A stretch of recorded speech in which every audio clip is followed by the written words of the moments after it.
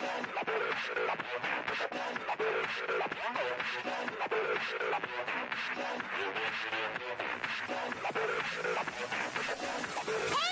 You know what this calls me like?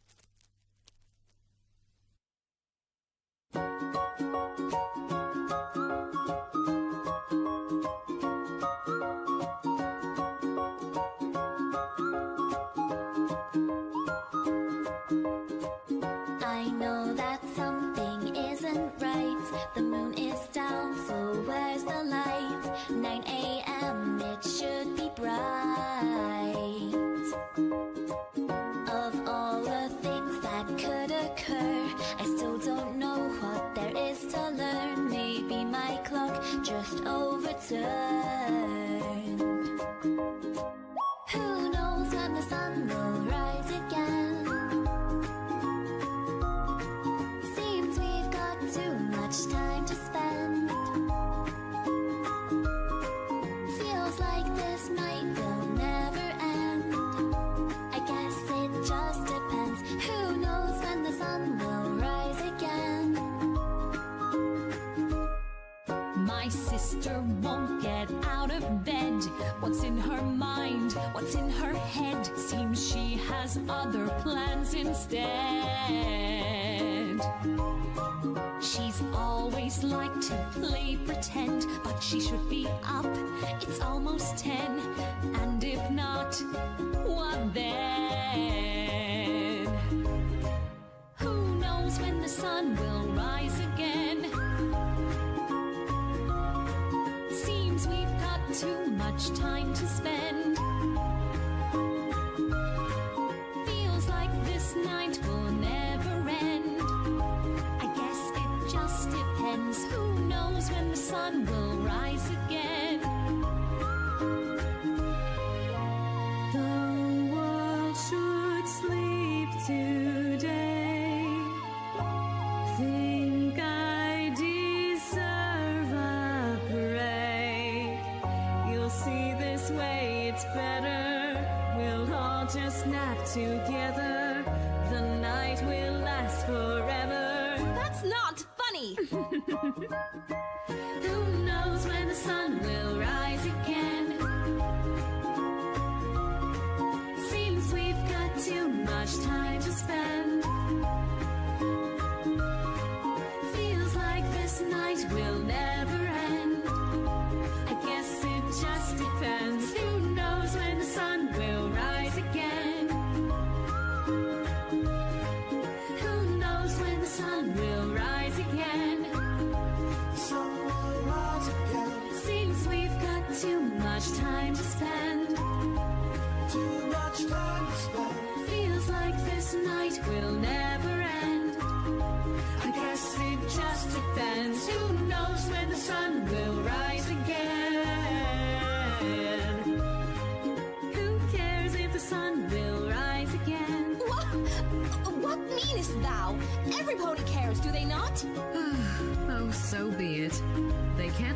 princess sleep in just once, it seems. Sleep in!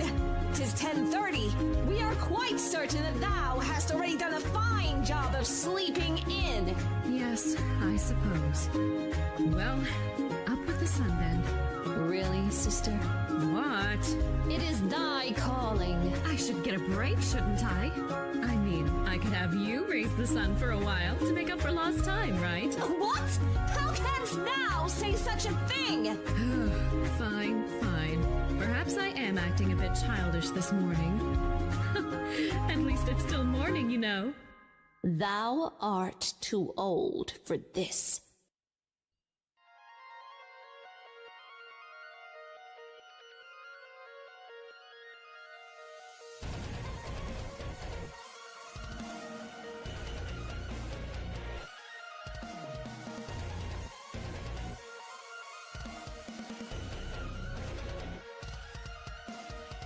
Looks like my secret's been revealed. I'm not a pony after all. What will they seek to disassemble me? Me up against the wall.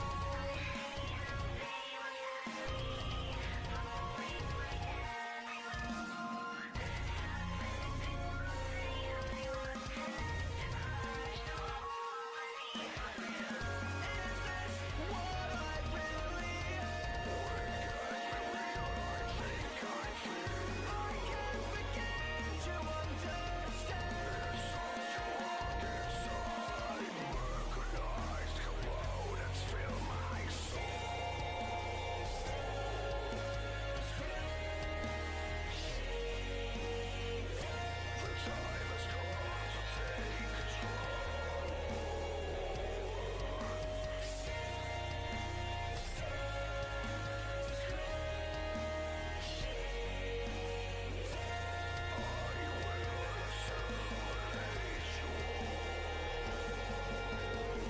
Like lenses in my eyes, the metallic circuits in my mind begin to twist and turn inside.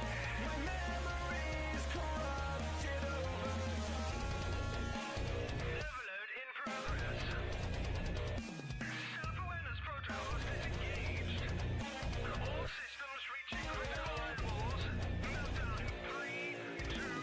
Why can't I forget my life before? Am I a machine and nothing more? There's something wrong inside.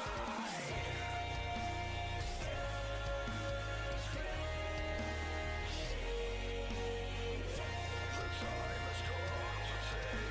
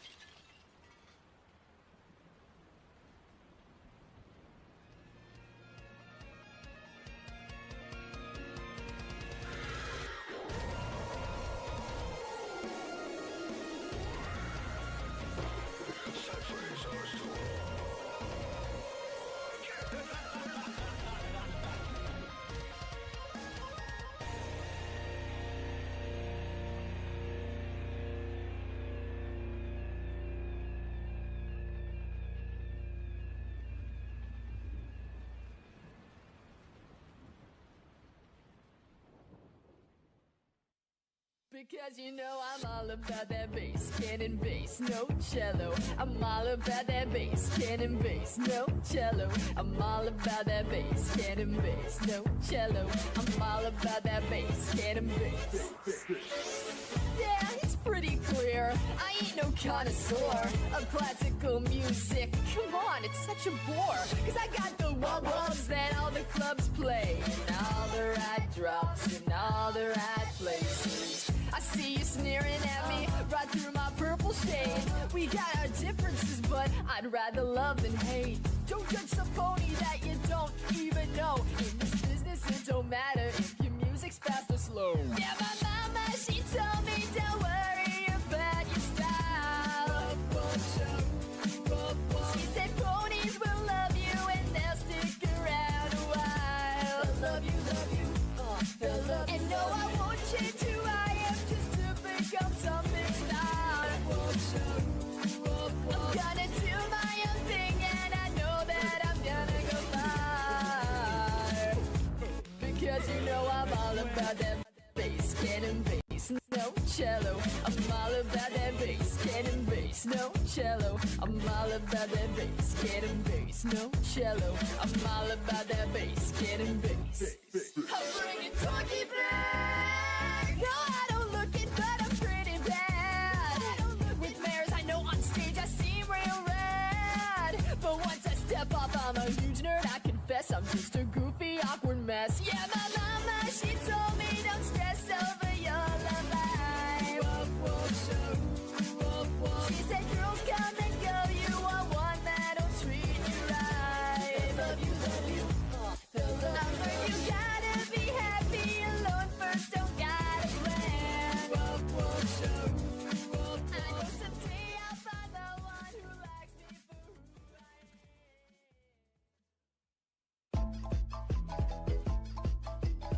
am. It's not me, yeah. Bing, bong, bong, bing, bong, bong, boom.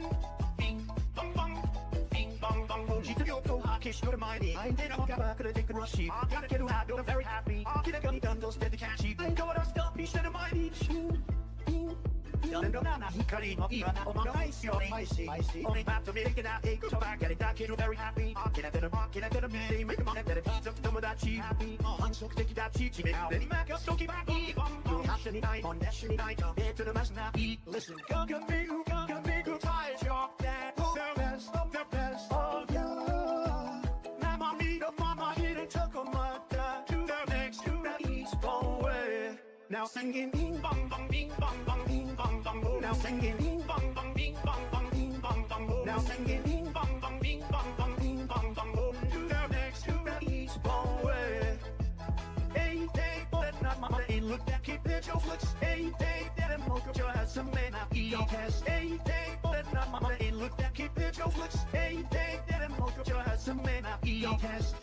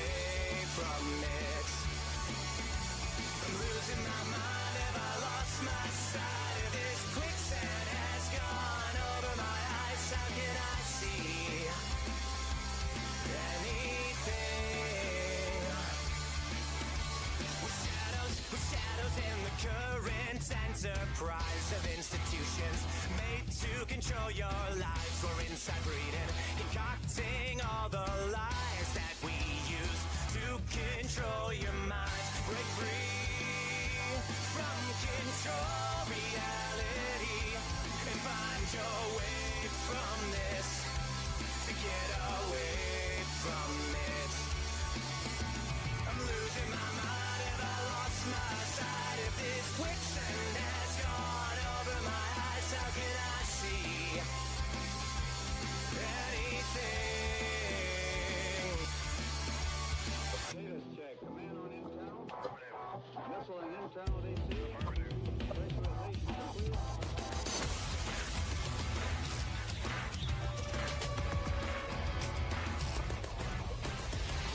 Break free from control reality and find your way from this, to get away from it. I'm losing my mind, have I lost my sight? If this quicksand has gone over my eyes, how can I see anything? But I cannot find a better way from all the better things that you give to me.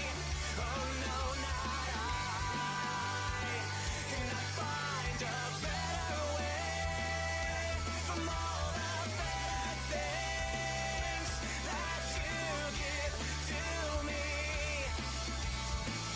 If I could see the darkness in the minds and their tainted eyes, I'd make it right.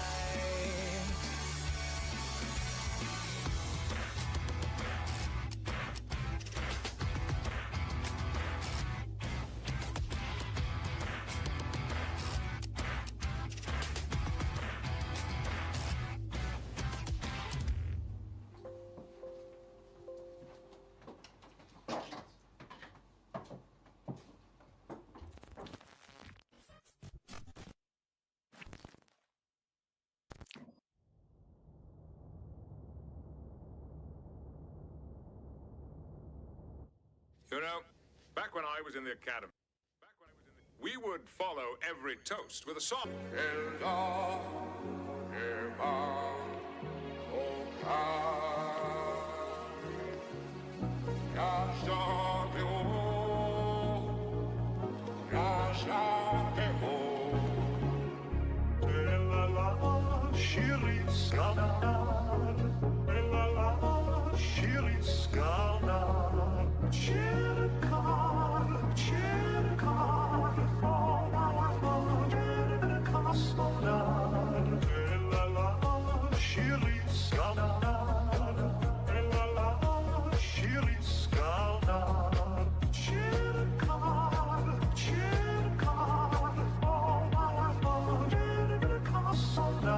It's better to have loved and lost than never to have loved at all. Come cheer up, my lads, come cheer up, my lads. 'Tis better to have loved and lost. 'Tis better to have loved and lost. Captain Jean-Luc Picard, than never to have loved at all. To the Federation starship, come cheer up, my lads, come cheer up, my lads. 'Tis better to have loved and lost. Captain Jean-Luc Picard, 17346732147 Charlie 327897777643 Tango 732 Victor 73117887324767897643676. Lock. When I have plucked the rose, G.O. Grey hot, longing still for that which longer nurseth the disease. In faith, I do not love thee. Shall I compare thee to a summer's day? When I have plucked the rose, longing still for that which longer nurseth the disease. In faith, I do not love thee. Shall I compare thee to a summer's day?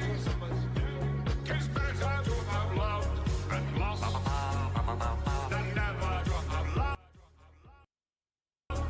at all.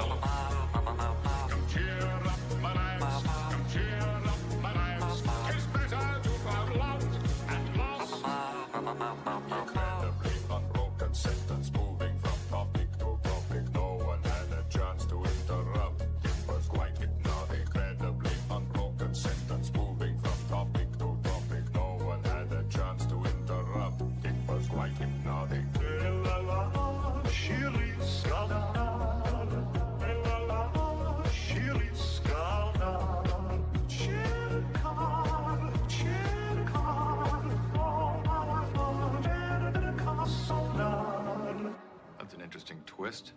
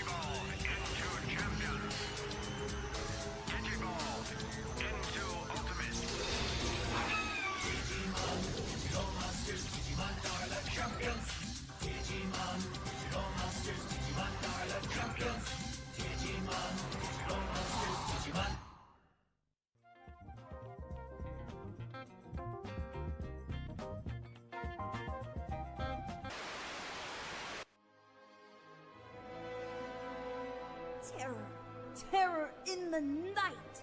A whipping, howling, unforgiving winds crash into the clouds, and rain falls no matter where you turn. There is no escape, no escaping the true horror. Sudden silence, and then screaming thunder, lightning, floods, famine, pestilence, fire, earthquakes. Ah! Giving way to a hazy afternoon sunshine. I'll be back with a 5-day forecast after this.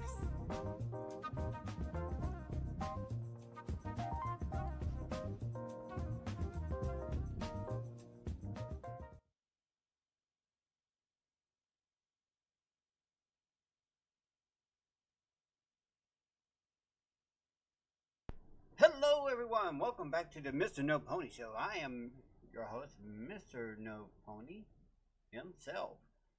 And I thank you for coming in. Alright.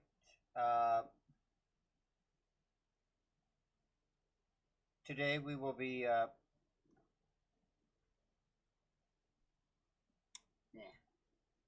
Today we will be watching a couple of videos to really start things off. What type of videos, you might ask? Oh, I don't know. We're going to get title. All right. We are going to be watching something about Digimon. Something from. We're going to be watching Carney X's Carney X, a Digimon Direct, a huge new Digimon info reveal live. That one's about almost 2 hours. So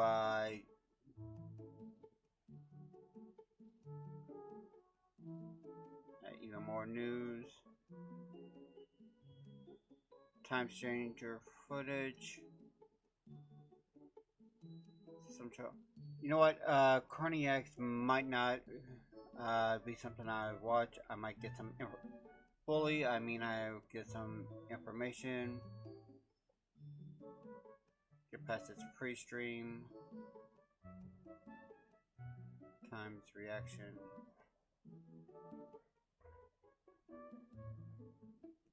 Let's see.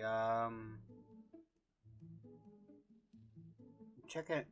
I should have checked this on beforehand, but I'm a Digimon fan. It needs to be broken. I'm just going to go up to the point here where he's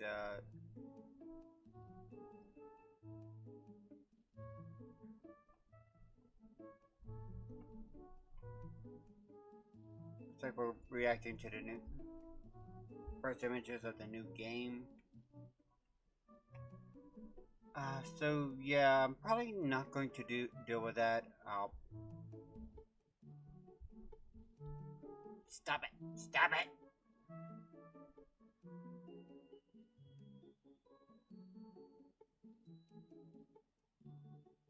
Okay, I see something that looks pretty damn cool, so I'm just gonna add that. Stop. Sorry, I got a little kid in here that really loves my attention. Doesn't like it whenever I give you guys something. I'm gonna add that to the watch later. Here we go. This is what we'll start off with. Alright guys, let me get out of this office here. And out here. There we go. Alright. Let's enter the TV of the off. Let's change the channel. Channel to...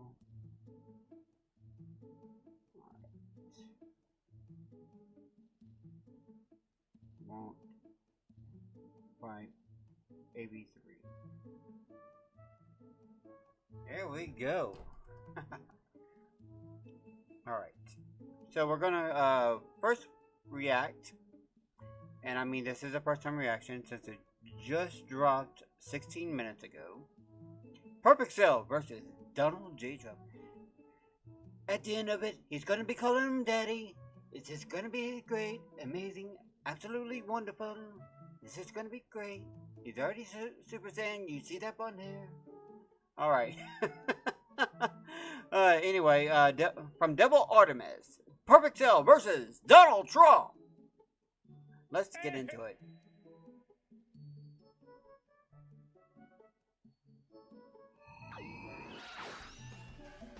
The Orange Man. I gotta admit, I really do love what Devil Artemis does here. It's fun. Well, Sal, looks like we have a business opportunity. A what? Thank you, ladies and gentlemen. I have arrived. The best fighter, the best hair, quite frankly, the best everything possibly ever.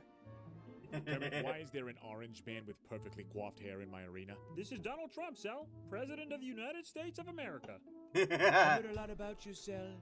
You're a loser, a total disaster.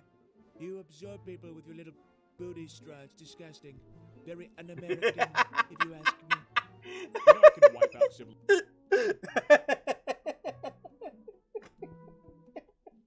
Your little booty straw. Honestly, after he becomes perfect, he really actually doesn't use that. I think it's more to allow him to gain nutrition and sustain himself as his other two forms. But once he becomes perfect, though, he no longer has. I don't think he even has that ability. I don't think his little stinger, I should state, has the ability to allow him to do that anymore. Civilizations, right? Fake news, fake news. Destruction this, destruction that. I've ended stock markets with one tweet, Sal. Okay? China cried. Elon panicked. It's not even close. What do you want, Orange Man? Listen, Sal, I've come to strike a deal. A very good deal. The greatest deal. You, me, wall. We build around this arena. Keep the Saiyans out, especially the illegal ones. You know which ones I mean. I'm sorry, are you calling Vegeta's people undocumented aliens? Technically, yes. Yeah, JD calls them intergalactic invaders. I mean, he's not wrong. Look, I'm saying they're not from here, okay? They show up in pods, no passports, no paperwork, just yelling, glowing. They bring beams, they bring monkey tails, they bring issues. And quite frankly, we don't even know what a Super Saiyan means. Could be a gang. With some of them, maybe okay. But Vegeta, real problem. Hothead, very bad attitude. Arguably French. Lock him up. Yeah, I bet you my left nut you wouldn't be saying that to Vegeta's face. Oh, I'd say it while shaking his wife's hand, sir. Big balls. Stop. Huge. Stop talking. Let me tell you what. First, we rebrand. Love it. Games. Huge success. Second, we make hats. Red wings. We can make the Cell games great again. Yeah, how about no? You know, that's because you can't handle the truth. I see it. You're intimidated. Everyone says it. Check the comments. I talked to Frieza, you know, great guy. Very white, bit of a diva. But he said, you know what he said? He said, Donald, you're stronger than Cell. True story. Many people don't want to say it, but they say it all the time. You're way stronger than Cell. They say it all the time. Many people, big people, powerful people you don't even know. Pretty sure no one says that. You don't know that, you're right there, okay? Not so fast, Bugman. You see this? A button? Really? Mutually assured destruction. One Mad. press of this, and it's bye-bye, DAU. You can't do that. Could he do that? I don't know. Quite Ow. frankly, Sarah, you're jealous. Probably. Everybody sees it. You see the hair flawless. You see the tan, natural, beautiful, possibly divine. Not everyone can pull this off, you know. Some say I look like a Super Saiyan with stock options. You're fucking orange. Vitamin D doesn't hit me. I hit vitamin D with tariffs. Can we end this episode, please, before I press that button myself? I get it, Shell, I really do. This is what big performance looks like, and you're threatened. I'll give you time to think about it, but when I come back, you better be ready because episode 2 is gonna be huge.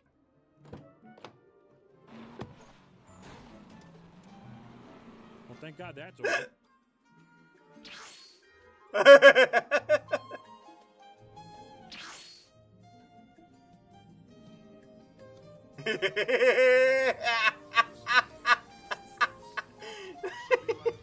He took the cool way out. Sunburned. Is he trying to get orange too?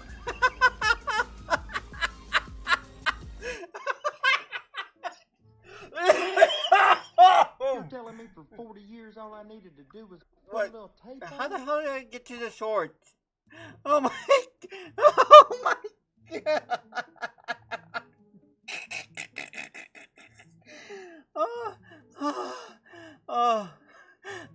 I give me a second. I know it's hilarious. I'm sorry I haven't laughed this hard since I saw the. First of all, yo, mother. Okay, having my cat claw the hell out of me is one way of actually getting me to stop. Ow. What the fuck is this? Custom PSP built with a built-in screen. Yeah, that's actually pretty fucking cool. Okay, look here, you. Fine, I'll leave my hand up. Are you happy? Are you happy that you get to be in my arms, attached to me 24/7 when I need? Okay, okay, cool.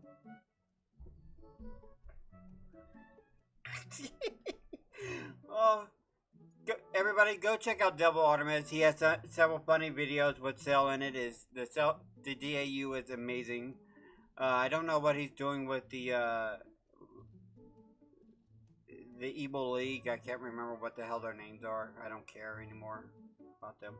Let me check out what this little video is. Short video. It's actually got my attention. That's all shiny. Oh yeah, there's that cool looking train. I heard these are not very cheap.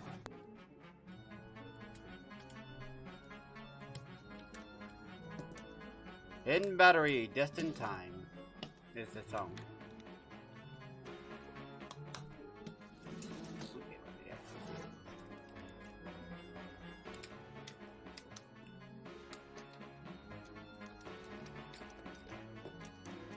Yeah. Honestly, I think this thing looks pretty freaking rad as it is.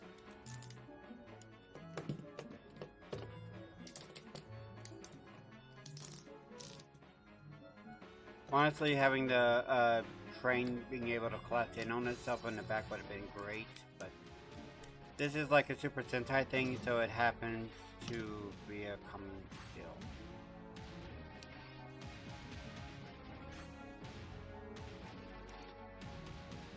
Yeah, he got gun.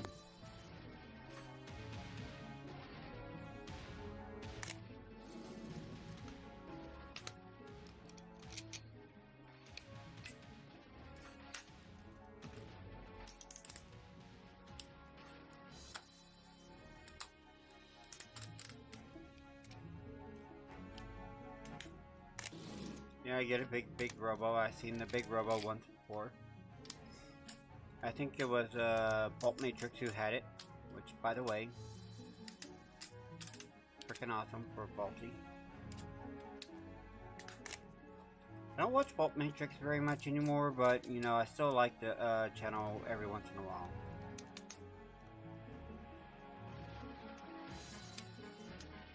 Honestly, if you're gonna go into like a big super mode like this, you really should have a bigger head. Have a bigger head, a huge head, an amazing head, a head that is just worthy of a body of that size, not just a small head, a big one.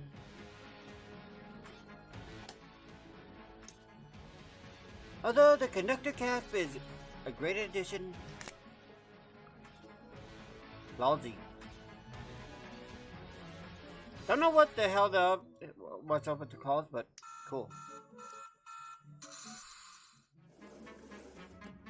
Okay.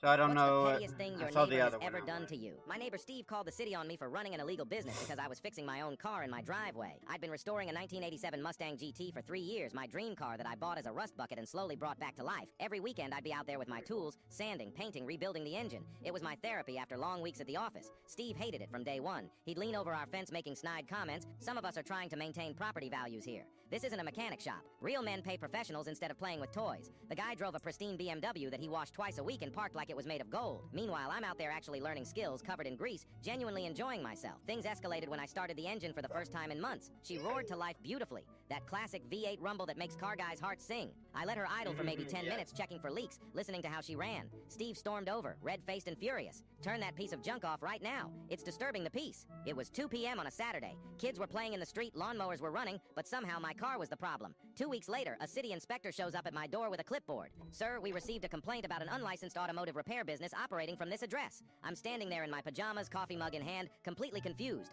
Business? I'm fixing my own car. The inspector walks around back, sees my Mustang, my organized tool setup, and starts taking photos. How many vehicles do you service here weekly? Just mine. It's a hobby. I show him my registration, explain the 3-year restoration project, even pull up Instagram posts documenting the progress. He looks relieved. Sir, working on your own vehicle on your own property is completely legal. Whoever called this in wasted both our time. But Steve wasn't done. The next weekend he calls again, this time claiming I was storing hazardous chemicals because he saw me with a bottle of brake fluid. Then he reported my excessive noise violations for using an electric drill at 11 a.m. Each time, the inspector had to come out, confirm I wasn't breaking any laws, and file another false report. By the 4th visit, the inspector was getting annoyed. Mr. Johnson, someone's clearly harassing you. Do you have any idea who? That's when I remembered something beautiful. Steve had been bragging at the neighborhood barbecue about his side hustle, detailing cars in his garage for cash under the table. No business license, no insurance, completely off the books. I started documenting everything. Steve's customers coming and going, him washing cars for money, even overheard him quoting prices to the mailman. Took photos of the cash transactions, the professional equipment he'd bought, his Facebook posts advertising premium mobile detailing services. The next time Steve called the city on me, I had a little surprise ready. When the inspector arrived, I walked him next door. You know, as long as you're here investigating illegal businesses, you might want to check out my neighbor's unlicensed car detailing operation. The inspector's eyes lit up as he saw Steve's garage setup. Commercial pressure washers, professional polishing equipment, chemicals everywhere, and a customer's Lexus getting detailed for $200 cash. Steve came out wiping his hands, saw us standing there, and his face went ghost white. I'm just helping a friend. The inspector pulled out his citation book. Sir, operating a commercial business without proper licensing, insurance, or permits carries a $2,500 fine, plus back taxes on unreported income. Steve tried to deflect. What about his car noise? His illegal repairs? Working on your own vehicle is legal. Running an unlicensed business isn't. 2 weeks later, Steve had to shut down his detailing operation, pay massive fines, and deal with an IRS audit. His BMW got repossessed 3 months later when his under-the-table income disappeared. My Mustang's been purring perfectly ever since. Sometimes I rev the engine just a little extra on weekend mornings. What's the pettiest thing your neighbor has ever done to you? My neighbor Steve... Never call upon something you're doing yourself. I love these little stories. They're actually fun, entertaining. Okay, let's see. Customizing. Okay, so you make it a little bit more, you close in the window, it looks like, rough up the details. Cool.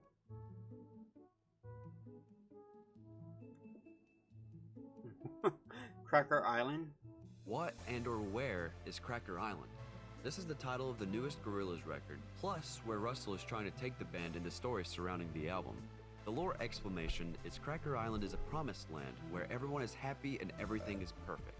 So people, including the band, are attracted to it. So hop on a jet ski and sell your soul at the door, or you have made it. Once you've arrived and purged your Right. soul, you realize that you've been lied to. Everyone is isolated from one another and stuck in their own mad echo chambers. This perfect place doesn't exist, and you're left in the dark. Then what I think Cracker Island is a metaphor for is Los Angeles, California. Everyone sees Right. California as the Okay. promised land where they can make it big, but once they've sold their soul and arrived, they quickly find that it's lonelier than they expected. Be sure to like and So subscribe. lonely, And absolutely now you know lonely. the answer to Everybody's what and distant or from each where. other, so they decide to create problems. They gotta create the problems. The time I got reincarnated as a slime will end in 2025. Well, nothing could last forever, and knowing people, they'll where's the spinoff and then get mad? Oh, the spinoff isn't as good as the original. No, nothing's good as the original.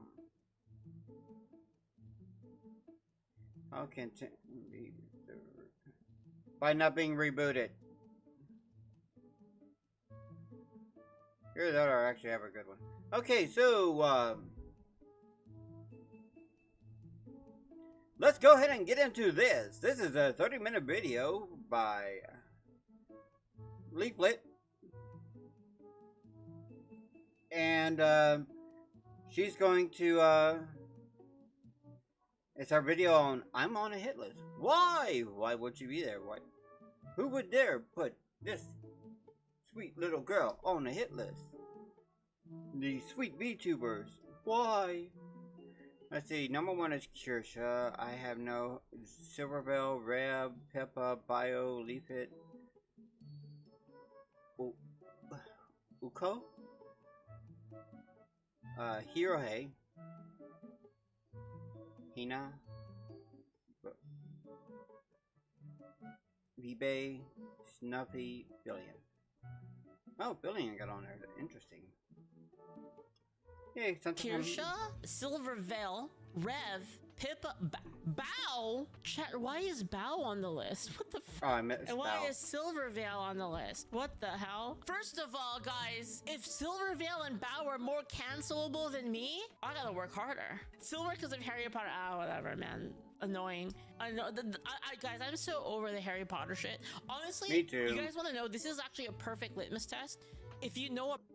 I'm so fucking done with Harry Potter. You got the books, you got the the original movies. That's it. That's all you bloody well need. That's it. Just shut up, deal with everything that already exists, and get on with your damn lives. A person that is mad about Harry Potter and they're like, if you like Harry Potter, you're like literally the worst because of J.K. Rowling, you can already tell that they're room temperature IQ. Honestly, it's the canary in the coal mine. It's the J.K. Rowling in the Harry Potter. If they feel out about it, then you already know that they're fucking insane. It's like the perfect way to tell if you shouldn't hang out with somebody. To be honest, why is Akko on the list and how did she get so high? Was it because of Nara? Probably. I was talking to Akko earlier. Dude, I was talking to Akko earlier. Yeah, Akko's pretty cool. From I don't know them that much, but from what I know, they're pretty cool. Yeah. Poor Pippa. Blue Sky is a terrorist echo chamber. Well, I mean, I don't know. I mean, there's some people on Blue Sky that are cool. I don't think it's necessarily that. It's just an alternate platform. But, you know, when a certain subset of toxic people, like, move off to, like, go specifically to another place to flee X, then, yeah, you're going to have a lot of shitheads on there, obviously. I'm completely shocked It's Nux isn't similar on to the what list. they did with That's crazy. All right, let's watch. Let's watch why I'm on this list. Blue Sky Twitter made a and hit then list of YouTubers they want Twitter to canceled. Blue Sky. Oh, no. Oh, no. Back, guys, thanking in. We've got something absolutely hilarious to take a look at in this video. Okay. Over on Blue Sky, we've got this initial OP that reads Kirsha, Nazi, Silvervale, Nazi. Dude, if you think I'm a Nazi, if you think I'm a Nazi and that I'm racist and that I hate immigrants, I hate LGBTs, you think all of these things, come on my show. Actually, I'm not even joking. Like, come here and explain it to me. For reals. Like, I want to hear it. I want to know what your argument is. Seriously, 100% in good faith, I want to hear your argument. Because every single... Oh, Leafy. I'm sorry, Leafy, but, they don't work in good faith. No way that they would... They do emotional arguments. They don't actually go with facts. You could be as calm as you are, try to explain it, but... They're like that, that one meme from Family Guy, you know, the stubborn jackass. No, no, no, no, no, yeah. Fucking person, every single fucking person has said this to me. I've told them, okay, if you think that, steel man my argument. Tell me what I think. Tell me what you think that I think, and let's talk about it. And every single one of them has fucking roached out. Every single one has roached out in some way. Either just like a hard ghost or like I'm not feeling good right now. Every single person has not gotten past that point. And I think that's a very basic fucking point. Like, if you're gonna call me a Nazi, you're gonna say I'm literally Hitler and that I hate, whatever the hell your targeted group is, I hate them, then at least you can quote, like, surely you could paraphrase me in something that I said, right? Surely you could tell me, yeah, you said this, and that's why I think you're a Nazi. Surely you could have at least that level of scrutiny of me. But every single fucking person has roached out without, like, it's not even, guys, it is literally like 10 for 10 roached out right now. It's actually crazy. Like, I've never seen like this level of just sheer cowardice. It's fucking crazy. Like, I can't handle it. I don't get it, man. I like, how do you do this? How are you like this? Like, get some help. Get some help. It kind of makes sense if you think about it this way. Okay, so Asmongold, right? Asmongold is not right wing. Like, can we all agree that like Asmongold is like left of center? Like, he's not like full leftist, but he's left of center. He's pretty left, honestly, right? So if that guy Asmongold is like King Roach Nazi, then everyone to the right of him must be like, I don't know, Super Saiyan 4 Shin Mecha MacGyver Hitler. If you think of it like in those terms, it kind of makes sense, right? Like, if you think that like Elon Musk, if you like Elon Musk and like Asmongold, if you think these people are like literally super like hardcore right wing, then like, yeah, you probably, if that's your standard of like Hitler Nazi, then like, yeah, it would be way crazy, right? Like, it would be way crazy if they were right of them. That would be like the next level, right? So it kind of makes sense. Ref says des, Nazi. Pipkin Pippa, Nazi. Who else am I forgetting? Oh my gosh. And this is just the start. The list goes on like 2 times longer than that as people like add on to it, other Blue Sky users. It's actually pretty entertaining. Wait, no shit. Bao was raided by Kirsha and that's why she's a Nazi? My goodness. So shout out to all these VTubers though. Shout out to Kirsha, Silvervale, Rep says Des. This retardation is getting a little bit strong. I'm gonna need to armor up, Get my shield. Alright, ready. Get my Oh. Alright. Wow, that's one way to arm up. Alright, I'm ready. Now I'm ready. Good Bring it. And all the ones coming up too. Hunter Percival, thank you so much for the sub. That is a huge helmet. As well, I guess. I don't know, it sounds weird, but you know what I mean. I'm just excited to talk about this. This is freaking hilarious. So the OP adds on to the list saying, Snuffy, Nazi. Pikami and Bao, Nazis. Like, bro, imagine living like this person. By the way, who is this OP? Let's take a look. I guess they're a VTuber or something. I don't know. The bio says, she, her, trans, British streamer, streaming industry veteran. Oh, wow. Photographer, owner of the V-Sky Discord. And this is just so sad. Like, why can't Missouri, who claims to be a streaming industry veteran or something, right? I think that's what it said. Why can't Missouri just be happy streaming and entertaining people? Like, making some list like this on Blue Sky, it's just so unnecessary. And it's like, on one hand, I do find this hilarious and it is easy content for me. But on the other hand, like, I feel bad for this person and people like this because it just seems like a very, like, unwell thing to be doing. Yeah. And I find it sad that this person They're spending too much time, guys. Happiness in streaming, They're spending yeah, too much they time went on into this. a rabbit hole of psychoticness. They're a little captured, Like, acting like this too, you gotta do that. Like, I hope for a better future for this person, but let's continue. As mentioned, things continue to proliferate in the comments as we've got this response that says, Bao was gleefully raided by Kirsha. I'm figuring she's at the knots. Like I said, guys, we're reaching, this is nuclear levels. Nuclear levels of idiocy. I need to have my armor, Someone else says Bao. The other person says, chat, it's not great. It's critical maybe mass, she yes. Be informed. But then again, maybe she'll sooner notice a drop off in viewers than listen to a she's a dang transphobe message. Oh my gosh, they're like, what? and then they go after Leaf. Bro. No, it's me. Leaflet. Like, all these people are really nice. What? What? The slime community. Oh, I'm And, gonna like, let him read. I'm Leaflet's gonna let him read. chill, and she just hit 100K subs, by the way. Congrats to Leaflet. Yo, thank you. They're going after. Thank you, homie. Thank you. Freaking Right. Leaflet, that slime VTuber who has a bunch of thumbnails gleefully reacting to horrible stuff Yeah. like slavery and Project 2025. Yeah. Because like in that video, yeah, that's exactly what I said. I said that. Yeah. Mm-hmm. Yeah. Wait, Project 20. Wait, what? Project 2025. What? Oh my gosh, dude. All these people do is lie about everything. So, okay, the slavery thumbnail thing, really? So the one where she was reacting to a video, and that thumbnail was not even hers. It was the original video creator's thumbnail, and then it was just her face over it that her editor put there. It wasn't a thumbnail, like, that was entirely of the creation that she made. Yep. And she wasn't even reacting to slavery, by the way, either. The video was about, It was clickbait, guys. I got clickbaited. It was not actually about slavery. Well, okay. They said it was slavery, but it was actually about prisons. And if people in prisons should be forced to do work to pay back to society. I don't think that's slavery.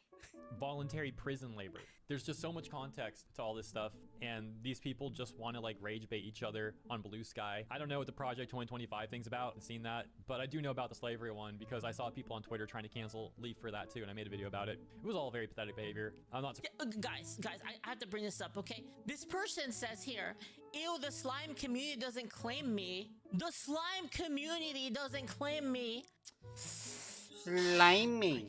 I can't. Twitter trying to cancel Leaf for that too, and I made a video about it. It was all very pathetic behavior. I'm not surprised these I'm Blue just Sky mostly people are acting the listening exact because same I way. don't know And what we the got hell's going on. I'm Laura not into says, all of this. Mama Oko and I'm Jirohei kinda are part of the just problem. dealing with my Oko own has a personal whole issues. network around them you can include. Opie says never heard of them. Interesting. They both went after Anna and Nyara. it's just fun to Wonderful. find out Hurls. about. Yeah, so that's a lie. I've never talked about Nyara at all. For those that don't know, Nyara's a VTuber, and again, I've talked about Nyara. Anna, I believe, is the Waypoint Vice journalist who tried to cancel Kirsha. Do you guys like how almost all of the VTuber anti stuff is like started by one side? Like basically nobody gives a shit, and then these people come in and they're like, oh, like we need to like cancel this person, and then everyone counter cancels them. But it's never, you don't really have like a VTuber. I mean, at least I haven't seen it, like a VTuber like kind of more not even right wing, but like more like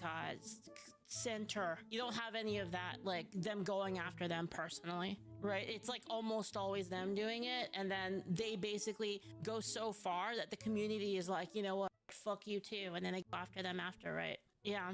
And the whole cancellation attempt failed so hard that the articles ended up getting deleted, and you probably know that story. So I covered that in like a video or two, and I don't think I ever named Anna like by name. I think I just said like Waypoint Vice journalist. Straw Hat Guy says the Tumblr escapees haunt us to this day. True. So true. And I found the managerial editor to be especially amusing actually, because that dude made some defense article like running defense for the Waypoint Vice journalist. Guys, I can't say it. Just working under him or whatever. I've got so much shit. And one day, remember this moment, guys. Remember this moment when Leaflet says, I have so much shit. Just remember this. And one day you're gonna be like, oh, that's what she meant. It was like such a bad article, which is fitting, I suppose. But yeah, it was so bad. This guy tried to include like evidence of Kirsha's wrongdoings, and none of the evidence made any sense at all. One of the things was a Reddit DM screenshot, but the person who received it got the screenshot from 1 second ago. So it looked like whoever took the screenshot and like received the DM is the same person who sent it. So it looked like completely fake evidence that they're trying to use in this article. And then there was like a leaflet thumbnail included as well. It's like, dude, that's not even Kirsha. Like, the guy had no idea what he was talking about. By the way, I just watch my video about the guy who fucked with me in Mabinogi. Watch that video. Icing on the cake is that thumbnail was the same one these people were getting mad about and trying to say like Leaflet supports slavery. So that managerial editor was doing a similar thing of like trying to use the thumbnail out of context to smear Leaflet. In the article where he's also trying to go after Kirsha, whole thing once again made no sense and only made these people look extremely desperate. Oh, by the way, I think this Laura person also made a hit piece against VTuber. You can't see my reactions? Okay.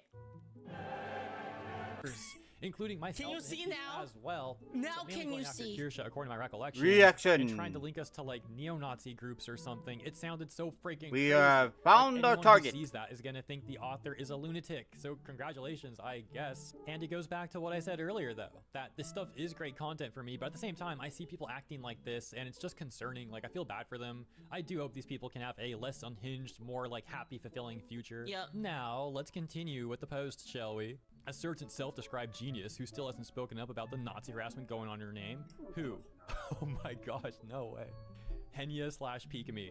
Wow. They're still mad at Pikami. They're still mad at Henya. They're now actually also calling Henya a Nazi, I guess, or saying she's like, Guys, this isn't even the left, by the way. This isn't really the like I have friends who are on the left. Like I've got friends like Shy, for instance, Saber, I got friends on the other side. Crimbo, Tazuto. All of these people are on the left. They are not the same. They are not the same as these people. Like these people are absolute fucking psychos. They're dumb, basically. a Nazi apologist, whatever the heck. Yeah. I can't believe this is real, dude. None of this is in any sort of good faith. They just want to be mad at people. They just want to be mad at people, and they want to hate. Their heart is filled with hatred, and that's it. That's all it has. It has nothing. It has nothing but darkness and sorrow. They hate themselves and they hate their lives, and that's why they're like this. This seems like the sort of thing I'd be myself reading if I had like a today. dream about blue sky being crazy and it was like Because I exaggerated in a dream or cannot something. feel This seems like the sort of stuff you would see in some sort of like exaggerated any dream or some like other parody of blue sky. way. But this is actually reality. The This is like what these people are destruction I really will doing. make As far as I know, real. Vape and Yanners have no qualms hanging with The silver. anger Not to mention all makes the unapologetic whole use of the R slur. Adding literally everyone else working under Asmongold's mythic team too. Oh, the list just goes on. Wait, what's the R slur? Is that like retard? On and on and on. Oh, they gotta go after Fillion too. Fillion literally did a Yay! George Floyd joke, so like Kida. being an art thief helps, to be honest. You know that retard used to be like the politically correct thing to say? Did you guys know that? So, a little Yeah. history behind it. Back in the day, Back in the day, we used to say, think, hard, you double, retard. That's how we would actually... That's what we would literally say to people. So, what's Leafly gonna say? you would call people idiots and morons. And idiot and moron were considered really, really bad. So they came up with a word. They came up with the word retard. Idiot and moron was basically, really, really in order bad? to combat Never knew that. the slur of idiot and moron. But then now, you know, everyone uses retard for like the same sort of like, you know, you're dumb basically sort of a thing, right?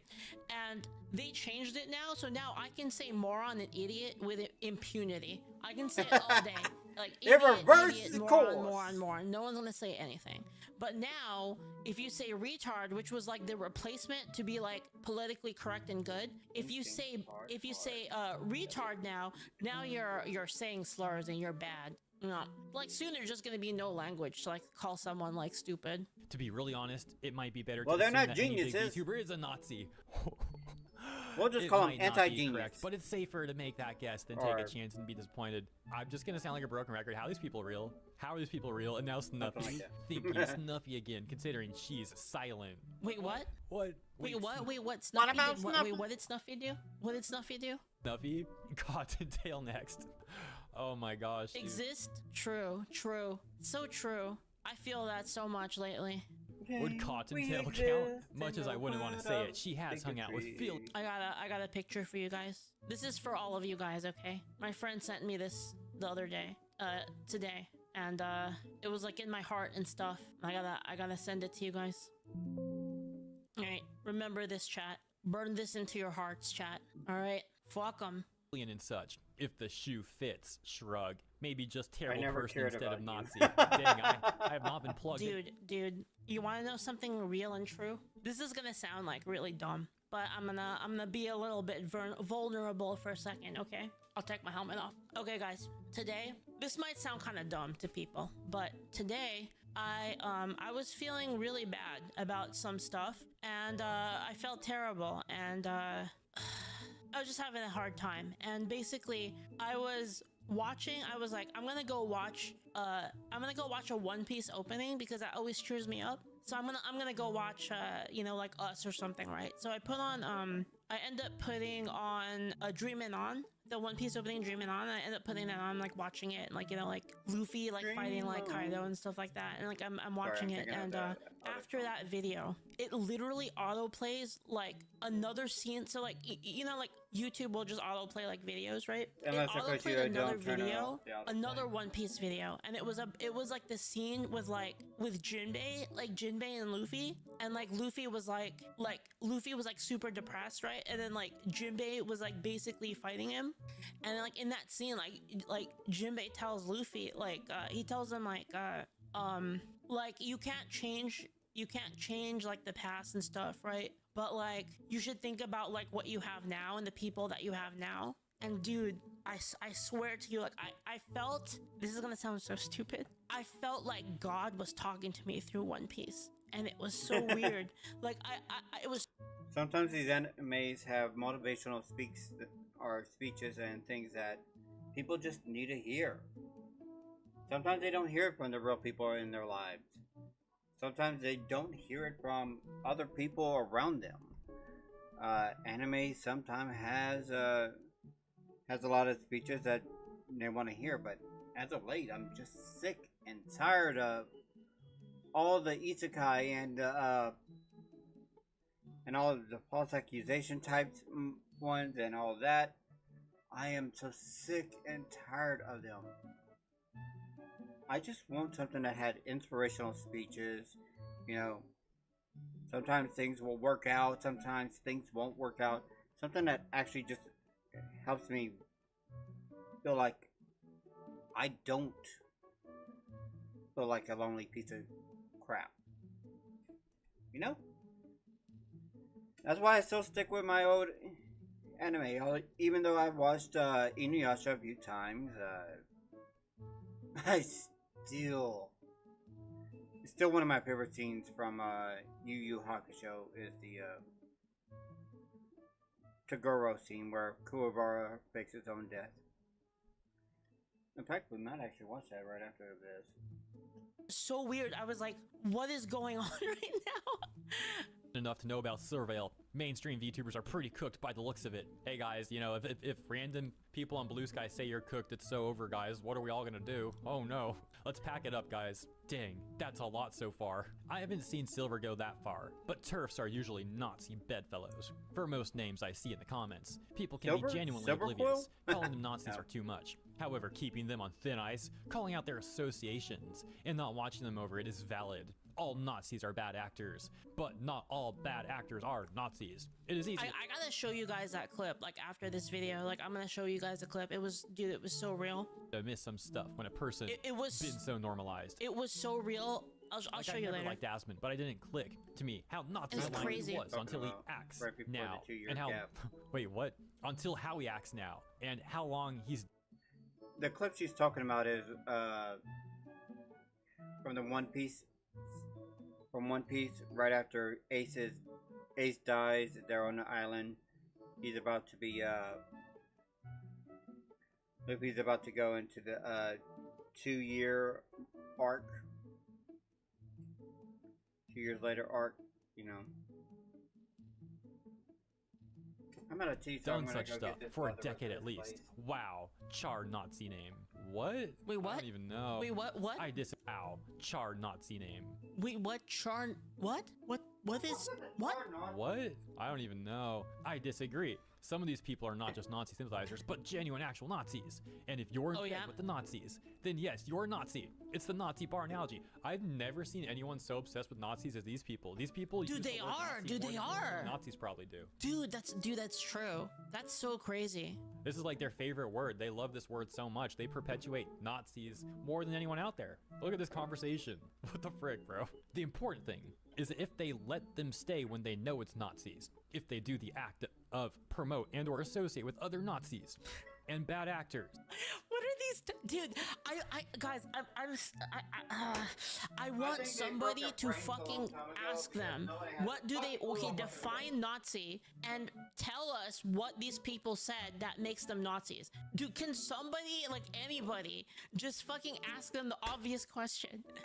Like, condemn them loudly. What is this shit? But it can be easy to miss stuff when it's not in the right circles. Like I didn't know about JonTron's racism for years. The problem is when you call guys, when you call everybody a Nazi, then nobody's a Nazi. Nobody's a Nazi, and you literally smokescreen actual Nazis because nobody will take you seriously now. It's like the story of like the boy who cried wolf. Anyone know that story? Do they still tell stories like this? And like, I don't know. The story of the boy that cried wolf is literally this, but it's the boy that it's the Tumblr user, it's the blue skyer that cried Nazi. It's literally the same thing. Right, it's the same thing. It's like every day the boy in town says there's a wolf because he's fucking around, and he says, "Oh, there's a wolf, and then people are like, "Oh, there's a wolf," and so they go to help him, and then there's no wolf, and he's like, "Ha ha ha, get trolled," and he does this like every day, and then that people stop believing.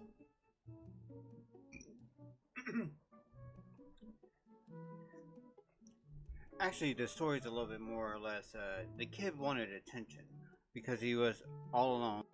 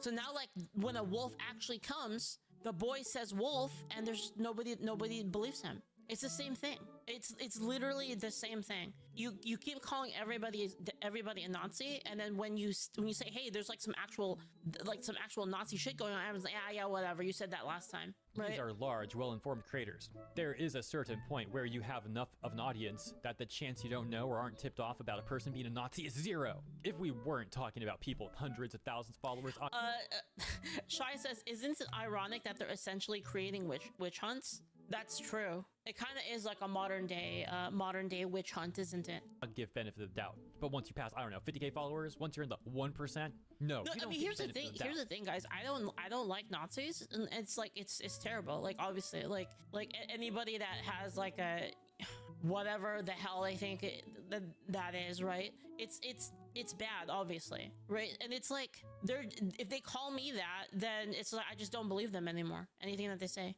And yes, if I ever end up in their position, that rule still applies. I'm not just saying it because I'm not them.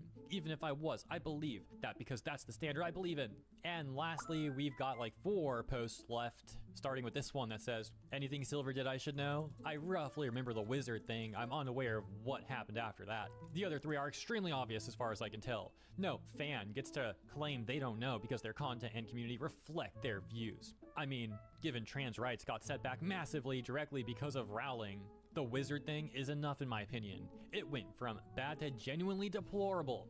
As far as I know, though, Silver is regularly hanging with Nazis. So yeah, I don't even have anything else to say about how ridiculous this all is. Let's just finish this up. Let me know what you guys think in the comments.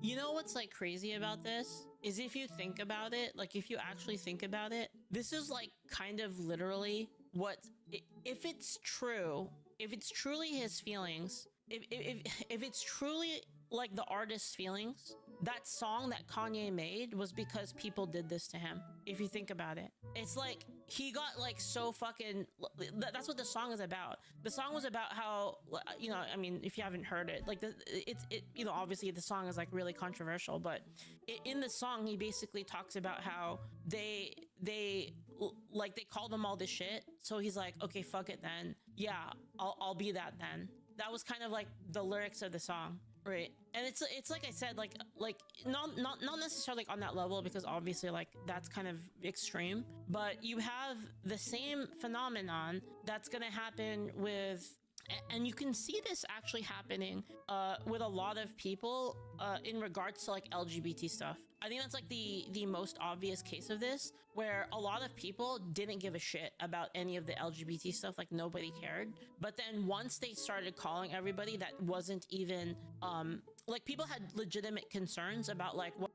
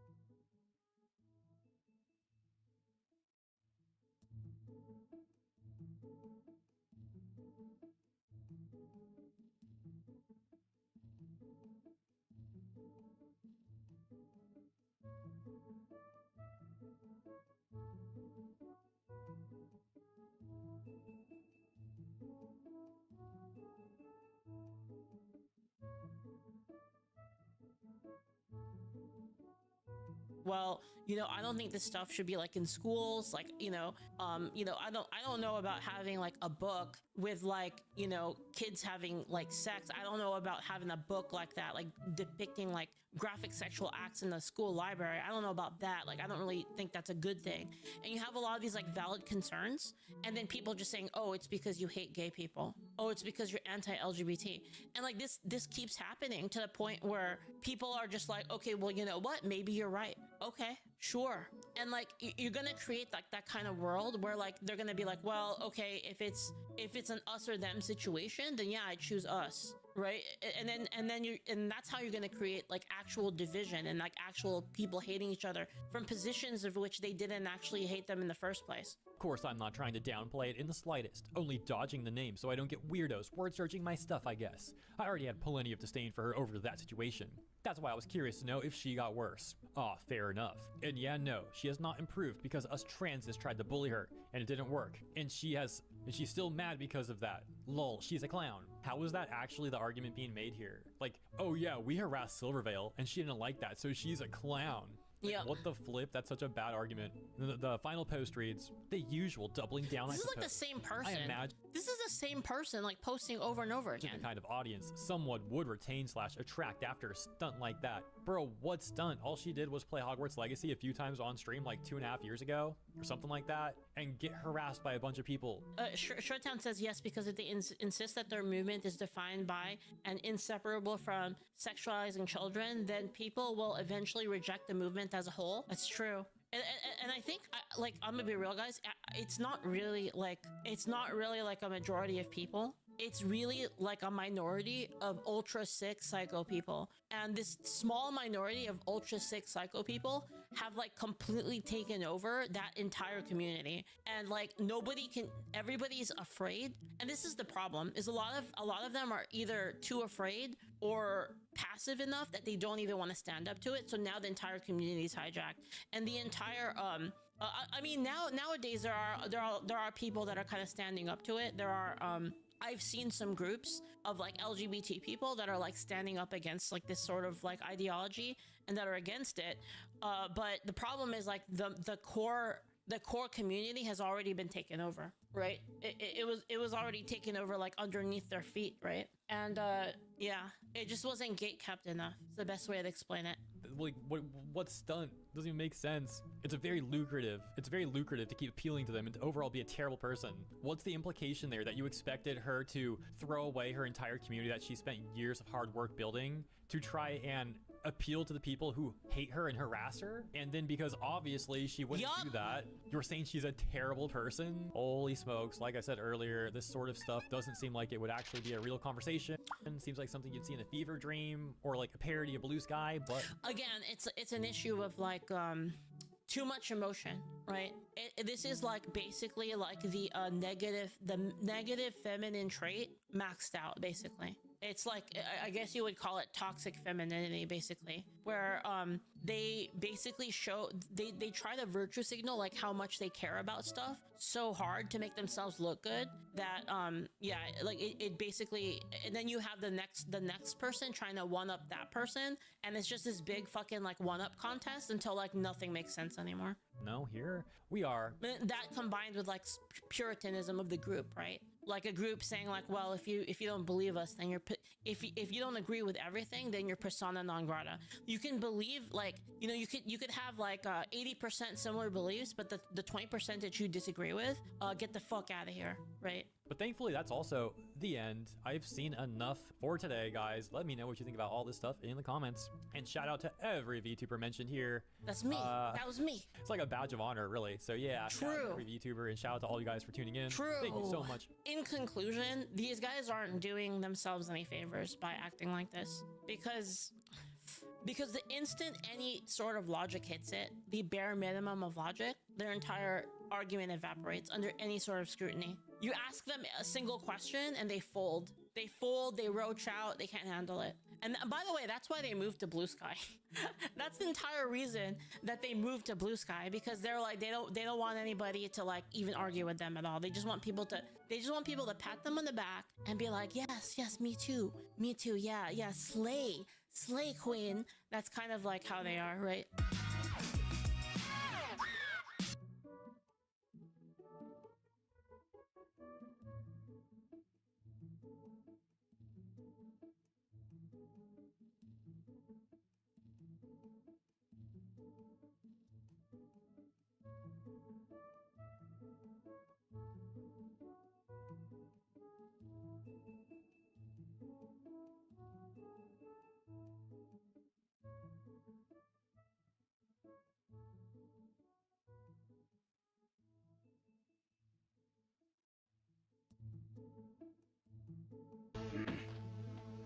Stay back, guys. I'm the one he wants.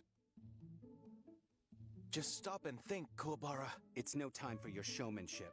Face Toguro alone now and you'll die before this minute is through. Huh?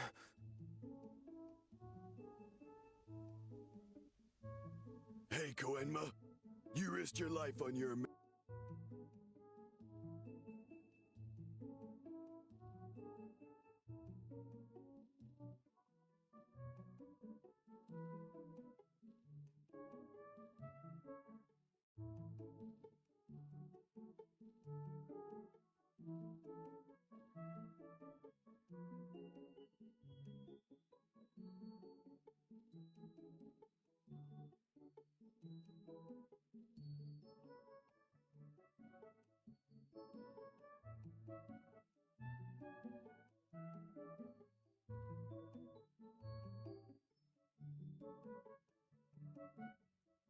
Meshi's fight, and now I'm gonna do the same. So make a place for me, and make sure my wake is as good as his. Kuwabara, There's no stopping him. And if I'm gonna go now, I'm gonna go charging at full speed! A mulberry is a tree, Kuwabara is a man, and I'll prove it. We all have to die when our time comes, but if we do our duty, we don't got regrets. So taste a little piece of my sword, Toguro. Kuwabara, no!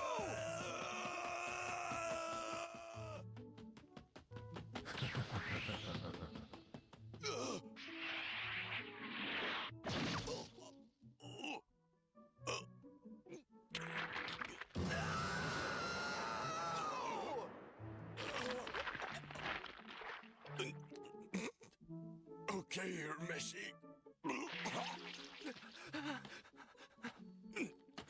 It's all you. I did what I could. Now beat him for all of us. Make my death count, okay? Hold on now, Kuwabara. Just stay with us. Kuwabara, just stay with us.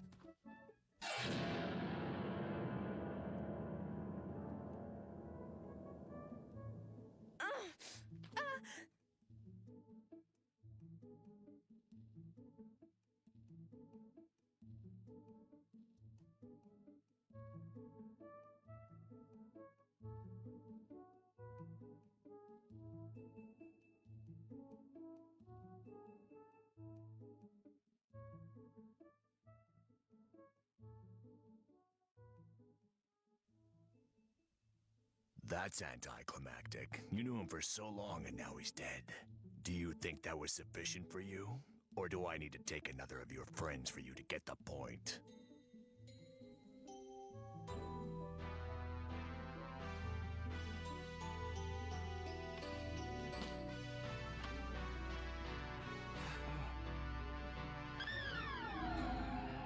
What?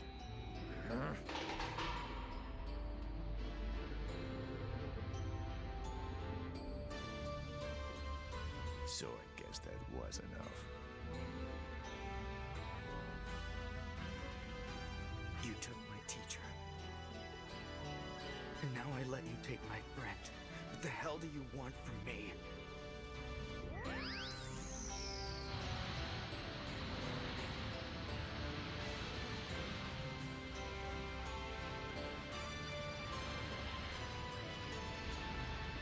His spirit energy is undeniably different than before.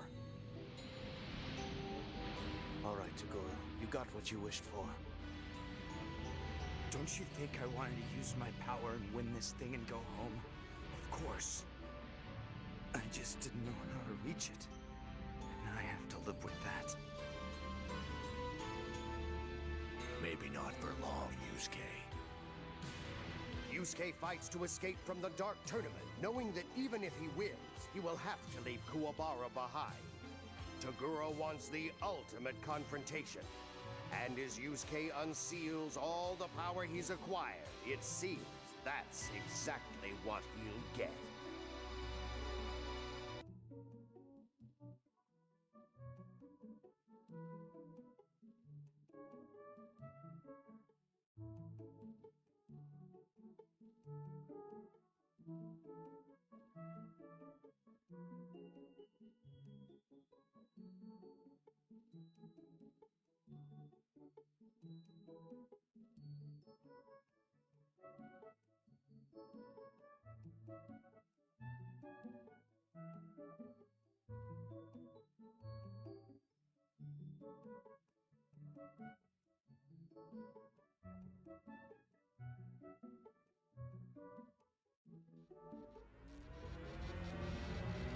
That fucker is back! Yeah, I thought he was gone for good too. It's been 7 years! You still pissed he almost beat you that time? Fuck you! Just saying. Things have changed a lot since he left town. That's for sure. I gotta send a message of who's really in charge of things now. Welcome home. I'm gonna make you wish that you'd stayed gone. Say hello to a new status quo. Everyone knows that there's a brand new dawn. Turn the TV on. Camera speeds rolling in 3. Top of the hour, and we're discussing a certain has-been who has been spotted cavorting around town after a 7-year absence. Did anybody miss him? Did anybody notice? More on tonight's program. So the radio demon is back in town. Why is he hanging around? What does that mean for your family? Well, Handley, I've got good news. He's a loser, a fossil, and I don't mean to sound hostile, but the demon is a coward. You can take that as gospel. Pulling my viewers impossible. I'm visual. He's barely audible. Stop giving him the time of day. Don't listen to a word he'd say. I hope he had a nice vacay, but he should have stayed away. While he hid in radio, we pivoted to video. Now his medium is getting bloody rare. Hell's been better since he split. Where's he been? Who gives a shit? Salutations! Good to be back on the air. Yes, I know it's been a while since someone with style treated hell to a broadcast. Sinners rejoice! What a dated voice! Instead of a clout-chasing, mediocre video podcast, is Luke's insecure, pursuing a lure, living between this, that, and that. Is nothing working? Ignore his chirping! Every day he's got a new format. You're looking at future. He's the shit that comes before that. Is Fox as strong as he purports, or is it based on his support? He'd be powerless without the other bees. Oh, please. And here's the sugar on the cream. He asked me to join his team. I said no, and now he's busy. That's the team. You old-timey prick. I'll show you suffering. Uh-oh, the TV is buffering. I'll destroy you. I'm afraid you've lost your signal.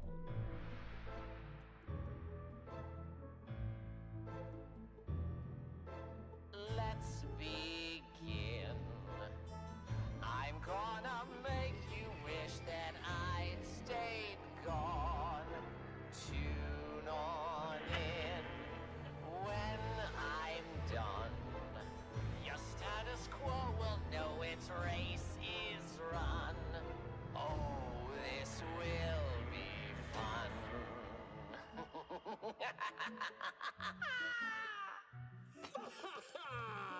Fuck.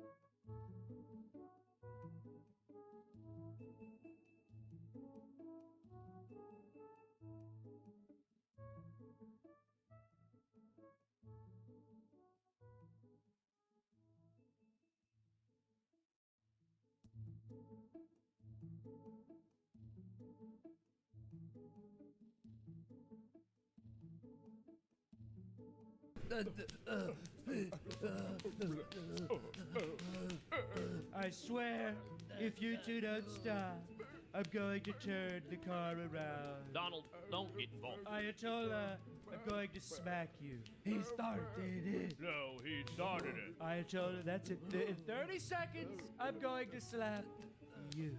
I'm warning you so you can move your head mostly out of the way. Don't do it, Donald. Just let them fight it out back there. 15. Donald, my king, do not. 3, 2, 1, smack. In 30 seconds, I am throwing my juice box at you. No, you are not. I am warning you so you can avoid any damage. 15 seconds. That's it. Both of you sit on your heads. You have 15 seconds to get your heads under your butts. What are they doing? Getting their last slaps in before the ceasefire. Good.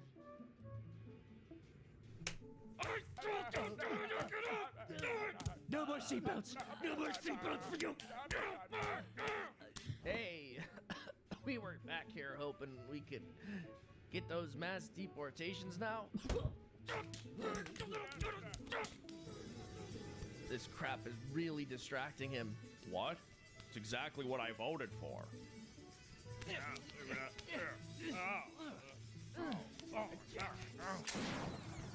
Oh my gosh, did you hear what Becky did? Yeah, her and Brian totally kissed behind the— Gossiping is wrong! Next time, use your phone for Hollow! Hollow offers 10,000 guided prayers and meditations that help you grow closer.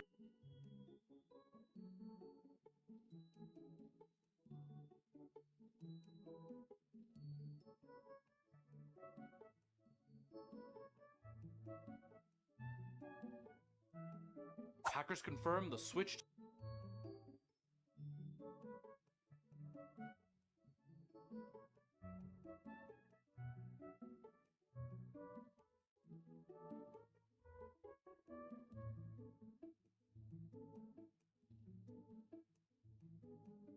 What's up, guys? Welcome back to Newswave. So a situation has been exploding online over the last week or so for a Nintendo Switch 2 case, that being from D-Brand, as they had a response that didn't go over well, and now they've come back to the table with a better response, and I want to go over everything that's happened here today. Also, we are going to be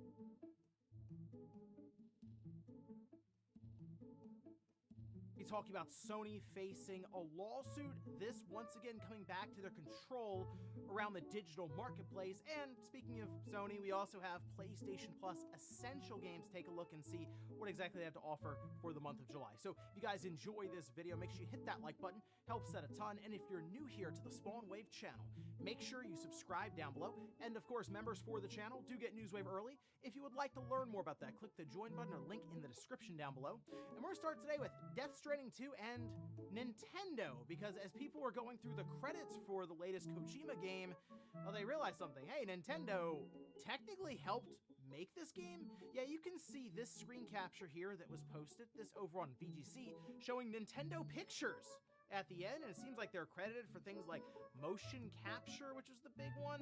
And again, people were a little confused until they realized, oh yeah, Nintendo bought Dynamo Pictures a few years ago, rebranded it Nintendo Pictures, and Dynamo Pictures had worked on the first Death Stranding, to my understanding, and most likely what you're seeing here is just contracts that maybe have been already made previously before Nintendo had purchased them. Again, a couple of years ago, of course, Death Stranding 2 probably being in development and having all the early stuff drawn up before that, just kind of just fulfilling those contracts that were already in place. I mean, it kind of sets up for a kind of a funny situation with Nintendo, yes, helping out Kojima Productions and Sony, because XDev worked on Death Stranding 2. So Death Stranding 2 is a game that Nintendo and Sony kind of helped get out there along with Kojima Productions. Some were trying to link this to the idea that this means Death Stranding is going to Switch 2. Death Stranding 2 will also be there. Well, based on the fact that Death Stranding 1 has been going to a bunch of different platforms, which includes Xbox, and even Apple Silicon itself, right? The M1 chip. Yeah, I mean, I could see it eventually going to the Switch too. Sure, it's just kind of the way it works with Kojima Productions, Sony, and 505 Games, who came in and helped publish that outside of Sony's platform. So we'll see in the future, but it wouldn't shock me if it showed up. Is it because Dynamo Pictures signed a contract, then became Nintendo Pictures, and they were in the credits? Yeah, probably not. Also, we did get a release date for Hellblade 2 Enhanced Edition. This will, of course, be going to PlayStation 5 as well, which we can see this posted up.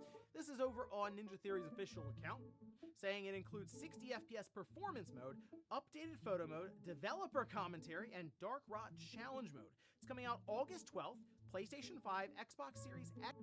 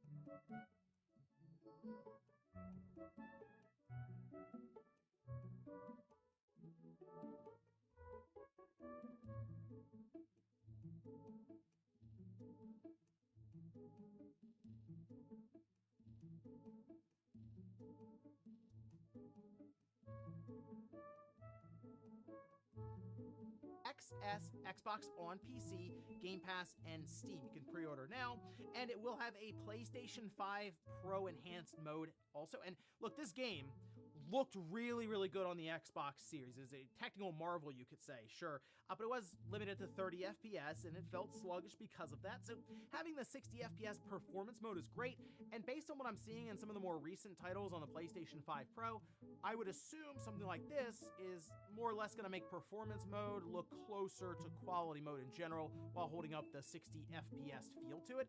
So that's actually really cool to see, and this is a game that I'm sure will look really, really good there, or of course you can make it look really good on a nice PC, and we'll see how that like performance and this enhanced edition holds up there as well. Look towards August though to pick that one up. Oh, and one other release date to keep in mind is Everybody's Golf Hot Shots. This, actually we have a new trailer for it, which looks really cool because it also shows that Pac-Man will be a pre-order bonus, or according to the website, you can just unlock Pac-Man as you play, they say through normal progression.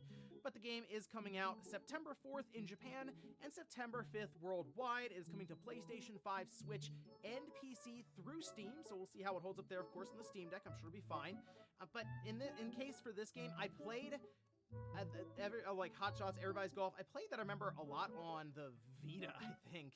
So I do still look at it sort of as a handheld game, and because of that, I'm going to see how the Switch version turns out on the Switch too.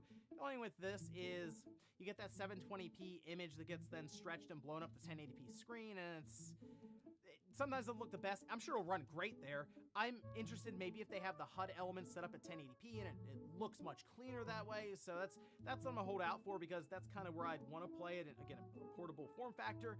And I don't know, based on the 3-button shot setup they have, if the PlayStation Portal would hold up its end of the bargain there. But I guess we'll see in September when it releases. And guys, with some of the quick news out of the way, let's get into the bigger stuff. Let's start right away with D-Brand and their Kill Switch case, which certainly started to make headlines after people were just dropping videos of them using the case on the subreddit for D-Brand, and it wasn't like a glowing review of it. In fact, many people noticed a fault of this case that sort of puts into question the entire idea of it, since it's designed to protect your system, but it seemed to put the system in more jeopardy than anything else.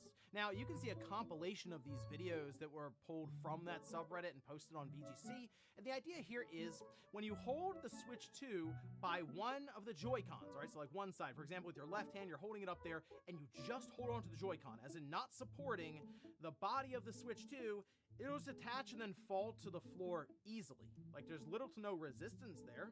And again, people were showing this consistently, like without fail. Hey, look, every time I drop it in there, the magnets connect, everything looks good. I hold the Joy-Con, and then the whole thing just falls apart there. So what's going on? Which, it's funny, this is explained well in Welcome Tour, which, for as much hate as that game gets, it does explain a lot of this stuff really well. And in fact, small things like the little gap that's there between your Joy-Con and the body of the Switch 2 where the magnets connect does have a purpose. It seemed like they found that if it was flat against like the body of the system, that there wouldn't be any kind of almost catch there when it starts to flex, so the entire thing would just fall right out. So there is a reason why the Joy-Con itself, kind of that lip extends into the Switch 2 body, because it is there to act as more leverage for the system to hold onto the Joy-Con in tandem, of course, with those magnets. But the situation we're into with the Kill Switch is it gets rid of that gap for the most part, so the leverage isn't there and the whole thing just kind of falls apart. Now, D-Brand did respond on Reddit, that subreddit where everyone's posting this stuff. It didn't go over great because they said, on these points, pointing to all the stuff that was being shown, we need to be a bit firm. Nobody routinely holds their Switch 2 like this. No matter how easy it looks to perform in a video, it just isn't a situation that someone's going to put themselves in without actively trying to. In much the same way that nobody was putting Mentos in their Diet Coke till they saw a clip of someone doing exactly that online. So, not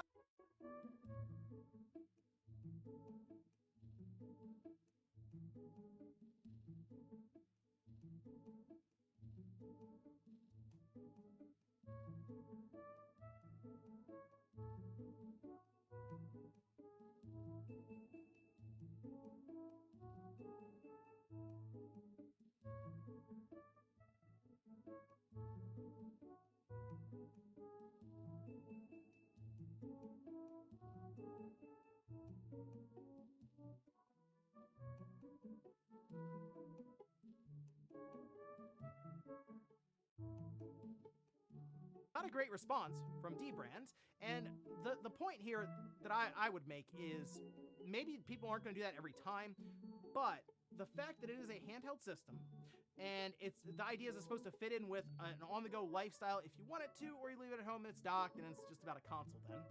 But you may be put in a situation that's not common, where you do have to kind of like one hand the Switch 2 and now I gotta hold on the Joy-Con for a second here, and it's quick when that whole thing falls apart. So at that time, it might just take one. Maybe it falls, it flips over, and the screen hits the ground or something on the way down, and the whole thing's broken. Again, defeating the entire purpose of the kill switch, which is basically to protect the system, despite the name. Now, as this whole thing was evolving online, I did go back to and look and say, you know what, I did a spot for D-Brand and the Kill Switch when the system first came out. If you remember, during that midnight release stream, they sponsored it.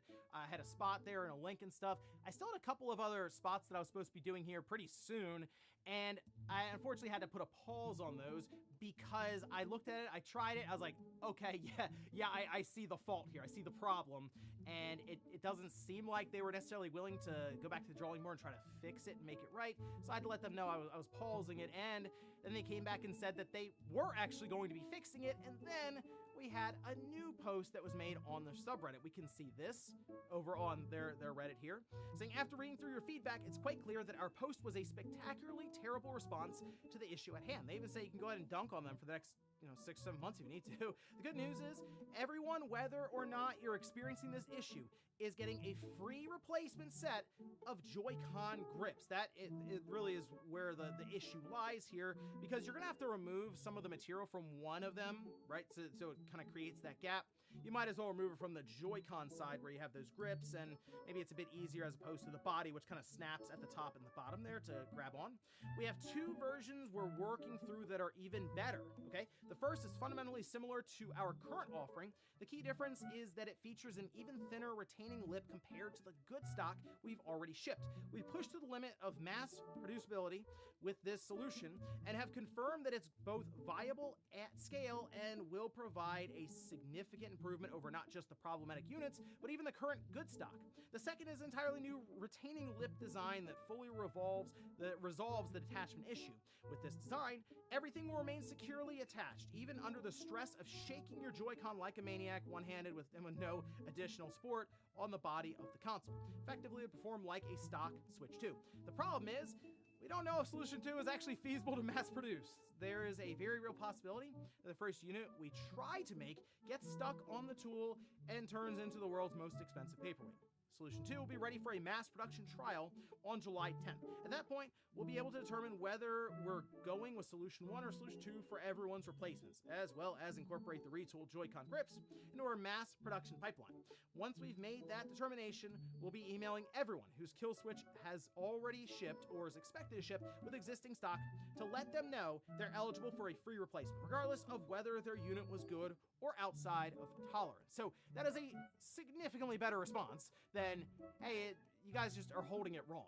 Now again, the issue was there could be a way you end up holding it, 1 out of 1,000 times, but that 1 out of 1,000 times is going to send the body of your Switch 2 flying, and it seems like they at least realized where people were coming at from this, and of course they sold a product that had a fault like this. So them at least confirming this, realizing it, and now going back and replacing all the stock, whether you got what they say is like a good stock. They did mention that some of the units early on did have like more issue than they were expecting, so they were already going to replace those, and they already had good stock going out after the fact.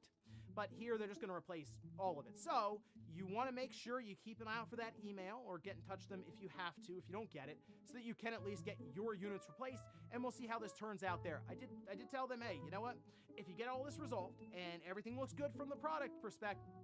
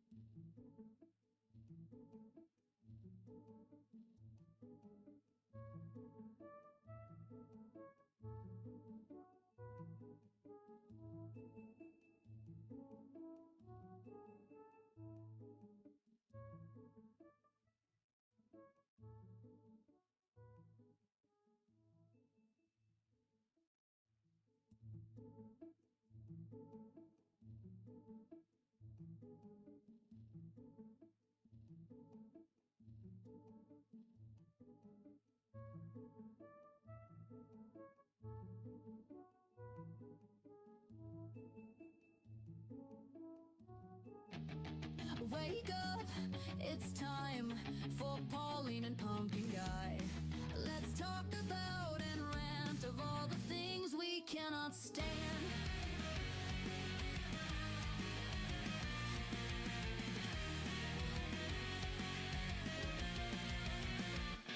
It's always good to vent when this world has you spent. It's just a time to chill and vibe with Pauline and Pumpkin Guy. The world's too crazy. It's time to get lazy and sit around and stare at the screen without a care. Pumpkin Guy is always there. Pauline has that creepy hair. We keep it spooky with good vibes, keeping Halloween alive. Grab some candy, get some snacks, take that weight off.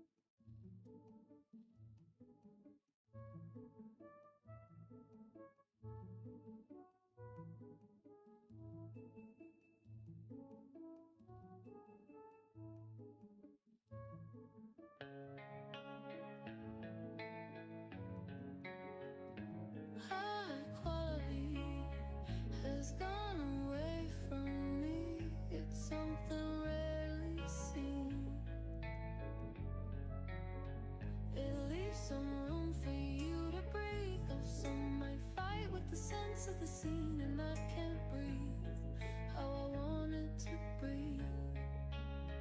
High quality has gone away from me, and it won't come again.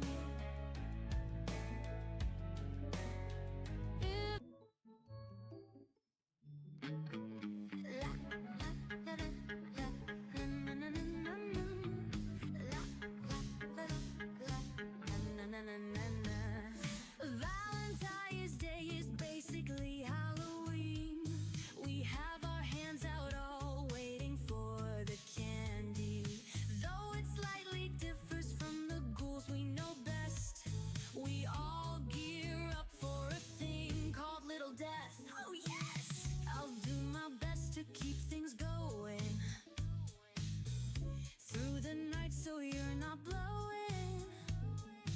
I'm not giving you release, it's way too soon. I've only had you edging since late afternoon. You bought me all the things that I didn't quite expect. You had me blushing from the lock you put around my neck. But always keep in mind, I'm the one in charge, and I kinda have to be with a package so large. So I'm gonna let you simmer while I prep my mouth for dinner. But don't think it stops the fun. This night is not a one and done. Valentine's Day is basically Halloween.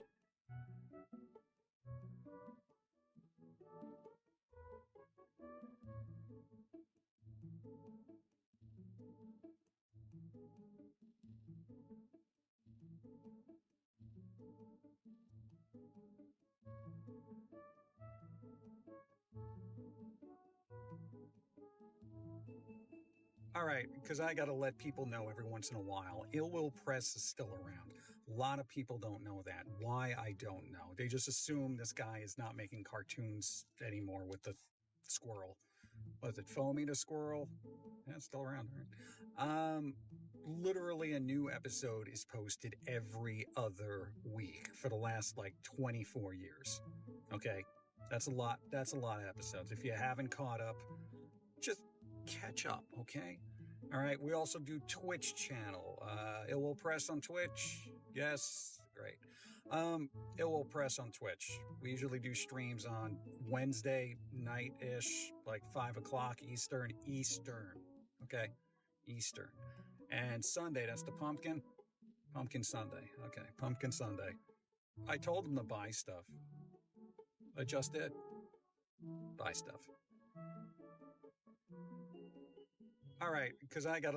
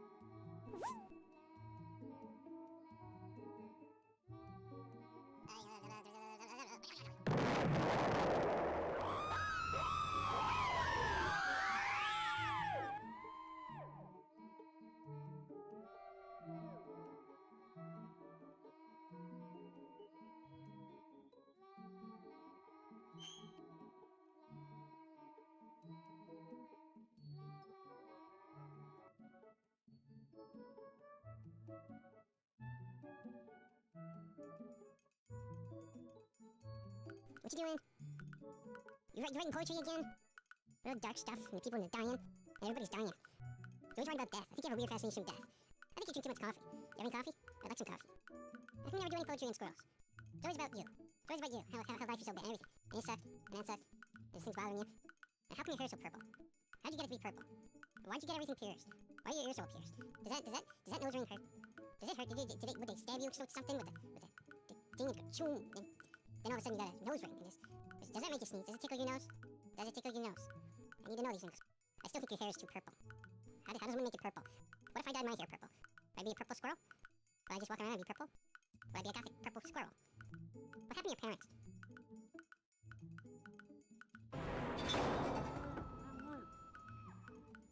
So what are you writing about now? Is this like, you know, how all the world sucks and everybody sucks but you, but everyone else sucks because they suck? Is that what you're writing about? What's going on over there? What's wrong with your brain? How come you got your nose pierced? Did I ask that? I think I did. Well, are we gonna get something to eat? Do you have any coffee left? Why do you keep writing? Do you have any nuts? Why do you look at me? It's a legitimate question. Do you have any nuts? Oh, I see, right. Never mind. Just answer the question.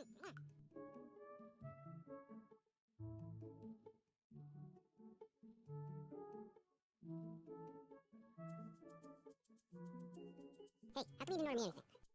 How come I don't have any food here? What's wrong with you? Hey, look at that guy over there. You think he's dead? He's just sitting there. Why is he just sitting there? What is he doing? What is he eating? Should I go find out and see if he's dead? How come food is so expensive? Why can't you just give it away for free? I don't see why you gotta pay like $3 for a bagel and like, you know, that Star Schmucks coffee that's like $5 a cup. That's madness. Who the fuck is gonna pay $5 for a cup of coffee? What, you got drugs? Crack? Maybe it's crack. I don't know. Does this place still sell like biscotti and stuff like that? Huh? Huh? Huh? Huh? Huh?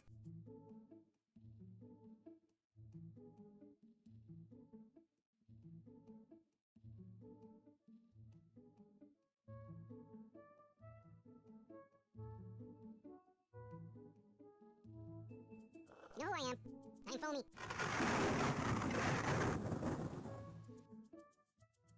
I think in a past life I was a stereo. You know, the things with the CDs players, and I think I could have been a Sony. You ever look at a newspaper and then you look at the comics and you realize that the comic strips suck? There's no good comic strips anymore, and these Sunday papers suck. I can't stand Marvin and Kathy. Kathy's absolutely the worst. She's got a fucking problem every week. There's some...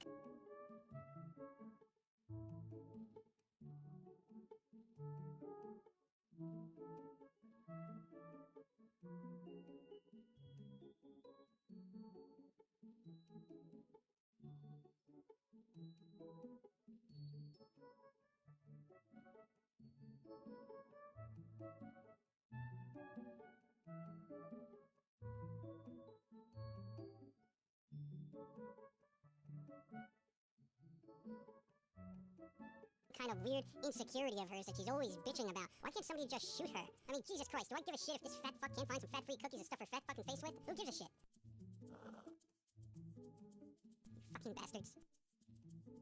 Damn you, Kathy.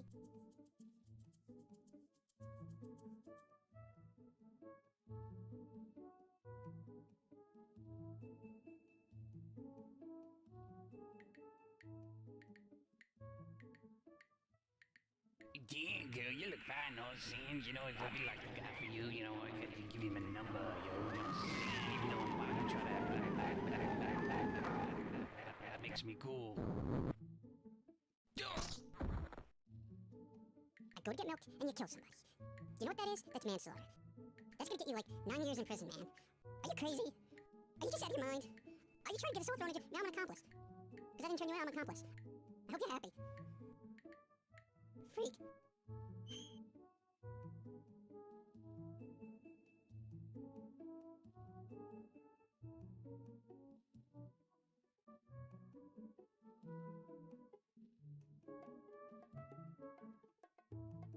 Hey, we've been here for quite some time, you know that, huh? Yeah. Yep, been here for like what? 4 hours? Oh, do I have anything to do? No, don't worry about that. I'll just sit here and look at the, stamps. That's right. Let me just stare at the stamps. Oh, this sure is fun. It's more fun than climbing trees and getting acorns. Yep, wouldn't miss this for the world. And I got a question. Who is the person on this line that smells so bad? What the hell are you wearing? Is that some kind of weird perfume, or does your just body naturally smell like that? It's fucking filthy. Can't you people just shower? Just once in your life, pick up a bar of soap and put it underneath your arms? Be considerate, man. I can't stand the funk. Can't stand the funk. Ugh, bringing tears to my eyes. No, what are you mailing anyway? What's in here? Is this like a toy or something like that? You know, are you sending away for something? You couldn't just put some stamps on it and just put it in the mailbox. You're making us wait here for like 6 hours.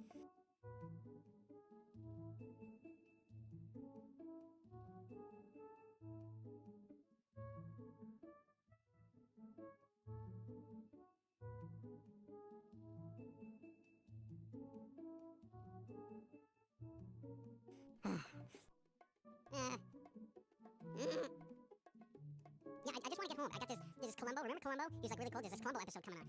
He's this detective and he's like really smart and you know, he's got this catchphrase where he's like, one more question. He's got this lazy eye, which is really cool. I don't know if it's lazy or it's glass or something, but he's still really smart. You know, and he'll like find murderers and stuff like that. Maybe I can give him like a case or hire him for a case. And then I can find out who on this line smells like crap. Whoever's on this line that smells, if you just admit you smell, I'll take you to one of those cheap 99-cent stores and buy you some soap. What the hell are you mailing anyway? What is that, a bomb or something? Or just, Oh, see, I can see, now everyone's looking at me. Everybody's looking at me, My God, what are you doing? It was only for eBay. Allah. See? He was the filthy one.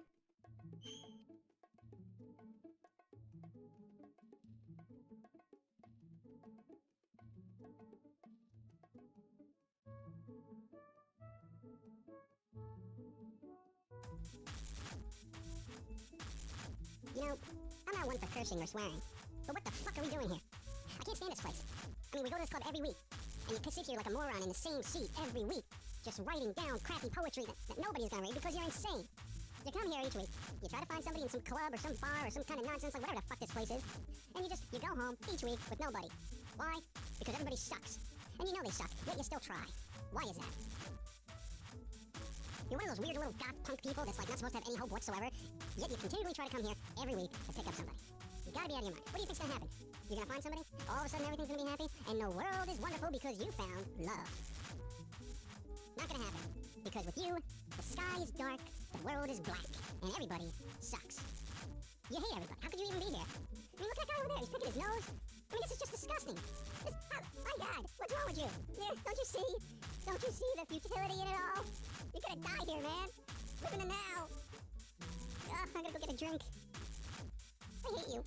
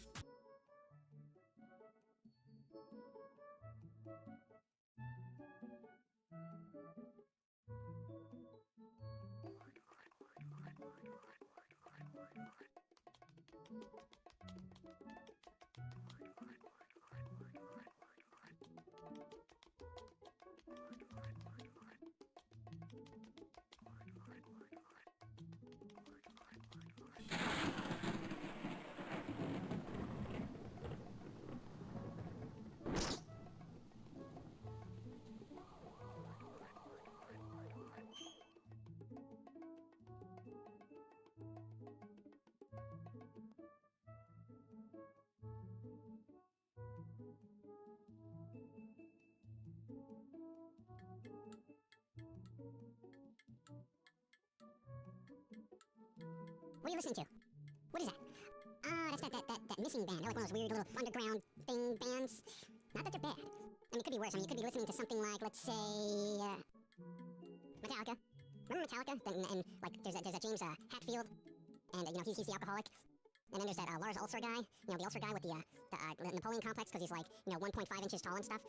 And he can't even really play drums. He's like this wanker. And what's with that James Hetfield guy? That like every time he writes a song, he's got to put in the lyrics all the time. Just like everything is just like yeah. I mean, who needs that? Who needs to hear like 6 minutes of I don't like this? Does he do that in interviews where he's like, yeah, we're gonna be working on a new album, and yeah, it's gonna be great? Does he do that? I mean, he's just like, what a clown. How does he live with himself? Why can't he just drink himself to death like, you know, every other normal person? And Lars is always running around. He's like, file sharing is bad. File sharing is bad. File sharing is bad. Lars, I remember when you guys were like working in a garage, and you'd like record your own music on cassettes and hand them out, just so people would buy your shitty t-shirts, okay? So let's not forget our roots. Just because, you know, you got your money now and you want more of it, you know, it doesn't mean all these other independent bands who use Napster and stuff like that can't, like, you know, give out their music and shit like that. You know what I do? I download the whole entire Metallica catalog out of spite. Just to piss them off. Then I send them an email, and I said, I like your entire catalog, but I didn't have to pay for them, you know? And then I get an angry email back from their lawyers, and then they realize I'm a squirrel, and then they can't hold me for anything because I'm not, you know, legally bound by your human laws. So how do you like that, huh? Hooah!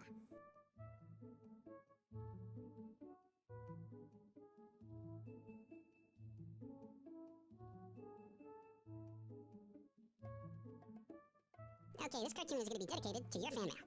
That's right, I've been getting a lot of fan mail, and sometimes I feel the need to respond in kind to some of the nifty comments that I receive. So, let's start with this one. Dear Foamy, your last cartoon was disappointing. Yeah, I think you could do a lot better, blah blah blah, sign some schmuck. Wow, here's my response.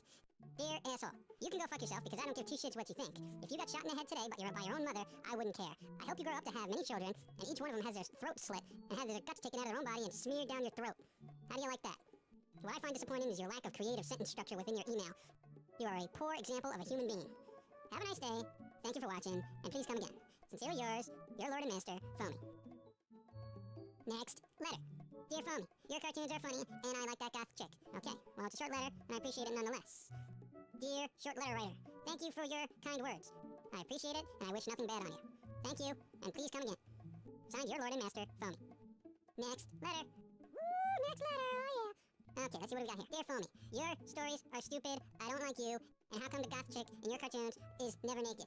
Well, dear cocksucker, you are a complete moron for the following reasons. 1, you have no sense of humor. 2, you want to see a person naked who doesn't even really exist. It's just a few frames of animation. Are you out of your mind? Are you completely stupid? Are you living in a complete fantasy land where all you want to see is naked cartoons? Are you completely out of your mind? Signed sincerely, your Lord and Master, Foamy the Squirrel.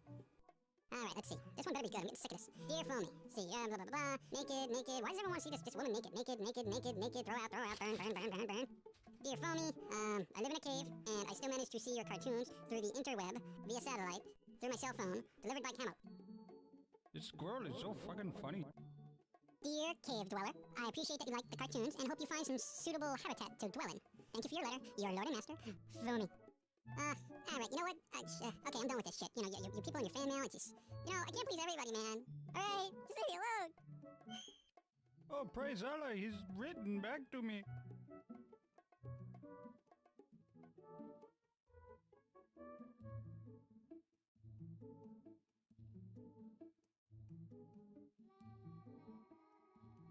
Hey, I've been reading this book, right? It's like how to hypnotize people, and I think I've completely and totally mastered it, right? So here's what I'm gonna do. I'm gonna hypnotize you. And I'm gonna get you to do stuff, right? Watch, watch. I'm hypnotizing you. I am hypnotizing you. You will be under my complete control because I am hypnotizing you. Woo! Hypnotized. You are now completely under my control. And you have been completely hypnotized. Woo! Now you will give me all your money. Nope. Give me all your money. Not gonna do it. You are hypnotized and cannot resist. Nah. I hypnotized you. Nope. Come on. Please.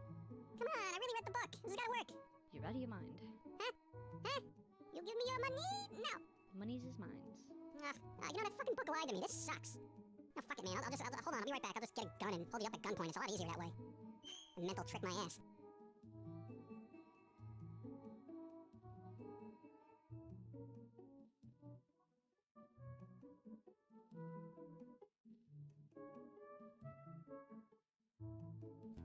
Dear heartless form letter writing people, after sending you my best examples of poetry for publication consideration, and after slaving away for hours to conjure the perfect words derived from divine inspiration, it seems that I've received a rejection letter by mistake. I find it odd that your staff would be so simple-minded as to write something as ignorant as, "Your work is very good, but we're not sure we would be able to do justice to it." Not able to do justice to it? Are you fucking stupid? Of course you could do justice to it. You're one of the largest fucking publishing houses on the East Coast. Your faceless staff makes me sick, like a vomiting rat in a filthy toilet. Your translucent attempt at sparing my feelings is both condescending and pathetic. I hope you all get severe paper cuts around your throats and wrists, and blood shoots from your bodies into your own eyes, obscuring your vision, rendering you helpless in trying to dial 911.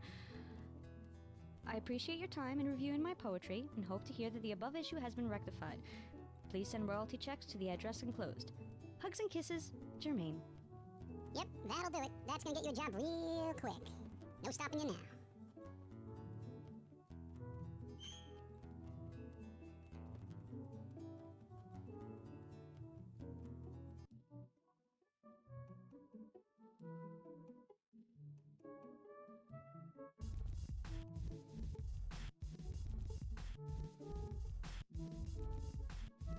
Welcome to the Gooey Burger. May I take your order, please?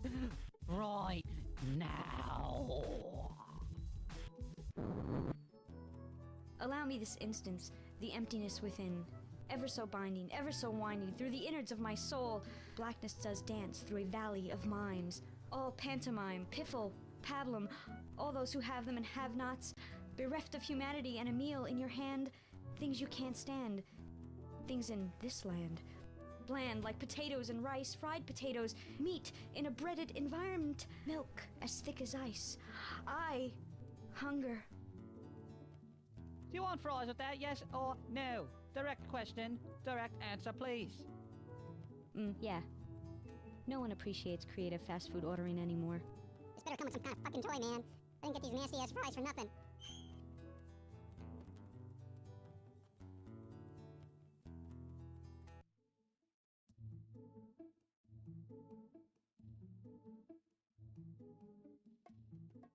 Alright, you people in your fan mail. You know, I came out, I did the thing, I responded to some of your fan mail, and all of a sudden, I gotta get more mail, and then everybody's like, "Mail, I wanna see another Foamy fan mail." So let's just start, cut the crap, and get right to it, okay? Dear Foamy, I would like this letter to be in a Foamy fan mail. Well, there you go. Oh, great. Aren't our goals really high? Don't we have such high expectations of ourselves? Let me respond to this. Dear person clamoring for attention, your letter was in a Foamy fan mail. Aren't you proud of yourself? Your life goal has been met. You can go kill yourself now, because everything you do after this will amount to nothing. Thank you for writing, your Lord and Master, Foamy. Next letter. You know, squirrels aren't even supposed to read, but I'm doing this as a favor. Dear Foamy, I live in Sweden and I watch your cartoons repeatedly, almost to the point of being nauseated. I like your cartoons and thank you. Oh, look at that. Dear Swiss Miss, I thank you for your letter. I appreciate, also, the fact that your country puts out some halfway decent musical bands. Unlike here, where we just keep reproducing the same swill month after month. The fucking boy bands, all this other nonsense. I am getting so sick of this pop crap. Thank you for watching. Your Lord and Master, Foamy. Ah, here we go. Another letter. Another letter. Maybe this one will be in English. Dear Foamy, I liked your first Foamy fan mail. If you do another Foamy fan mail, I don't think it's going to be as good as the first one. All right. Dear Oracle, what do you think? Signed, your Lord and Master, Foam Me. All right, next letter. Next letter, next letter. Dear Foamy, you've been in a lot of cartoons, and I still have yet to see the goth chick naked. Whoa! I knew it was only a matter of time before I got one of those stupid I have to see the goth chick naked fucking letters, man. I am so sick of this. Dear Horny Maggot, I am so sick of your species looking at anything that has an ass. If you want to see naked cartoons, go to any Japanese animation site. Read my lips. The cartoon you are watching is not real. The goth chick in this cartoon does not exist. You are lusting after something that is non-existent. You can just jerk off in a comic book for all I care. I hope you get a paper cut on your nuts and they fall off. How do you like that, you fucking freak? Signed, your Lord and Master Foamy. P.S. Thank you for watching. Okay, let me see. Do I have time for one more letter, or am I just gonna shoot myself because of everybody's stupidity? Dear Foamy, I like that cartoon where you were singing and dancing. Please do it again. Dear Songboy, I am singing right now, but you don't know it because I'm typing in a computer. I'm answering your email. It's just some text, but you don't know the rest because I'm singing. How do you like that? Signed, your Lord and Master, Foamy. P.S. Thank you for watching. Okay, that's all I'm doing, because I'm not gonna drag this out, because anytime a sequel is done, it usually sucks. okay? And if this sucks, it's your fault, not mine. You wanted to see it, not me. I hope you all get paper cuts. Oh, God.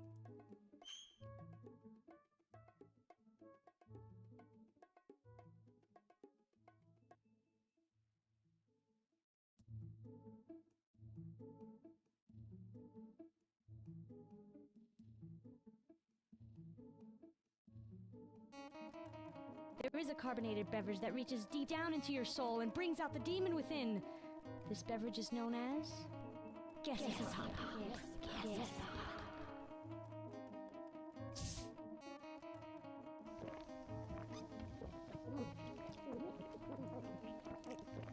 So this is what you do when I'm not in any of the cartoons, huh? Very good. See? I'm not in a few frames and you turn into a raving alcoholic. At least we all know if you fail at the cartoons, you have a valuable talent as an important asset in your post-cartoon career.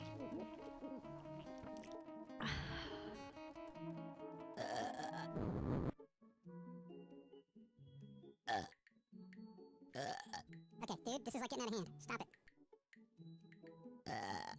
Oh, dude. Wait. It's a long one coming up. Whoa, from the belly of the beast. Hot dog. Ugh. When's the last time I had a fucking hot dog? Ooh, vintage. Ah, dude, that was fucking disgusting. Aren't we sophisticated? Woo! Round of applause for the burping lady. Admit it. I am the woman of your dreams.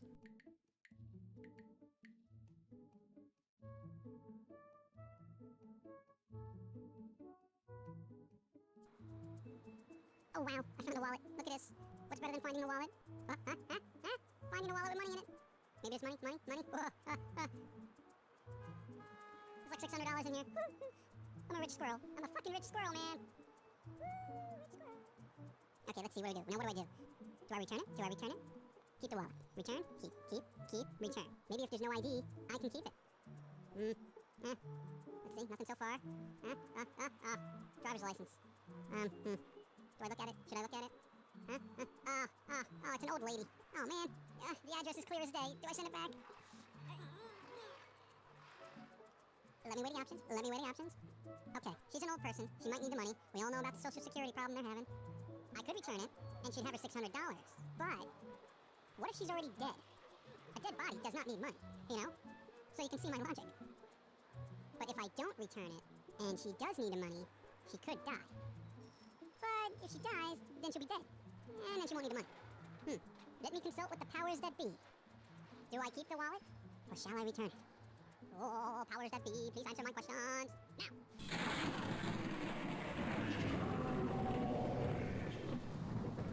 No, can't argue with that. I'll go return the wallet, and I hope the powers that be will smile upon me well in the future. I hope the lady that gets this back appreciates it and at least writes me a thank you note. Fucking bastard. Keep the wallet.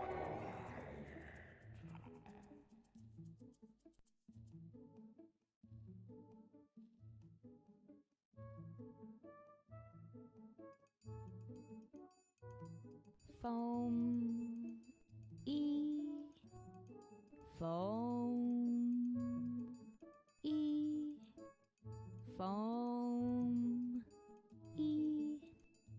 Hey, what are you doing? TM. And that would be... Transcendental meditation. Through meditation, I can transcend the pain of the flesh and reach higher planes of consciousness.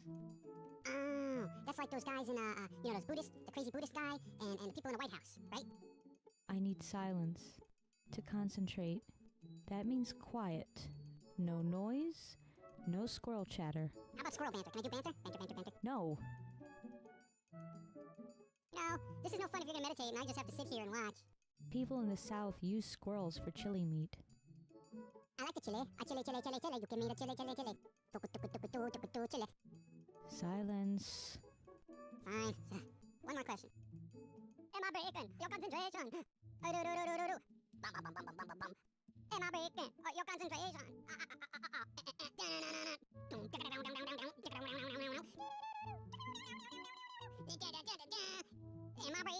your concentration?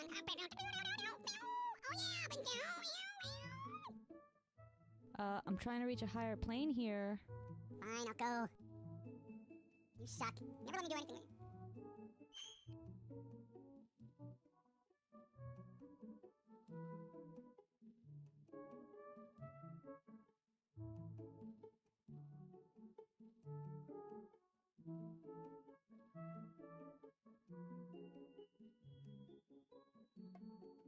Porn, porn, porn, porn. Penis enlargement. Porn. Hey, look, I got an email from someone who wants me to join a cult. Dear Jermaine, we are proud to present you with the opportunity to be accepted into the Cyber Satan Super Mystery Cult. Please take the time to view our website for further details. We also have free literature available upon request. P.S. Satan knows where you live. That's a little weird. You know what? I say you join the cult. I mean, what do you have to lose? But your soul... I kind of like my soul. Come on, where's your sense of adventure? I don't see the point in joining a mystery cult. Excuse me, super mystery cult. It's not just some ordinary cult. It's a super cult. The Cyber Satan Super Mystery Cult. Look at all the free stuff you get. Look, you get the Super Cyber Satan Super Mystery Cult mug. You get a shirt. You get a hat. An upside-down cross. You get one of those little pentagram things that glows in the dark. Totally cool. You know you want one. You joined the cult already, didn't you? Super cult. All hail the almighty John Throne. Where's my ice cream and motorcycles, damn it?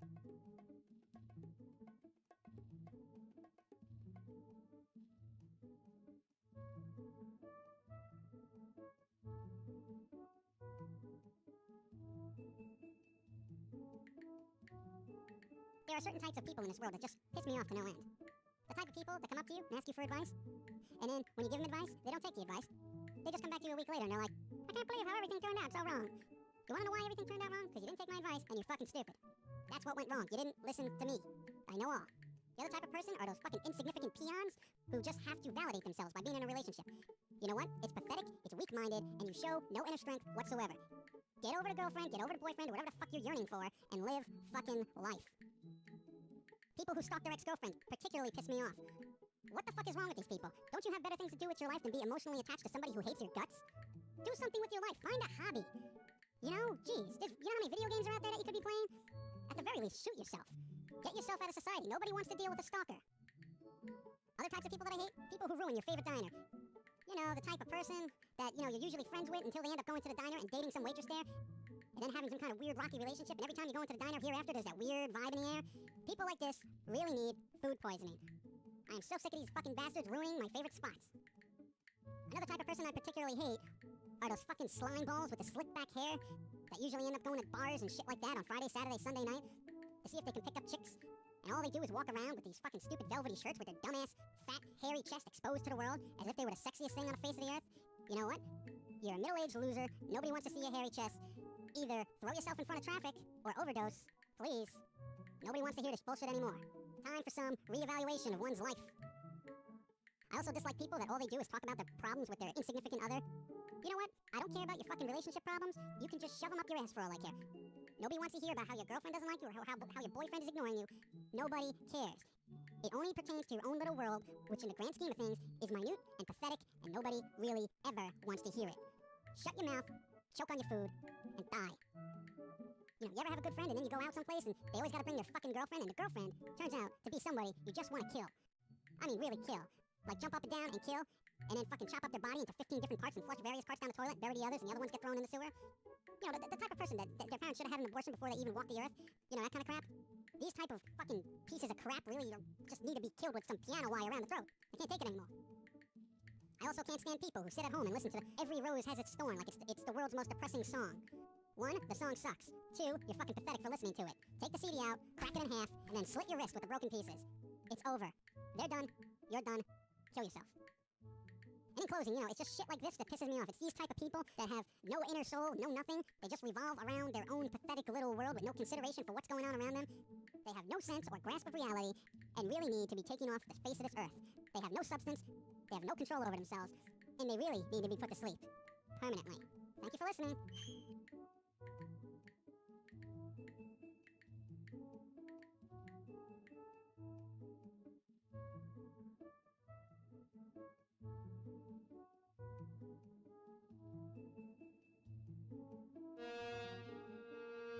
Now you know what a squirrel does during the long, hot, grueling, fry your brain days of summer? I don't know what the rest of these assholes do. but I'm going to destroy my hearing at a Metal Fest in Las Vegas. The first annual Las Vegas Metal Fest. Yeah, I know what you're saying. What's the big deal with the Metal Fest? This is not some ordinary Metal Fest. This is not like Lollapalooza or that summer sanitation tour with Metallica and Limp Dick. You know, it's none of that crap. This is real metal. This is like stuck inside your brain, destroy the world with fire type metal. Seriously, dude. It's like 3 days of brain frying metal. This 3-day event, right, is gonna have like bands like Deicide. You know Deicide? Everyone likes Deicide. Crematorium, great band, and a place where you'd like to stick Metallica. Unholy Ghost? No, not Satan, but as close as you can get without damning your soul. You get Dreams of Damnation, you get all these other bands, and that's just the other first day, right? And then there's another day, the day after that. Day 2. Woo! Now day 2's got Suffocation, you know, the thing you like to do to Lars Ulcer of Metallica. Strapping young lad, my god, this band is the coolest. They got this really cool song that goes, I fucking hate you, over and over and over again. Dude, totally amazing, and their drummer is like Jesus, okay? By Jesus, I do not compare him to Jesus' holiness, nor do I say he will save your soul. He's just really good. Let's see, we got Bloodshot, baby! Cattle Decapitation? A lot of people think it's aliens, but it's really just a band. Death to All, a very nifty band that has a message for all to die. Let's see, we got Weirding Way, we got this Eyes of Fire! Eyes of Fire, dun dun dun dun dun dun. Buried. There's a band called Buried here. Personally, I think they named themselves in reference to Metallica's current career, but that's just me. And a personal favorite, Bodies Burn. Obviously, they took their name from their favorite pastime, burning bodies. And that is only day 2! The third and final day brings Cataclysm! With a K. That makes them a lot cooler than the band that spells the old-fashioned C. Seriously, skip that summer sanitation tour altogether because you don't need to see Metallica. Let us not forget that Metallica killed Napster. Don't give them your money, okay? So seriously, dude, this is like 30 of the most brutal international, national, and local acts. It's just fucking disgusting, man. I'm going. So fuck you, okay? Sit home, listen to your Metallica, and die, okay? I'll be moshing with Cattle Decapitation. So there. This 3-day festival is set for August 29th, the 30th, and 31st, over Labor Day weekend, in Las Vegas, the Huntress Theater.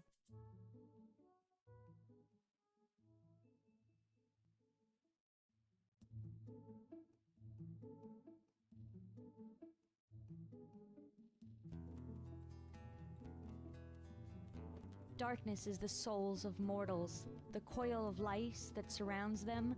Blame your idols for things that fail. All is their fault as you dismiss responsibility. Your inane points of view reek of insecurity, and your love is as thin as this plastic world. Your name is not known to the masses, and as time passes, you are a rotting corpse that breathes. Thank you.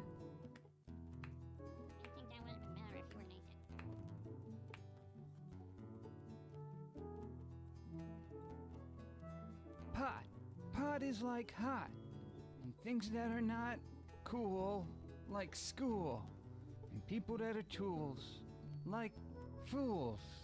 Yeah, let me be high, man.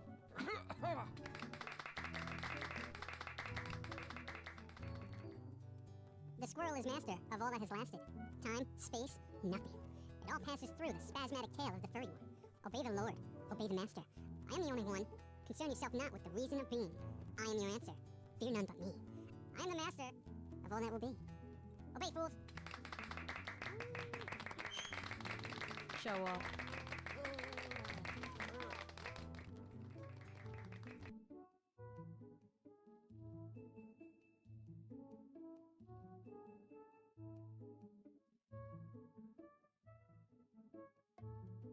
Okay, this is going to be the last foamy fan mail I do. You wanna know why? Because I'm sick of it, okay? I'm fucking sick and tired of these constant letters of nonsense. So this is it. Don't email me anymore for no fucking foamy fan mail, because the foamy fan mail is fucking dead. Okay? Dead. Now that this is the last one, I'm gonna get straight to the fucking letters so you people can leave me alone. Okay? I just wanna spend my weekends in a tree hurling nuts at people. I don't wanna have to come in here every Saturday morning to deal with your fucking fan mail, alright? Dear Foamy, I was disappointed with your last 3 cartoons. They weren't as good as the other cartoons, and I keep waiting impatiently for a cartoon to be good. Great, we got fucking Cisco and Ebert here. Dear Ebert, here's what you do with your 2 thumbs up. You stick them up your ass and die. Thank you for watching. Your Lord and Master, Foamy. Alright, next letter.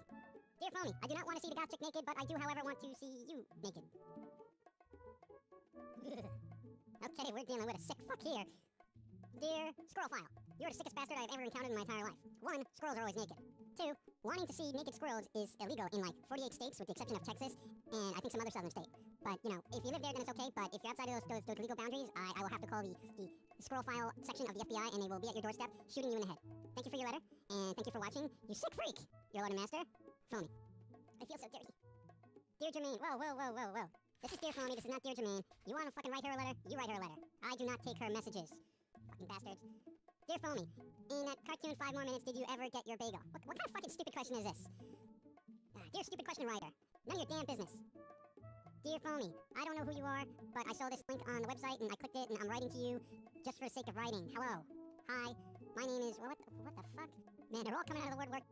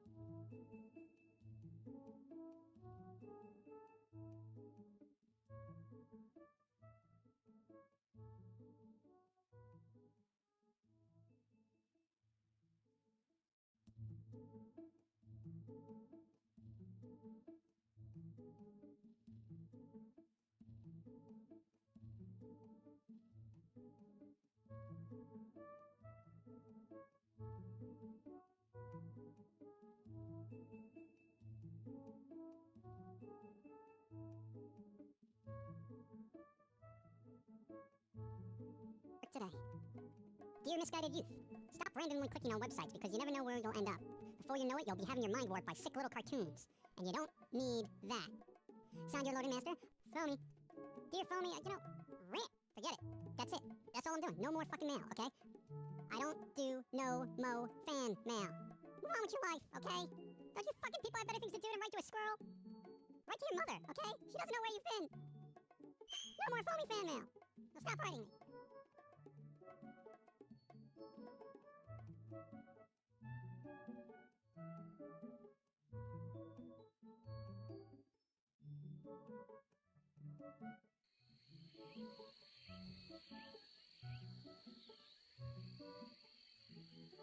Hey, Phony, hi over there with the things. I haven't seen you here quite some time with the trees and the leaves and the things with the bees and the hi. Just, yeah, well, I've been busy, I got this owner thing over here that I have to take care of. These humans are more hassle than they're worth. Oh, geez, so you're here to toss nuts like you used to with the things and the swings and the shoom? Yeah, that's right. I'm coming back and I'm gonna do some fucking heavy nut tossing. So here we go, let's pick a target. How about that one over there with the thing and the stroller and the babies and the yellings and the yo-rah? Well, maybe later, but I'm thinking I go for that old lady over there who's giving out free food to those fucking pigeons. Pidgey, potato. Yeah, with the pigeons and the things, and I don't like them because with the things and they steal the foods and sometimes they go get the nuts and they steal my nuts. Yeah, okay, whatever. All right, ready, aim, fire.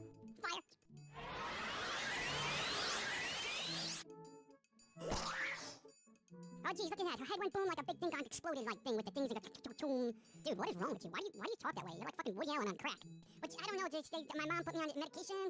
I said, detention disofficer, attention deficit disorder with the things, and apparently I'm not paying attention. What were you saying? Hi.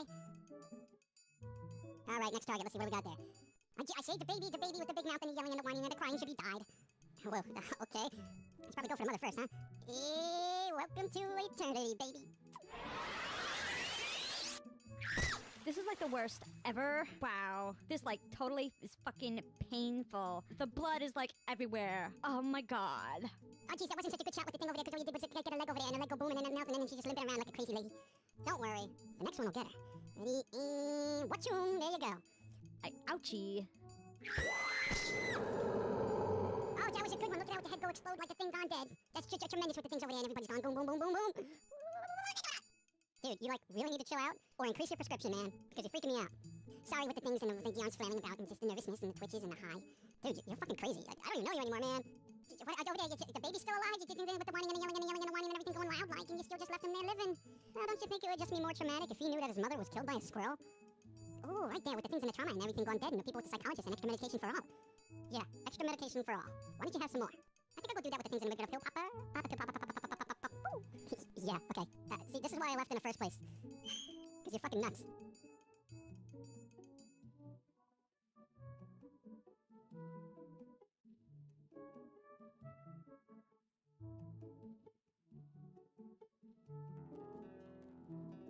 From water to fire, from earth to air, smite those who whisper and smite those who dare, and those who offend and those that disgrace, let the heavens above blow up in their face. Hey, what are you doing? Water to fire, from earth Whoa, to whoa, air, oh, she's got the cauldron out. whisper and She's got the little tiny baby cauldron. and those who And offend she's chanting in a those that disgrace, spooky let way. the heavens above blow up in their face. You are spooky.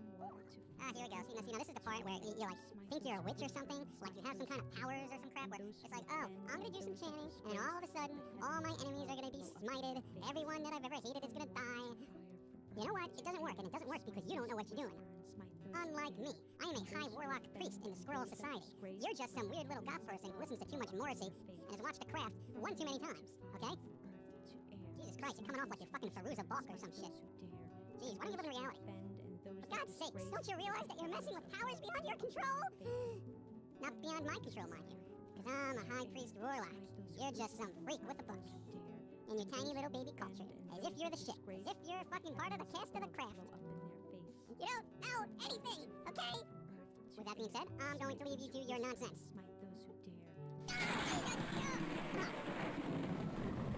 What the fuck was that for?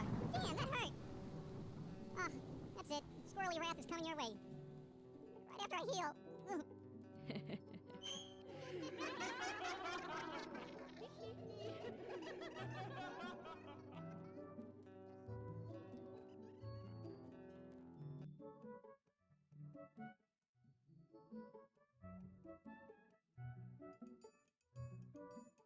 Ooh, Foamy. Look what I got. A letter from a secret admirer in the mail today. It smells like roses, and it's in a pretty blood-red envelope. My favorite color, blood. Well, whoop-de-doo, you got a letter. Woo! Probably from one of your crack addict friends anyway, so who gives a shit? Shh. Listen to what it says. Listen. Dear Jermaine, how I've longed to speak these words that rain from my heart through endless patterns of longing and sorrow. Oh, how sad. You fucking loser. Shh. I have seen you from afar, noticed you in the coffee shop. I thought to myself, what a perfect creature this be. Give me a fucking break, you fucking sappy bastard. I have since watched you from a distance, though closer than you might think. In the bookstore. In the park. Closer I crept and saw that you had to be mine. I stare at your pictures that I've taken myself in the movie theater, in your apartment. Each celluloid frame gives me great delight and instills in me pleasure? To see your naked frame shower as you wash the filth of this world from your flawless body? Perfection is thee, I will meet you and I will have you? Signed the Eternal Watcher. P.S. I can see you now. What the? Haha, you have a stalker, you have a stalker. I don't, you do, you're gonna die. I can sleep at night.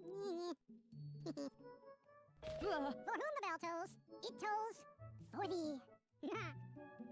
Relax yourself. You're jumping around all jittery like a fucking crack addict. I have a friend like you, you know. Always jittery. It's just a pizza guy. Hey, there better be extra fucking nuts on it this time. Not like last time. I ordered them, and what was on it? Nothing.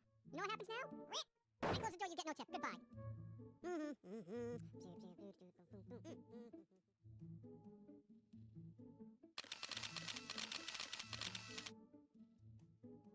Ah, jeez. You sniffed me on the nuts.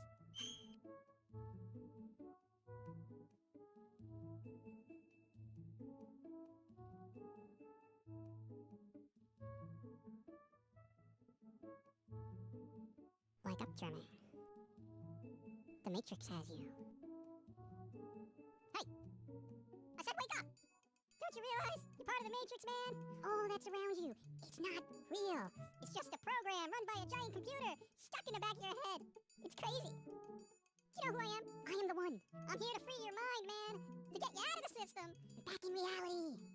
Reality. All you have to do is free your mind. Free your mind, man!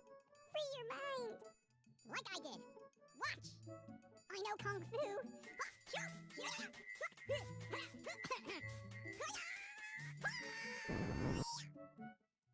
Alright, what the fuck is this shit? You know, I just couldn't kick your ass like the normal way. I had to go for the super trippy, slow motion fucking combat move. I'm gonna be here all week. Damn it! The Matrix did it to me again! Don't move!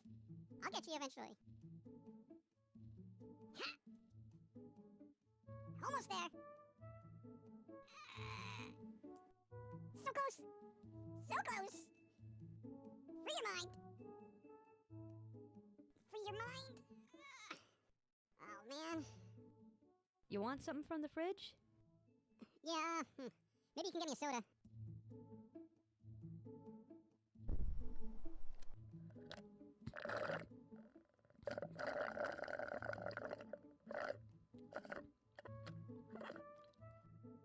Oh, come on! What is this? Damn you, Neo! Ah.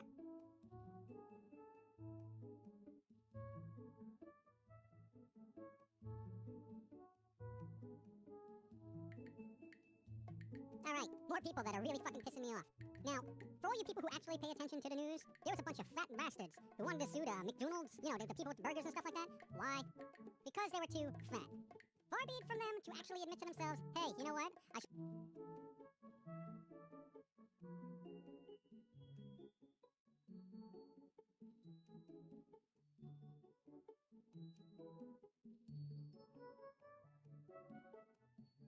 should have stopped after eating 15 burgers. Nope. The fact that they had a fat ass is not their fault. It's McDonald's fault, or whatever fast food restaurant they decided to sue. My problem is, somebody actually considered taking on this case. These fucking lawyers who are like, yeah, you know what? We can sue this fast food restaurant because you're a fat fuck. What do you say when you're in front of the judge? Yes, Your Honor, I'm a fat bastard, and it's all because of this fast food chain. Give me a fucking break. And somebody should just stab you in the eyes with a fucking really hot french fry. You fat bastard. Hope you choke on your own fat. Fatty. Okay, now getting off the topic of fat asses, let's talk about these fucking cell phone motherfuckers. Dude, put the phone away. You're a fucking self-important little fucking bastard. Nobody is really calling you. It's like you're walking around, you're pressing a little button that makes that fake ringing sound. Give me a fucking break. You just want people to think that people are calling you, nobody's calling you, you're a loser, and you're paying like $70 a month for no reason. Wait, what do you need a cell phone for? So your mother can call you to pick up groceries on the way home from work? Give me a fucking break, okay? Grow up. If I have to hear another fucking cell phone go off when I'm eating in the diner, or I'm at a movie, I'm gonna fucking rip somebody's head off. And speaking of diners, is it just me, or are the rest of you really fucking sick of these children with the high-pitched frequency of whining and yelling that just fucking drills itself right into your brain? I, for one, really want the mothers or fathers to just start beating the shit out of these kids until they're fucking silent or go into a coma. I am so sick of trying to eat a burger or something and having this whining kid complaining that he doesn't have ice cream. You know what? He wants ice cream? You lock him in the freezer, keep him there for about 6 hours. I'm sure he'll have his fill of ice cream. So he's a little frostbitten and loses a toe or two. Fuck him, fuck the parents, get these whining fucking bastards out of my diner. Let me eat in peace, you fat bastards. Now let's talk English language. What I am speaking to you right now is English. I'm tired of fucking picking up a cup of coffee and having about 15 different languages telling me that it's hot. Ooh, caution, muy caliente, voice heist. Give me a fucking break. Can't you just put a picture? Look, here's what I did. I came up with a little picture. You see, you put this picture on the side of the cup, a little guy holding a cup of coffee, and he's on fire. That gets the message across. I'm tired of different languages. If you're in France, speak French. When you're in America, you speak English, okay? When my grand squirrel came to this country, you know what? He had to learn English. You know what you should do? Learn fucking English. I am so sick of having to whip out an idiot to English dictionary to figure out what the fuck you're trying to say. Just speak plain English, okay? Let me explain to you something, okay? Nobody likes to hear the English language get slaughtered. So fucking stop it, okay? Don't make me ask you for your green card. Now that I've alienated all the non-English speaking people. See, now here's my thing. If they don't speak English and they don't understand the language, would they get offended that I'm telling them that they have to learn English? Huh? Twisting the brain. Ooh. So in closing, learn how to speak English, you fat bastards, and get off the fucking cell phone. Por favor. Fucking jackasses.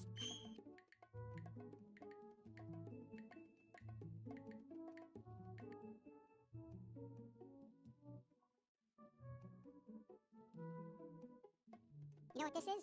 This is the non-holiday holiday special. Well, what does that mean? Well, you know, every other cartoon that's ever been made, every time there's a holiday, they make a fucking special. You know, you had the Garfield Halloween Adventure, you had the Peanuts Thanksgiving thing, and something with a reindeer and that fucking Christmas shit. You know, it's fucking total nonsense. We here at the Neurotically Yours cartoon are not going to delve into that kind of crap. So what this is, it's a culmination of all the holidays we didn't do a special for, and we're not going to do a special for them.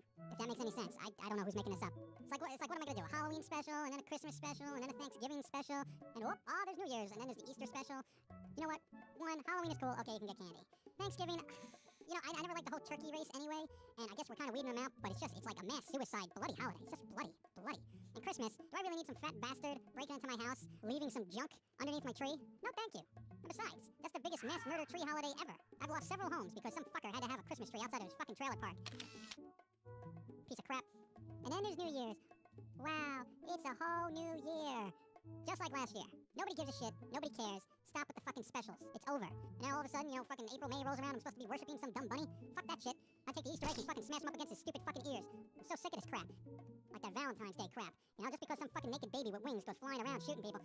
All of a sudden, we're all supposed to fall in love. You know what? First I beat the shit out of the fucking little goofy cherub. I put some clothes on the fucker, first and foremost. Then I take his bow and arrow, and I shoot him in the head about 7 or 8 times. With the same arrow. Boom! Goes in. You pull it out, you fucking recock that shit. Boom! You reload the bow, boom! Again. You do that 7 or 8 times, and I can guarantee you, that cherub won't bother you the next time. Besides, Valentine's Day is just a holiday where, you know, the guy acts nice for one day out of the year, with the assumption that a girl is gonna sleep with him on that day just because he went out and bought a $5 box of chocolate. So it's kind of like a legal prostitution thing if you think about it. Here's some chocolate, sleep with me. Here's some jewelry, sleep with me. So let that be a lesson to all you women out there, too. Valentine's Day is not for you, okay? The guy just turns it into this warped holiday, so you'll pull it out once you see the box of chocolate. And I don't care if anyone says chocolate is an aphrodisiac, that's fucking bullshit. If you see all the people who pack away all that chocolate, they're all fat. Chances are they're not having any sex anyway. Fat bastards. So that's about it. Fuck these holidays. This is the last non-holiday special we're ever gonna do. So fuck Halloween, fuck this Thanksgiving crap, fuck this Easter bunny nonsense and that fat bastard with the hose. We don't need any of that crap here, you know? But we're done. It's over.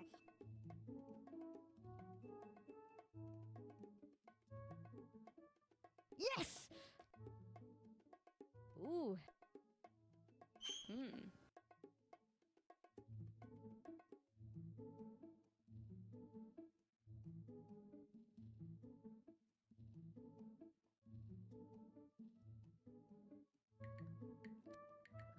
Okay, listen to this. The best idea ever.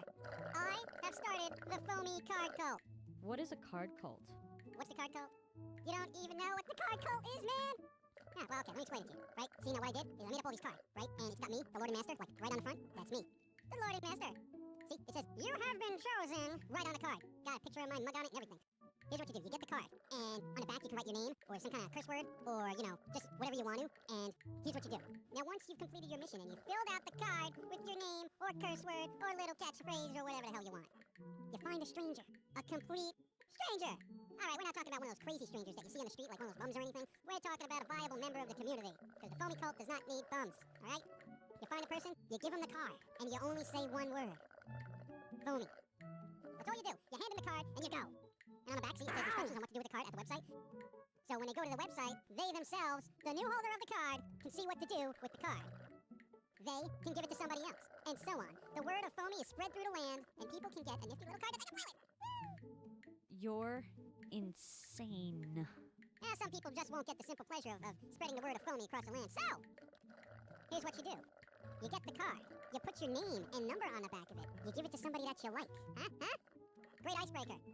You just say the word phony, and then you just take off. And this way you leave it up to them on whether they call you back or not. All the information is there. And this way they think you're just following the instructions on the card rather than just hitting on them. You see?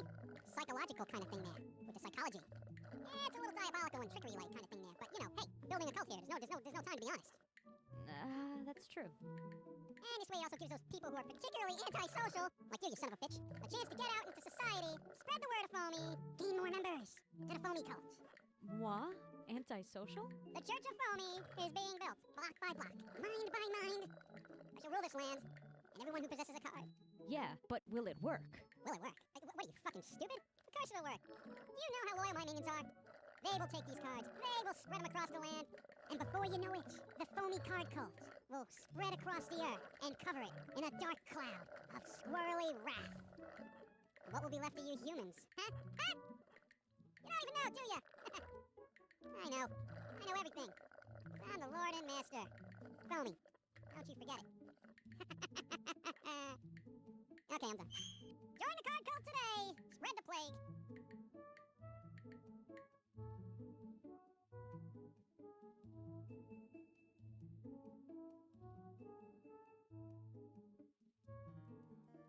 Ooh, a suggestion box. Ha, these things are the best. You can have so much fun with a suggestion box. Let's see, what can I suggest? Oh, alright. Dear suggestion box, I suggest you have a small buffet for those folks waiting online. I'm not one to complain, but your banking staff is as slow as shit. And if we all have to wait because of their incompetence, the least you can do is hook us up with some free food. My suggestion is bagels and coffee. Perhaps some crack for those crack addicts who launder their money in your fine banking establishment.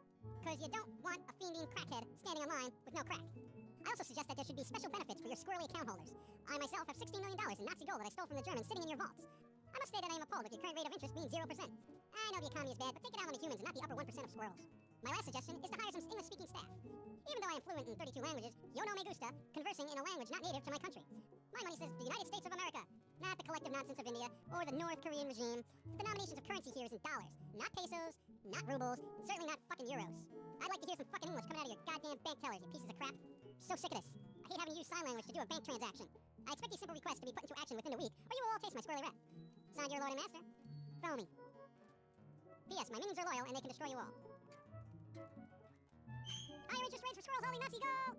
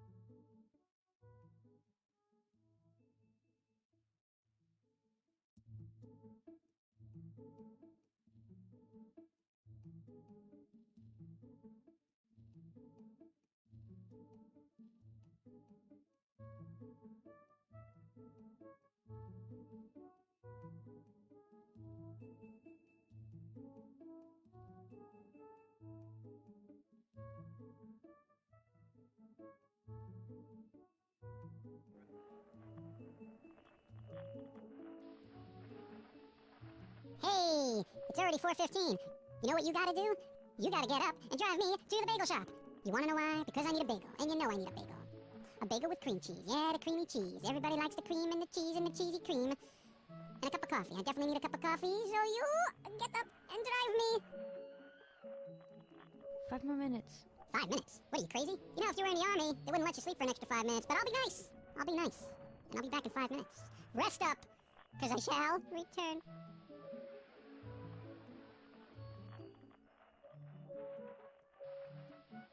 Now is the time for you.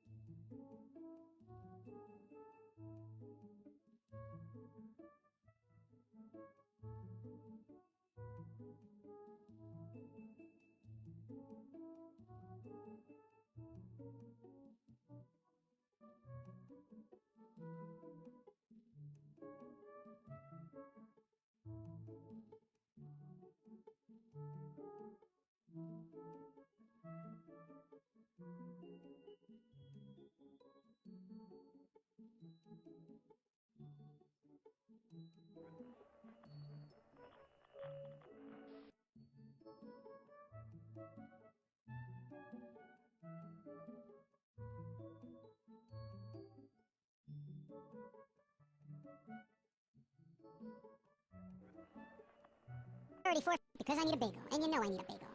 A bagel with coffee. I definitely need a cup of coffee, so you get up. Crazy? You know, if you were in the army, they wouldn't let you sleep for an extra 5 minutes, but I'll be nice. I'll be nice. And I'll be back in 5 minutes. Rest up, because I shall return.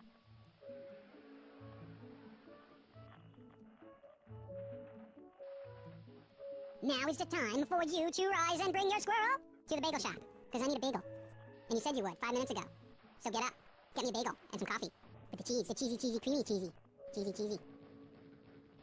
5 more minutes. You know, if I could drive a car, I'd go myself. You and your 5 minutes. Okay, 5 minutes. I come back in here. You're not up. I start electrocuting you with a toaster in a bathtub. You were warned.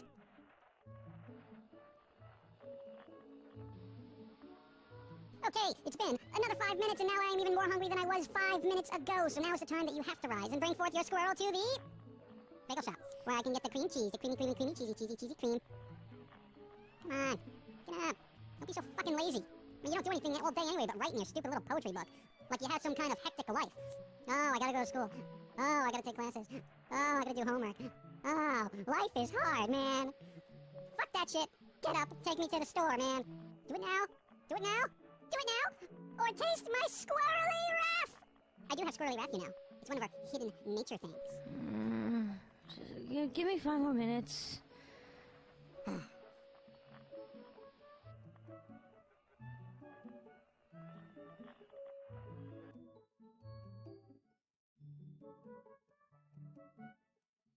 10 more minutes.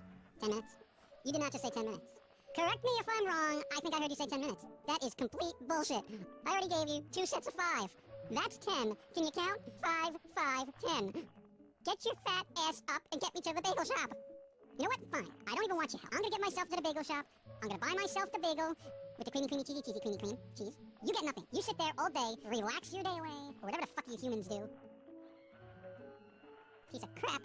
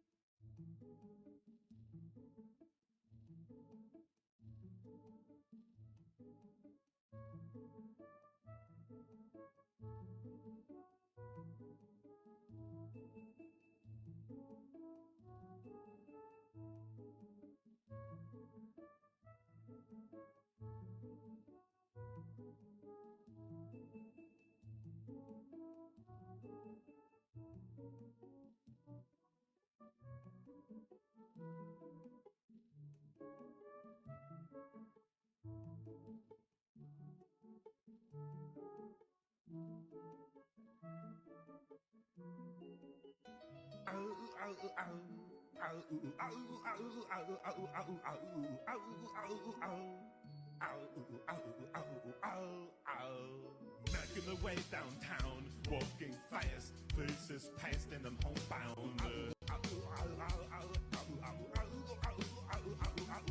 Staring blankly ahead, making my way through the crowd.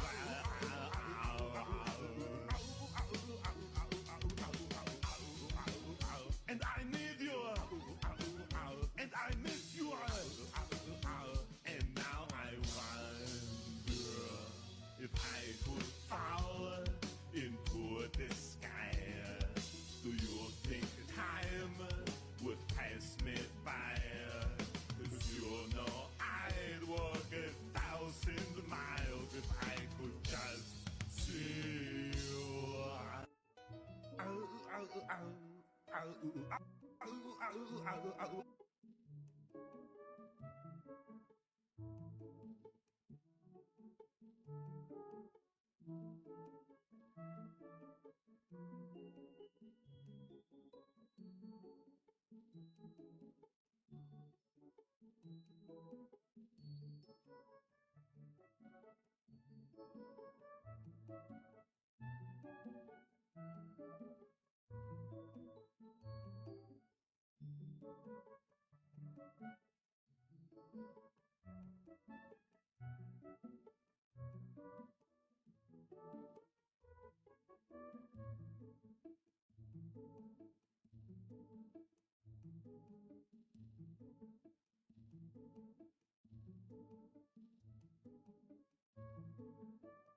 It's hard to believe, but 99% of Sega Game Gears don't work today without being repaired. It takes a lot of work to restore them, and here's just a little bit of the process.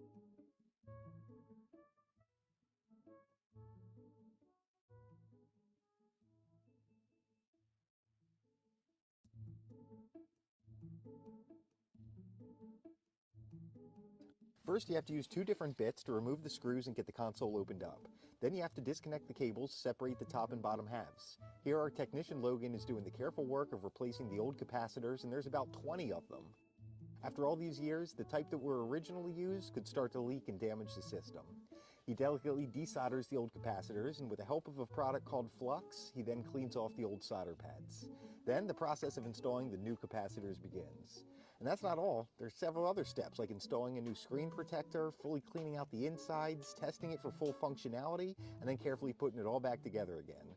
The whole process can take a skilled technician an hour for each handheld, but it's important to preserve these old systems so new generations can enjoy them. It's hard to believe, but 99% of Sega Game Gears don't.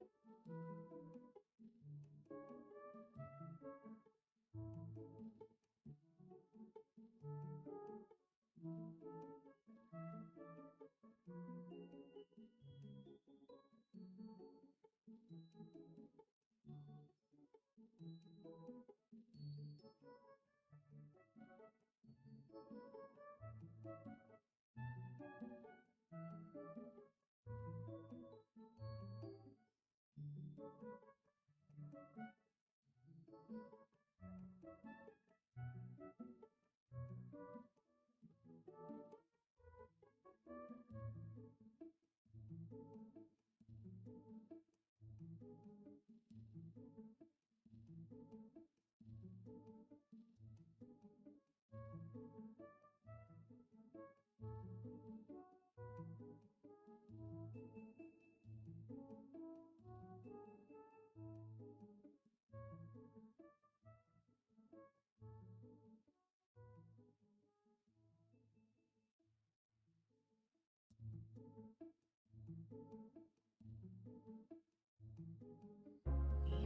are so beautiful to me.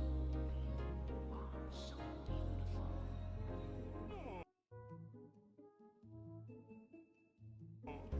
You are so beautiful to me.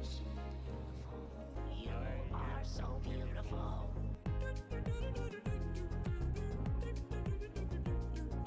You are so beautiful.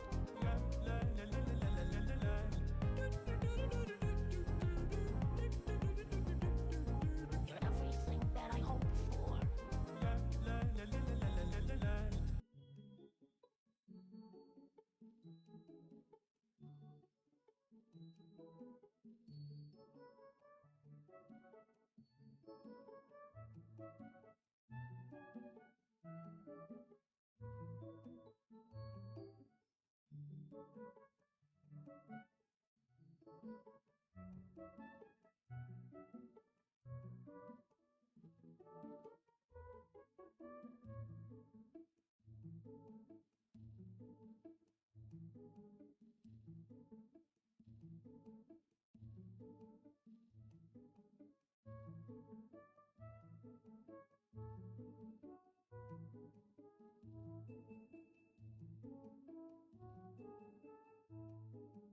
Hi, Sam.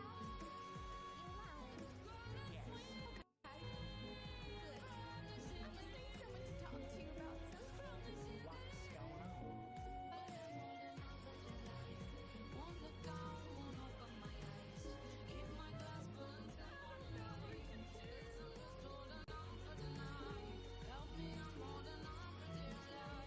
Hi, Sam.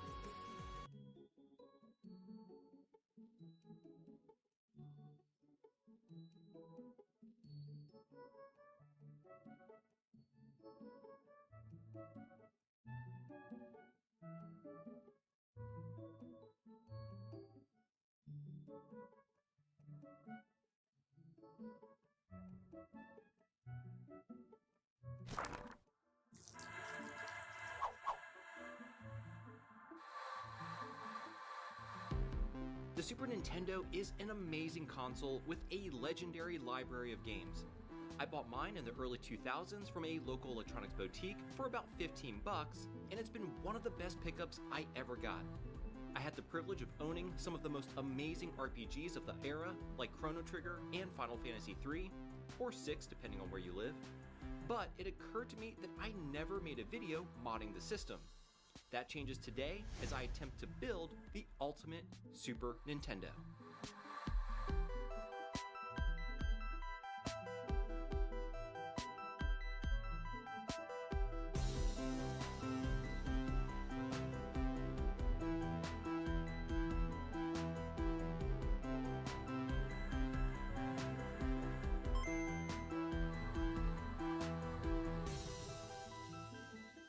Hey everyone, how's it going? My name is Tito and welcome to another episode of Retro Renew. Today I'll be attempting to build a fully kitted out Super Nintendo. It's kind of hard to believe that I have yet to mod one of these consoles on the channel, but we'll be diving in headfirst installing some pretty cool mods. Now first and foremost, I have to give a huge thank you to Rob, who goes by the name of Raw Talent. He actually approached me with this project, mentioning that I lack Super Nintendo content on this channel, and he's absolutely right. Now, Raw Talent makes these absolutely beautiful custom shells for pretty much every single console out there. He actually did this amazing custom shell for one of my PS2s, and I absolutely love it. You definitely need to check him out on Instagram, which I'll leave a link to down below. He gets a lot of his parts from another modder named Duncan, who kindly sent all 3 of the very cool Super Nintendo mod kits that I'll be installing. Alright, so in this video, I'll go over all the parts I'll be using to build the ultimate Super Nintendo. Then I'll show you how to put it all together, go over all of its unique features, review the pros and cons, and of course provide you with my overall thoughts. So the first item we have is the shell itself. Now while it looks great on camera, it looks even better in person. I'm not sure what kind of paint Raw Talent uses, but this thing looks fantastic. It sort of looks like the paint they use on fancy sport cars with its sparkling aesthetic. And the Super Nintendo logo, along with all the small details, just really make this shell pop. Now something I'm sure some of you may have noticed immediately is that the shell doesn't look like an American Super Nintendo. And that's because this is actually a PAL Super Nintendo, which looks identical to the Super Famicom. So to go with this shell, Raw Talent actually sent me a PAL motherboard, a SNSP CPU 002 revision board to be exact. So with this PAL board, you may be asking, how will I be able to play my American library of games since the Super Nintendo is in fact region locked? Well, Duncan Mods sent me a Super CIC mod chip, which will allow this PAL Super Nintendo to play games from any region. I'm really looking forward to installing this. Next, we have this RGB filter board. Well,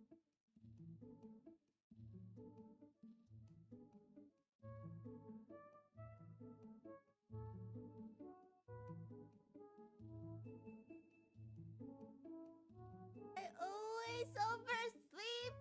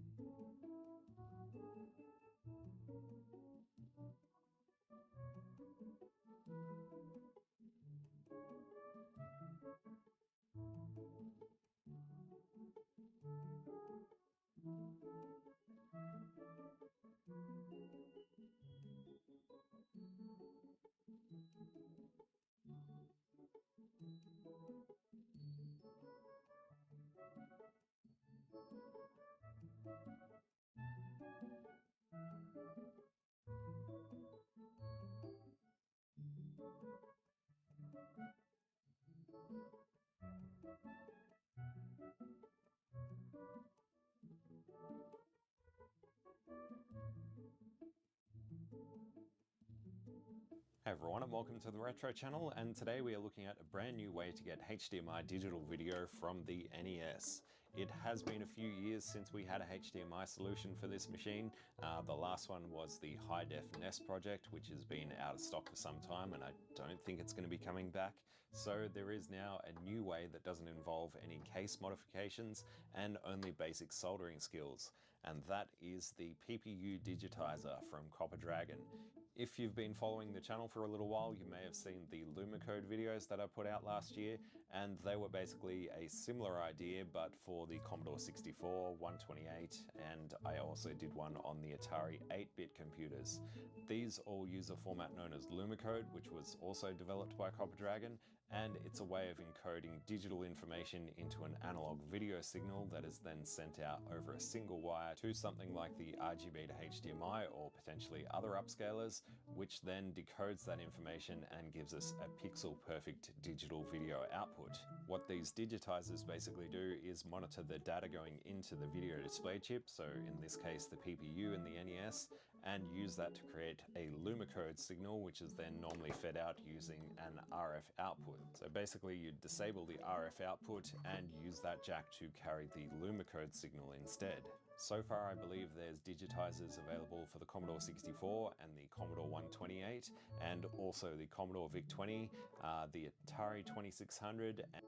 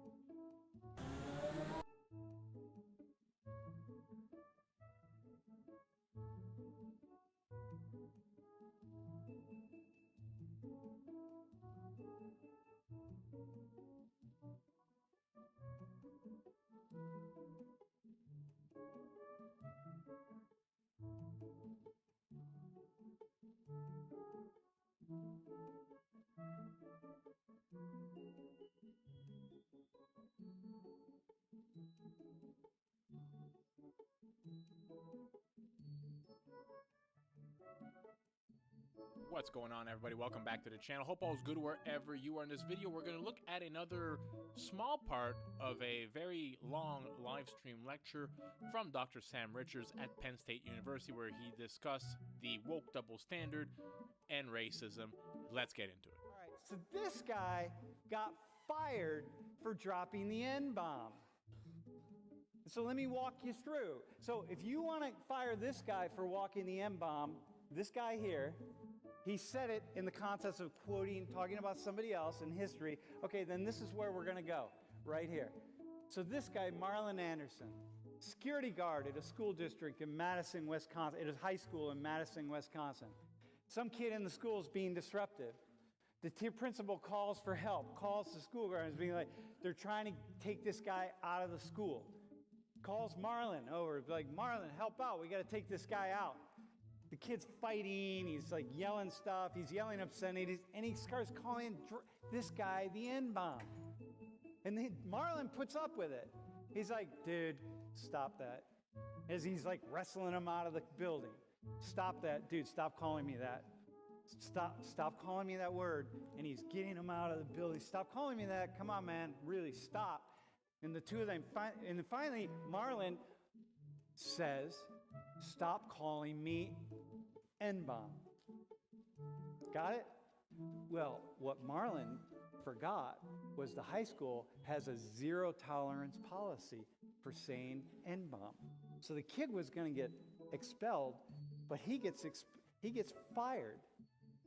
And the principal comes forward with a statement to people, to all the family members.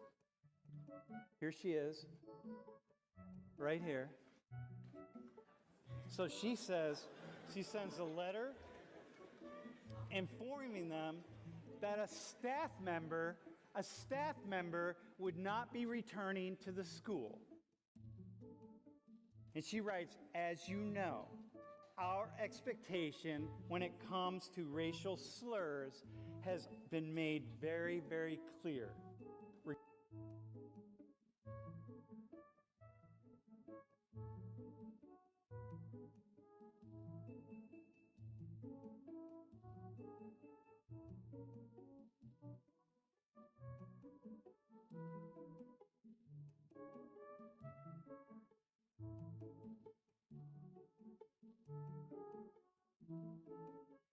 Regardless of context or circumstances, racial slurs are not acceptable in our schools.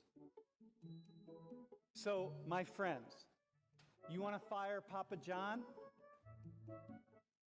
You think he should be fired? Well, then he should be fired. Because he broke a zero tolerance policy. Why wouldn't he be fired? Oh, well, he can't because it's a little different. What's the difference? It's just as absurd. Really, what's the difference? What's the difference? I'm going to push you on that. I can point the differences. I'm smart enough. I can see that these are different situations and so on, and I'm going to push back and be like, what's the difference? Hang on, this is just rhetorical. And then she is the one that writes the letter saying, sorry, Marlon had to go because he broke our zero tolerance policy. He ultimately got his job back because so many people, including students at the school, were upset and bothered and so on. Same people that didn't come to the defense of John Schneider from Papa John, they didn't come, I'm sure they didn't come to his defense, but they came to his defense. So this is where we go. This is the world we're going to go in. If we want to have these kinds of, we're going to have language police and action police and thought police and so on. You want to walk up that aisle? Well, we're going to walk up the other aisles also. This is where we're at. And then what's really the problem here? We're not paying attention to racism as though like Papa John is the problem, as though this guy here is the problem. No, racism and violence against everybody, but disproportionately against people who are black and brown seems to me to be the problem. And against women, I should add. But we get ourselves all rolled up in a ball in all these other ways. Okay, first off, how funny is it that the principal's name was literally Karen? I think with anything in life, context matters. To just have a zero policy rule and be able to fire somebody, like end their career, take away their income, like say,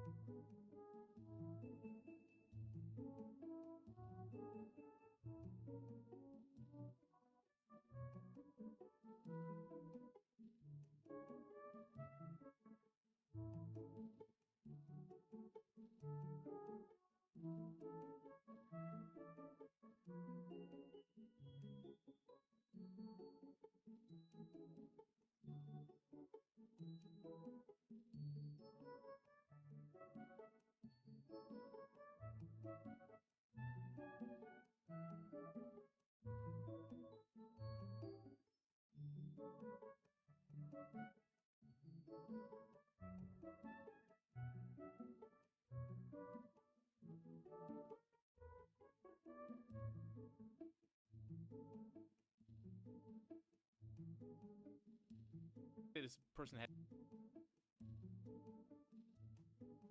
kids, and it doesn't matter if they have kids or not, but how they feed themselves, how they feed their family based on something like that with not taking context into matter is ridiculous. I also think it's ridiculous. Like, the N-word it's not a word I would ever say. It's not a word I would ever want to say, but it is ridiculous because I read about a teacher that was reading a story in a university, and he was reading out of the book, a history book, and he happened to just read verbatim, and he said the word, and they fired him for it, out of a history book. Now, it's a despicable word to call somebody that, and it can be very offensive to some people. I would get that, but you shouldn't be firing a teacher for reading a book and saying it.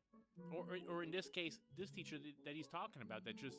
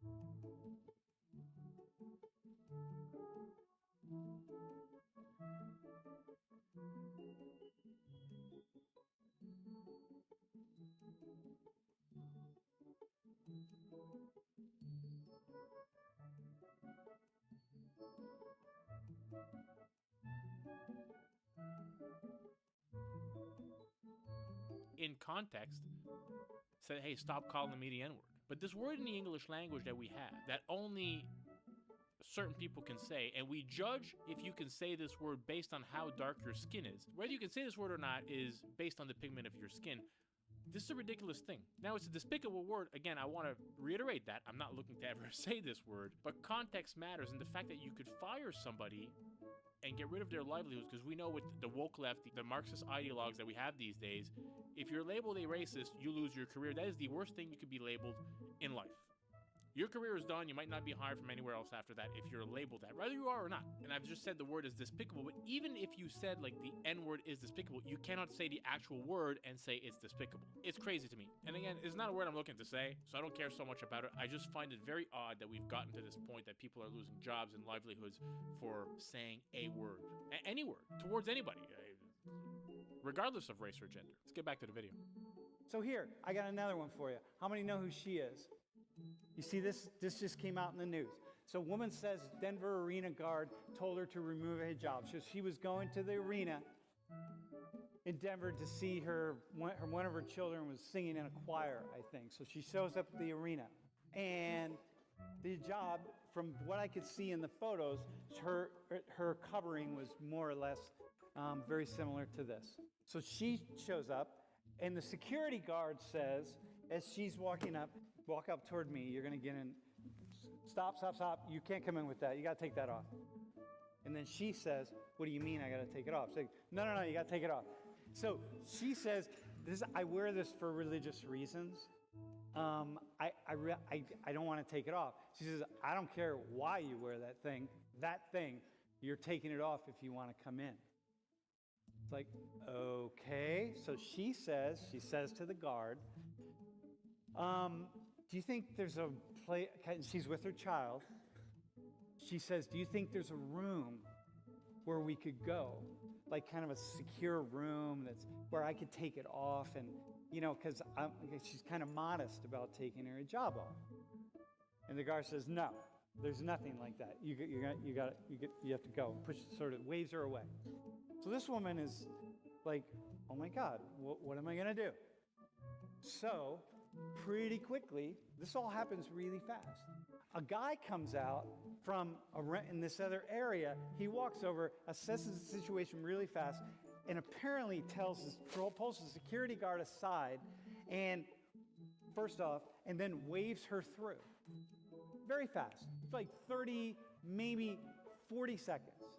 And then the security guard comes back out, so they talk to her briefly, and she comes back out and doesn't say anything, doesn't really interact with her, but this woman gets in. She goes through the metal detector. The metal detector goes off because her cell phone was in her pocket, and she had to come back and get the cell phone out and so on, and it was fine. And she gets in. So the whole thing takes an additional maybe 45 seconds or so, not very long. Okay, cool? Got it? So the idea is the security guard is clearly out of line. And it's a problem because you don't know what hijab is and you don't understand anything about this head covering and Muslim women and so on. And so, you know, come on, man, are you kidding me? What do you mean? She's coming to you saying it's for religious reasons. What do you know? Like, why aren't you aware? Why don't you know? Why don't you understand what's going on? So then this is a problem. So the Council on Islamic Affairs and Islamic American Relations, you know, they get involved and they put out press release and, you know, I forget what they said, but, you know, something like this is just really terrible. This is an indication of what happens to Muslim people and so on. And she didn't make like a major deal over it, but she'd put out a Facebook post and say, hey, this happened to me, and that's how it blew up. And it blew up such that when I went online, when I looked at it, it's everywhere. These are just images, but each one is the same story over and over and over again. Here's the problem with this. Here's what makes it complicated. What do you think about what you're thinking about the security guard? She's a 71-year-old African-American woman. So people are calling for her to be fired, calling for a lawsuit against the Denver Nuggets arena, calling for a lawsuit against the security company, calling for them, all sorts of things happening. The security guard, first off, she's 71 years old. I'm like, All right, man, you've been on the planet 71 years, but she's not up on hijabs. Can we go back to Papa John? We want to play in that world where you do one thing wrong, and we could even have arguments about what is and isn't wrong. What if he accidentally drops the N-bomb, but he was trying to say another word, and he accidentally said that one, and oh my God, how far do we want to go? So if we want to play in that world of utter condemnation for the slightest thing that we do wrong, the slightest mistake we made, well then the black security guards should get fired. The whole Denver organization could get sued. I mean, how far you want to go with it? First off, it's the same thing as the other story. It's like security guard. Can you just stop with the hand waving and you're not coming in here with that? First off, this woman said there were men in the lobby when they were getting with baseball caps on. Of course, and I'm like, she's not making that shit up because there are men everywhere with baseball. If there are more than 3 men, there's at least 1 baseball cap. So why are they getting in? You know what I mean? Come on. Or did you make them all take the cap off and see if there's something under the cap? Did you she's asking, can we go to a private room? Could you maybe we could just, I could take it off. I could show you I don't have anything underneath. No, we can't do that. Okay, so she could have just whipped it off. The men probably would just whip their cap off and be like, yeah, see, I'm good. All right, good. But she's not. It's different for her. Wearing a hijab, covering her hair is different than, you wearing the baseball cap or you or whoever. What I'm saying, I don't know. Nobody's right, nobody's wrong. All I know is when we start pointing our fingers at things, at people, 3 are coming back at us, and it's going to be a problem. Did this security guard get fired? Did she get fired? Yeah. Nah, they just pull her aside and be like, come on, man, let's bring you up to speed. Here's this thing, it's called a job. She was probably yeah, I kind of heard of them, but she probably doesn't know any Muslim women. She probably hasn't really thought. It's one of these things, just like he's asking, yeah, but I don't really know about the hijab. So I don't know, can you wear it? Just remember when we talked about hair? And people don't know about hair. They don't know about black hair. They don't know about anything. People don't know about anything. Right? You got to give it to Sam Richards. Making the students think, asking the right questions. Again, these videos are not about agreeing with him or disagreeing with him, but this is what teachers should be doing, having the conversations. The point used to be in these types of classes to learn to do some critical thinking. For Sam Richards to go out there as a older white dude, have these chats, I mean, I'm surprised he's still there, to be fair. And when he talks about that older lady, and there's a good chance she just doesn't know. And look, she could be a racist person against Muslim and not know anything about the hijab too, or she could just be ignorant about the whole thing. Who knows? But again, context will matter. But had she have been an older white man, I guarantee you she would have been fired and labeled a racist, and it would have made the news and the papers and all that stuff. This is why these classes are kind of important. These conversations are important because for the left, you will never achieve the moral standard that the woke left wants you to achieve. It will not happen. These ideologues on the left, they only focus on 2 things. They focus on race and they focus on gender. Had that older black lady been a white man, it would have been done. Let's get back to the video. Okay, so I am lucky enough to be enlightened in certain subjects. No, hang on. Not enlightened. Don't say enlightened. Okay, You're informed. lucky. You're I'm lucky enough, informed. or by chance, you know about certain things. So we'll go with what he said, and I have a couple of things. My first thing is, how do you have an 81-year-old 71 security guard in a athletic she's not really arena? a security guard. I mean, she's not chasing anybody down. Not like this dude or this dude. She's just taking tickets and stuff. It's like the guy on Barstool. If you ever saw the security guard at Beaver Stadium, who's barely touching the people that he's checking. It's kind of like that, I assume. Yeah. Oh, okay. Yeah, okay. And when you explain the situation, I feel like she's 100% wrong, because that's like asking. I feel like there's a lot of prejudice against the hijab, and like for someone to ask them to take it off, unless you're in an airport, that's a whole different situation, and me and TSA are not friends, so I'm cool with that. Yeah, I got it. But like my scenario would be like asking someone to take off their cross because you're wearing a cross, or like the Star of David or something. Okay, so let me just say the following. That's a really nice response. I will say the following. My imagination of her is actually that it's just as likely, instead of her being like really aggressive and she knows what it is and she's just like F you Muslims or whatever, right? She's actually just totally unknowing about any of it. She's like, no, you're wearing a hat. Like, no, take it off. Like, whatever. She's just as like, whatever.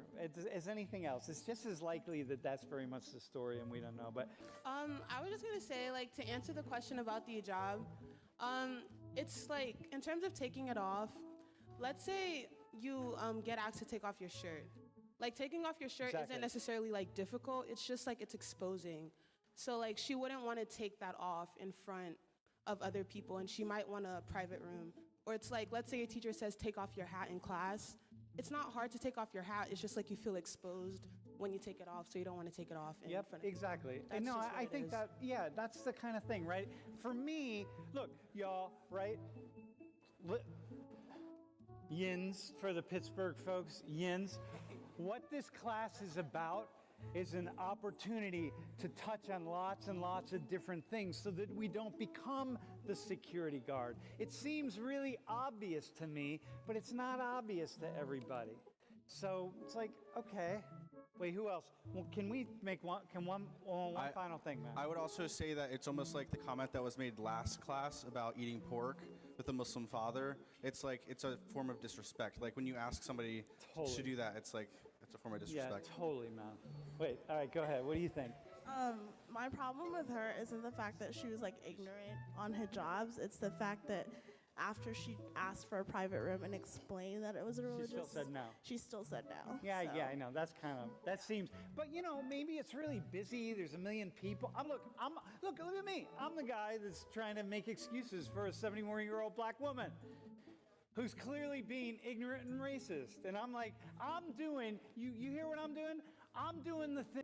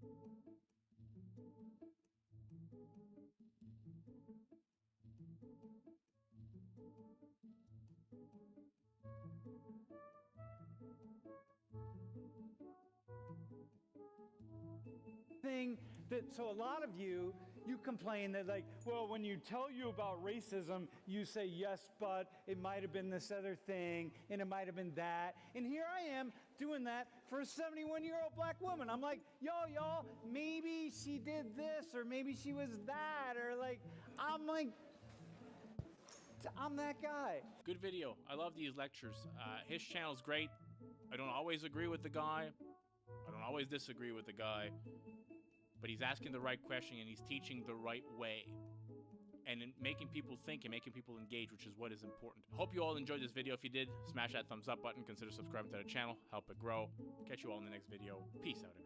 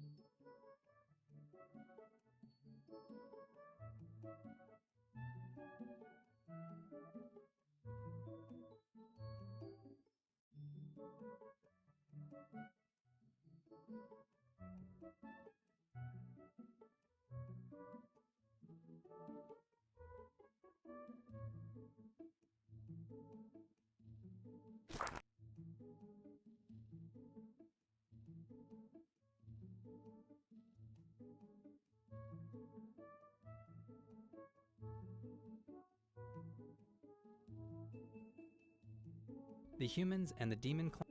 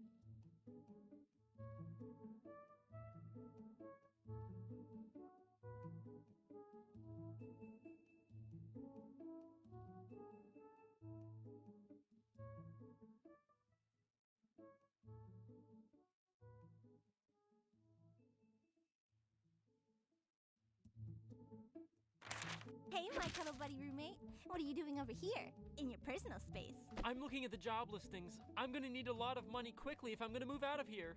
Why would you want to move out? Bro, you know she's just gonna find you again, right? Why would you want to find a job?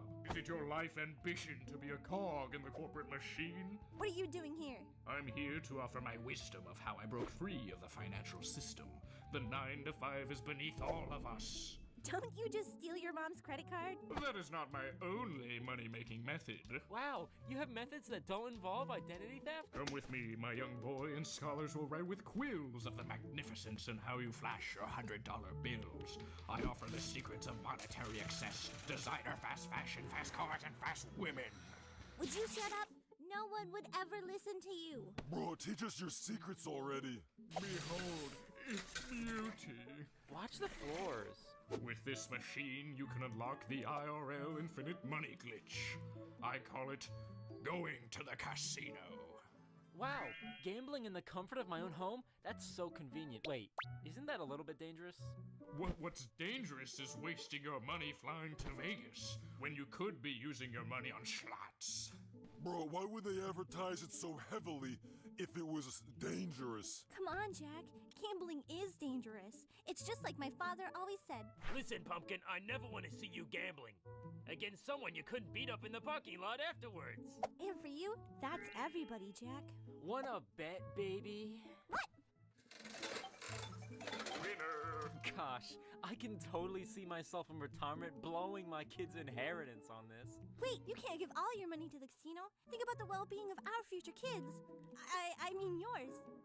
In my will, it's just gonna say give all my money directly to the 1%. I'm skipping the middleman. You know what, Turskit? You might be right. This is beneath me.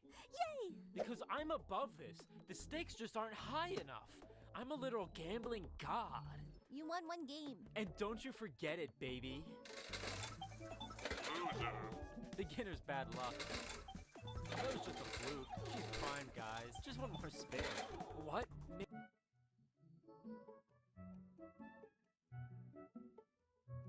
Maybe if I just keep gambling, I'll break even.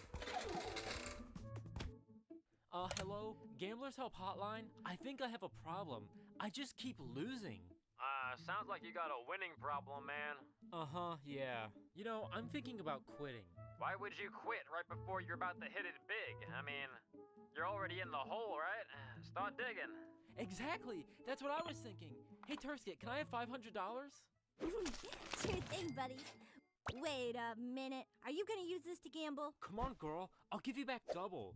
Do you take pain for? No, I'm not gonna be a part of your financial downfall. Then how about you be a part of my winner's circle? Come on, give me the money. You're not getting a single dollar. Bro, didn't you owe me like 20 bucks? Oh, sorry. You can have half.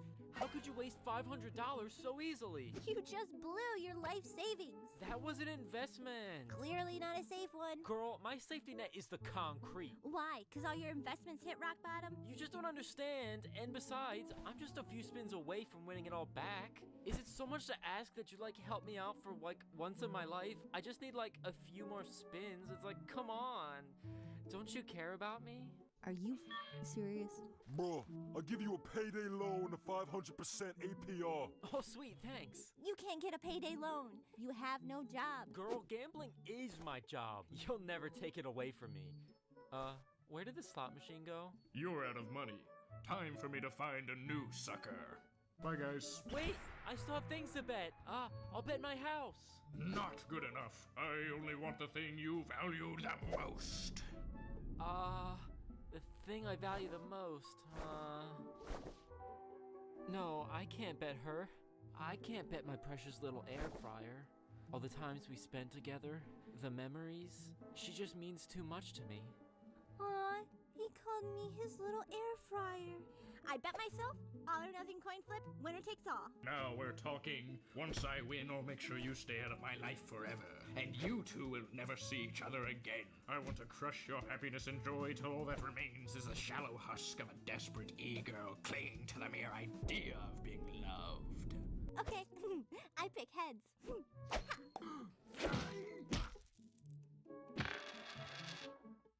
None of you idiots even think about breathing. Bro, I need to take a breath. Is this your first time breathing? Bro, I haven't had a good breath since '07. Listen here, you little, Oh no. Yay! You did it! You won! You broke even. Double or nothing. I bet my next day paycheck. Yeah, consider this your intervention. Wow, okay. I didn't know the fun police were in the building. Leave, or I'm gonna spray you with the garden hose. Oh, my game of fragrance. Bro, I guess we all learned a valuable lesson today.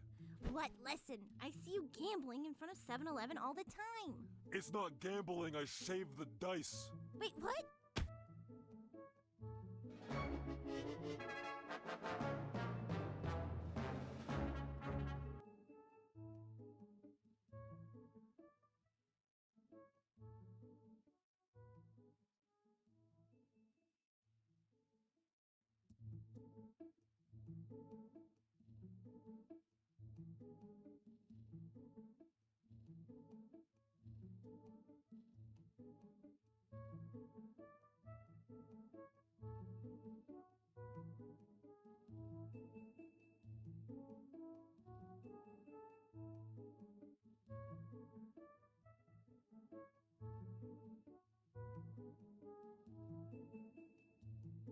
What do girls think men like, but really don't? 1. Fake lips. I simply don't get it. So many women look beautiful before then they turn up with a trout pout and it's like, huh? 2. The chase. We really don't like that. If it ain't mutual, it's a waste of time. 3. Playing hard to get. It's so frustrating for men to know that she likes you, but you need to jump through hoops just to prove you want her. 4. Being a relationship chameleon. I don't want or need you to have the same interests as me. I want you to be yourself and share your interests with me. 5. Acting dumb. I want a woman whose brains kick my brains butt. 6. Putting down their friends in front of you. It disgusts me. If I'm chatting with you and your friend comes over, don't bully her half to tears. That just makes me feel horrible about talking to you at all. 7. Perfumes that stink out an entire shop when they walk in. 8. Oversized, flappy eyelashes. What is the point? Are you gonna blink at me when I need cooling down? 9. I feel like a lot of girls think that guys like toxicity. Things like who the F is she? Whirlpool dryer gets hot, doesn't spin.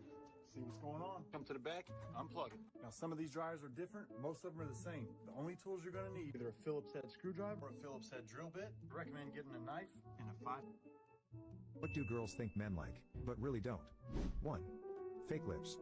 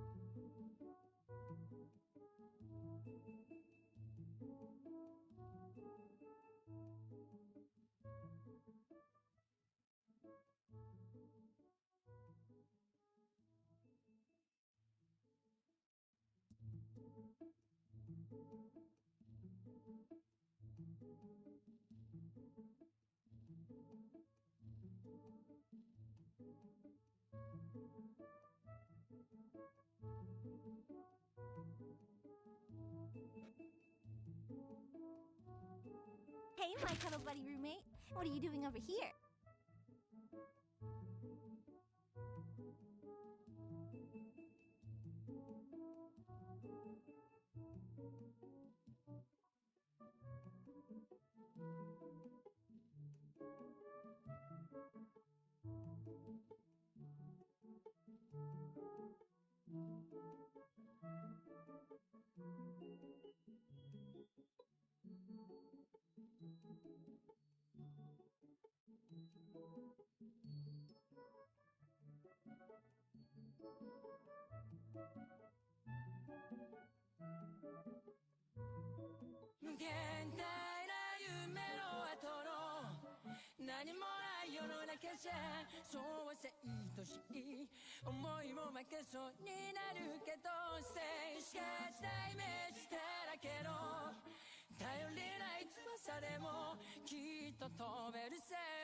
Oh yeah 無限大な夢の後のやるせない世の中じゃそうは社長式外れも悪くはないから Stay so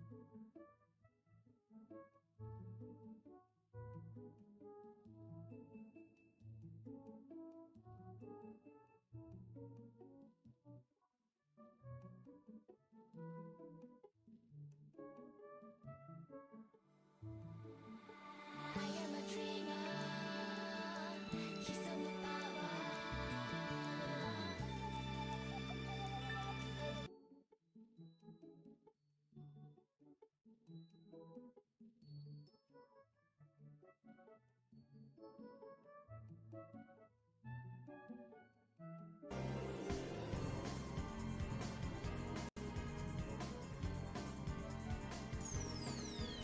闇の力を試し限り真の姿を我の前に示せ。契約のもとサクラが命じる。レディー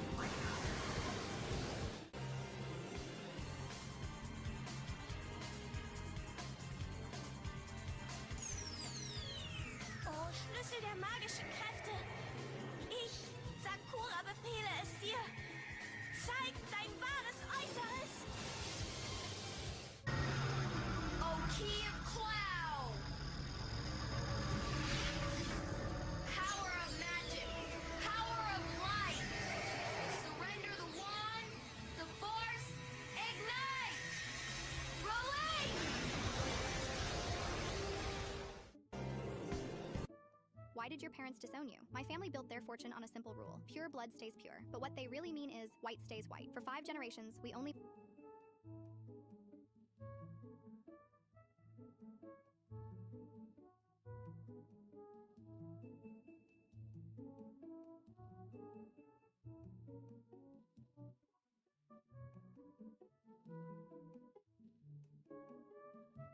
Facilitate illegal immigrants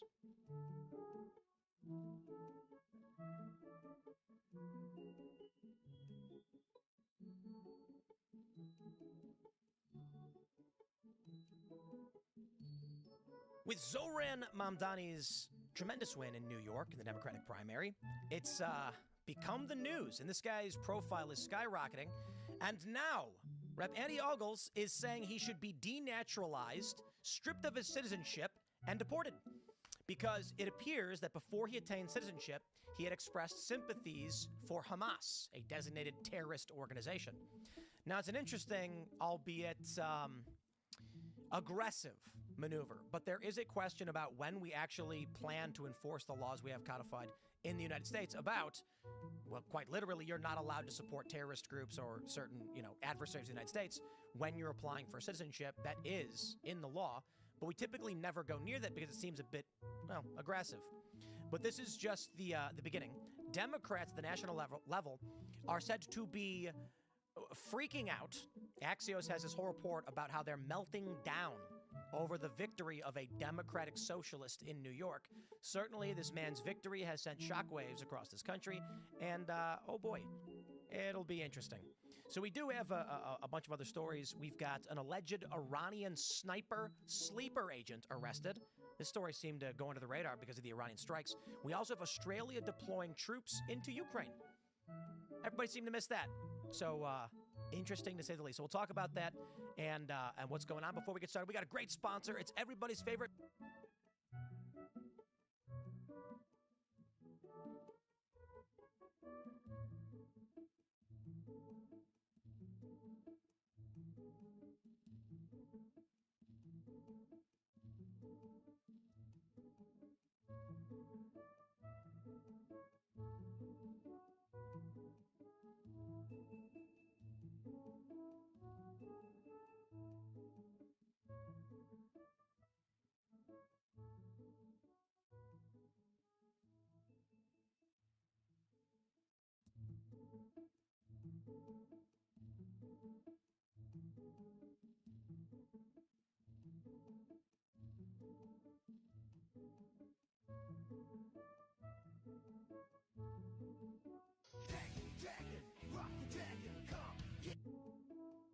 I wanted to join the military.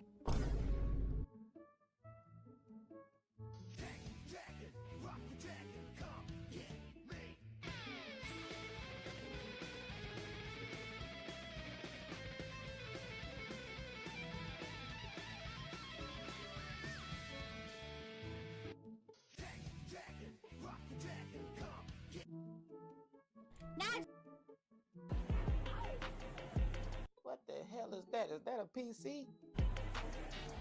Or a speaker? I'm confused. Why would you even put something like that in your house if it's a PC? Damn sure can't put it in your room. That shit too damn big. It had your room feeling like an oven. What the hell is that? Is that a PC? Or a speaker? I'm confused.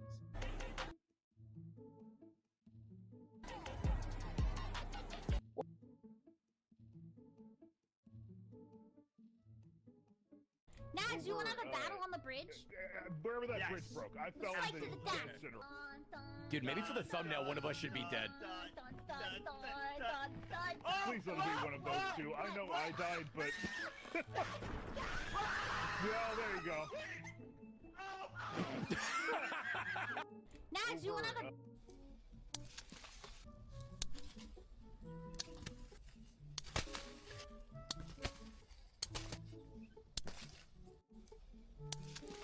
This grandfather has never changed his profession, and the thing is that since he was 5 years old, he started to help his mother create paper in the old traditional way. And now, in his 76 years, he also creates paper the old way, where first you have to make cellulose water, in which you then dip a bamboo sheet and you get paper, which is left to dry. Give a like to Grandpa for his years of hard work. This grandfather has never... After this guy lost his first ever jiu-jitsu match, he got mad and decided to show his opponent a middle finger. That's because the other fighter is actually his best friend, and he just tried to act jealous as a joke. But this soon ended up being a huge mistake, because when the judges saw what he did, they decided to ban him for 1 year. But the craziest part is that it wasn't even a middle finger, it was an index finger. After this guy lost his first ever jiu-jitsu match, he got mad and decided to show his opponent a middle finger. That's because the other...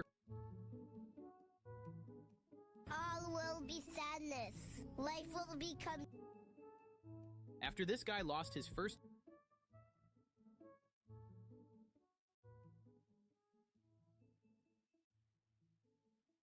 All will be... Hey! We fight each other, we lose. Dear God, it's him. Who? The what? The super... I wanted to join the military. But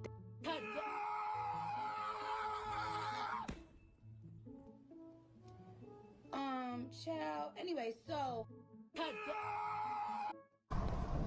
This right here is a prime example why you need to watch your speed and how hard you hit the brakes when the roads are wet and in inclement weather.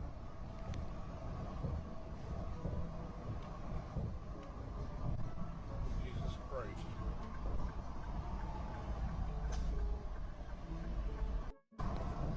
This right here. This kid tricks everyone.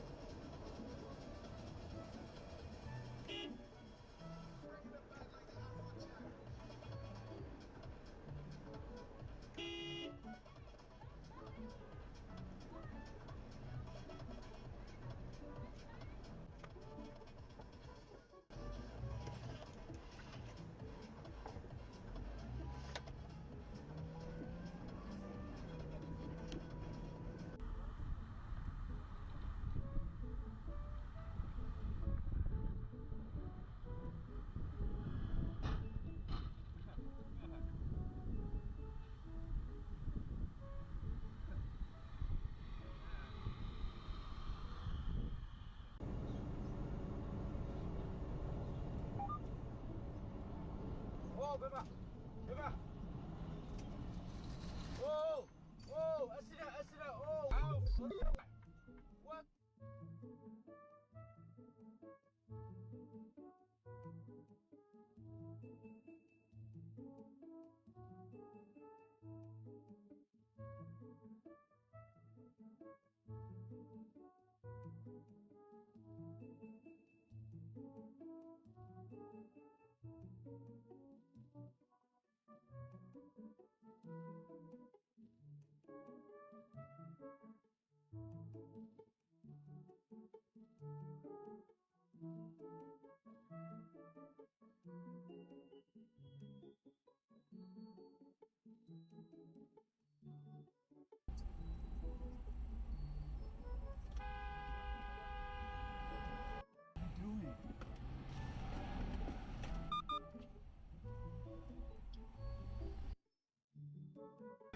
I don't know what the he's doing.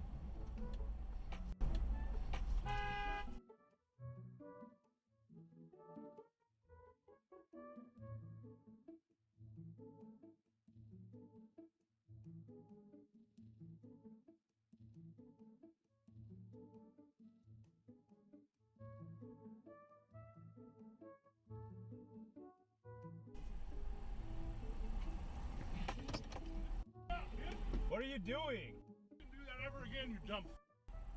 You're a f***ing piece of shit. Dude, what the hell? What happened? He just threw trash in my truck. What happened? He's coming off. You have reached 911. If you need help, press any key now or say help. Help. Please hold while I transfer your call. You have reached Washington County. I'll let you go. Bye. 40.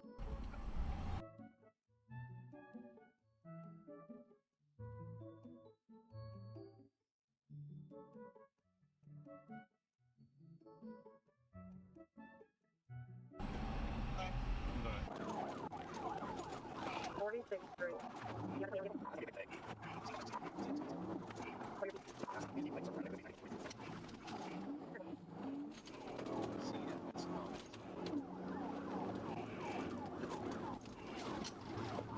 We're coming for you. Yeah. I wrecked out. 10-4, my brakes locked up on me and I slid out. Yeah, I'm okay. Yeah, I'm good. I'm okay. Oh my God, I'm fine right back here. Yes, no, I'm fine.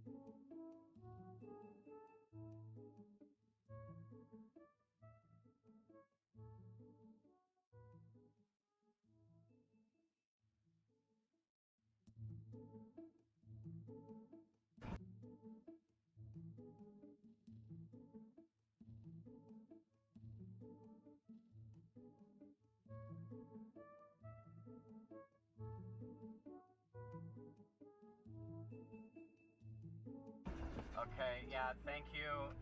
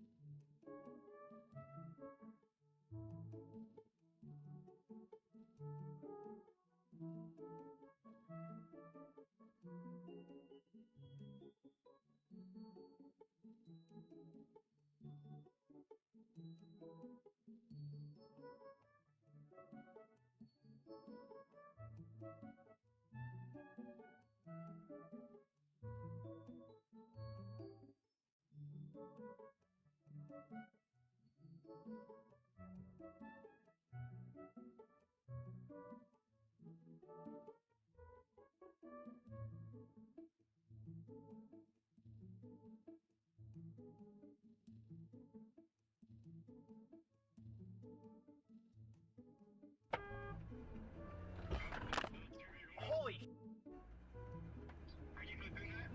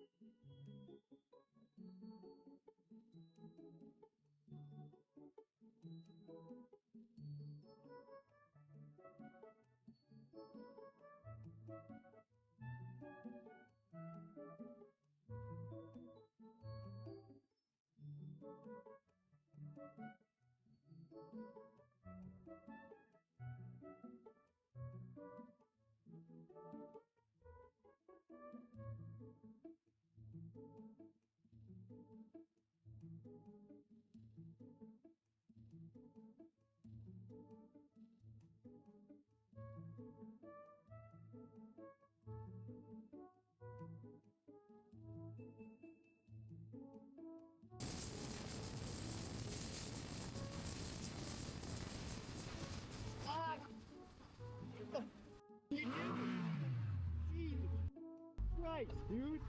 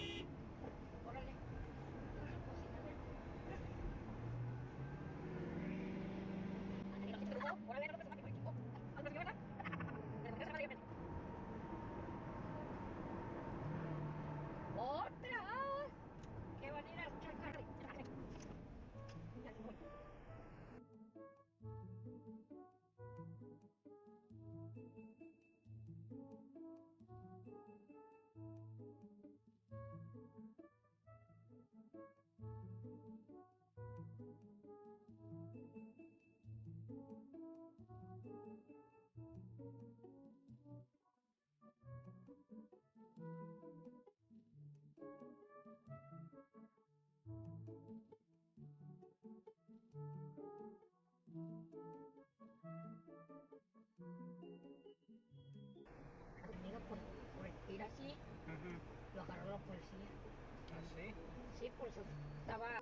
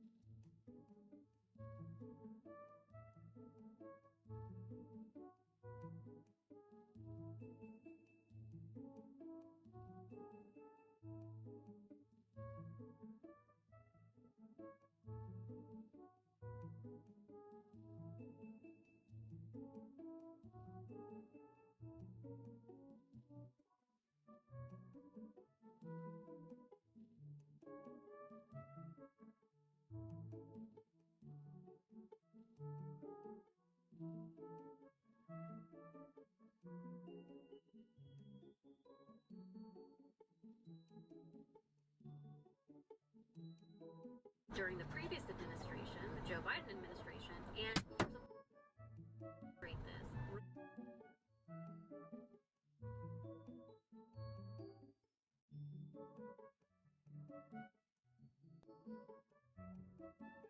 During the previous administration, the Joe Biden administration,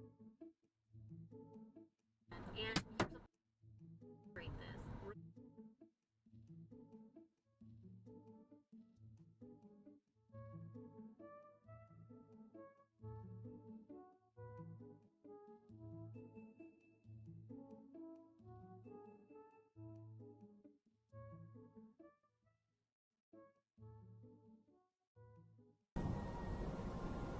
So pay attention to the right side of the screen. There's a red SUV undertaking the FedEx truck in the exit ramp.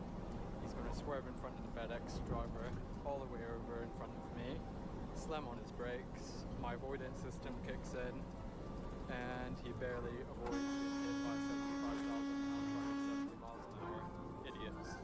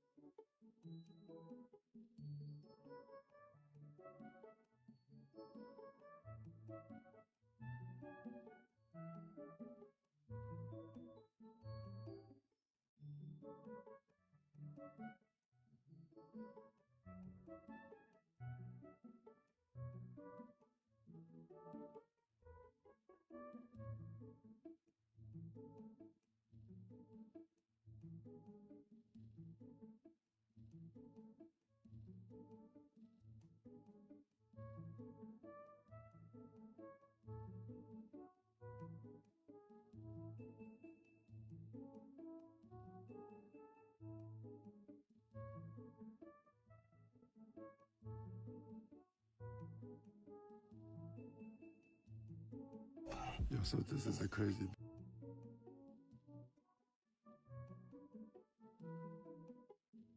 video right here. So I see these two guys. I cut this guy off. He's mad. So this guy comes out the window.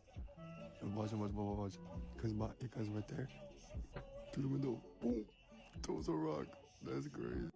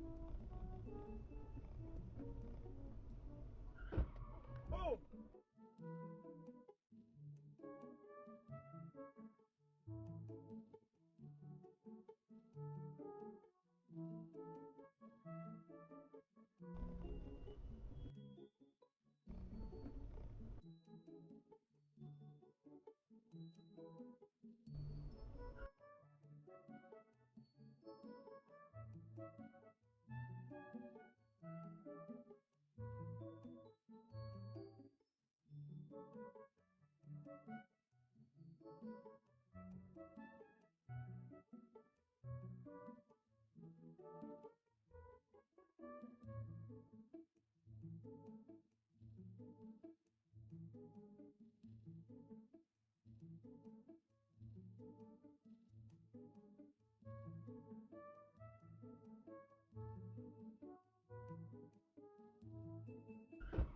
Oh.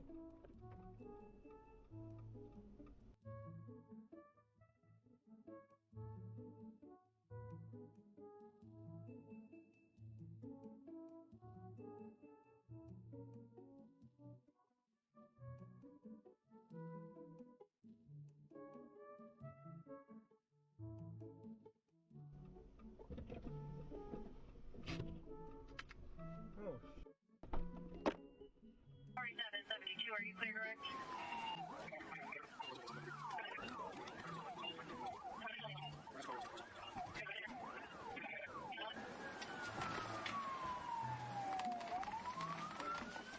I went around the six. One around the sticks.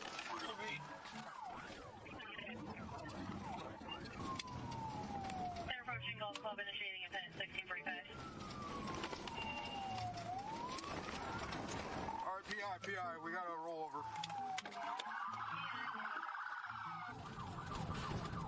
PI, we got to roll over.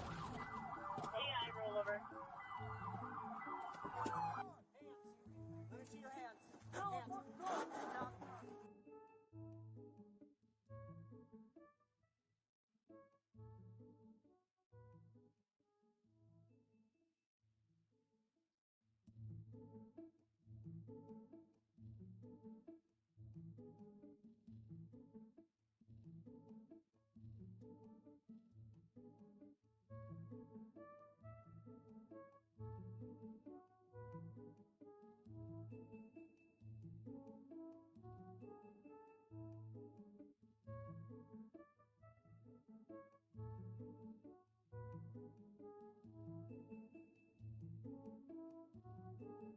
Girl!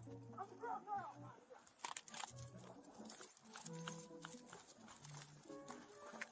You alright? You're alright? Just you.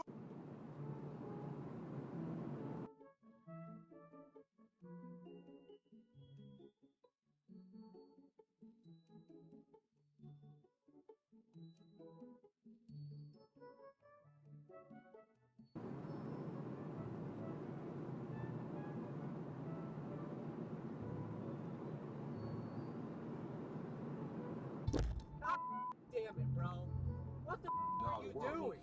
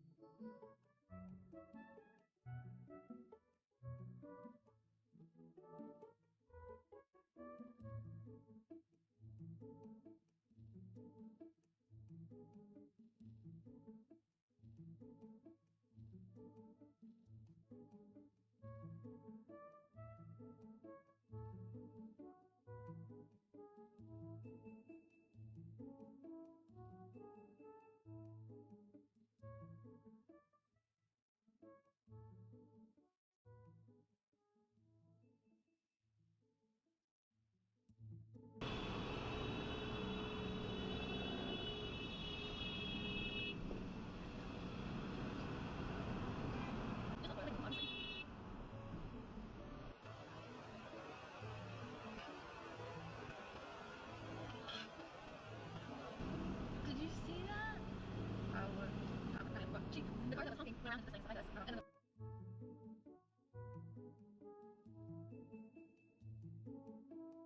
the SUV pulled up, and then as that car drove past her, she threw water.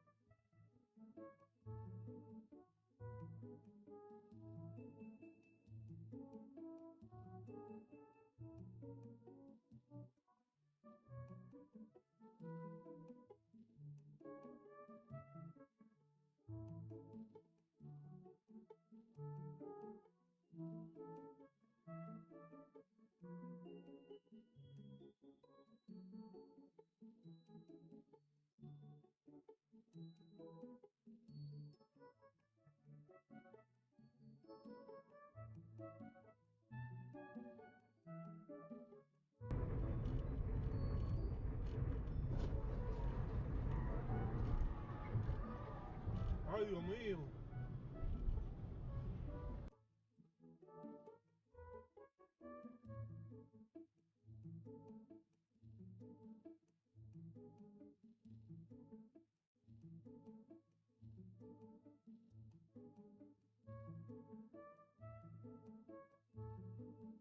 Mío. Ay, Dios mío.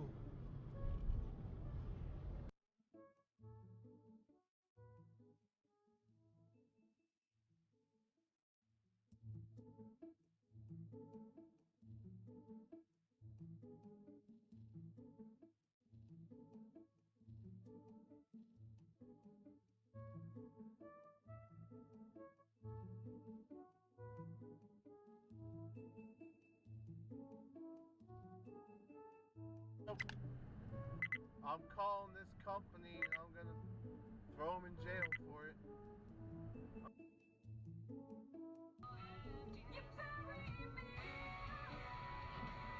Cabrón, ¿y eso que no está qué pedo? ¿Se fue ya?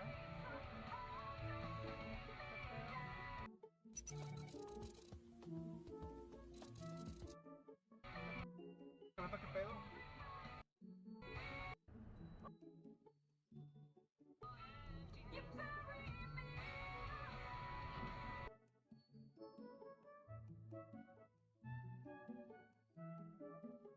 Cabrón.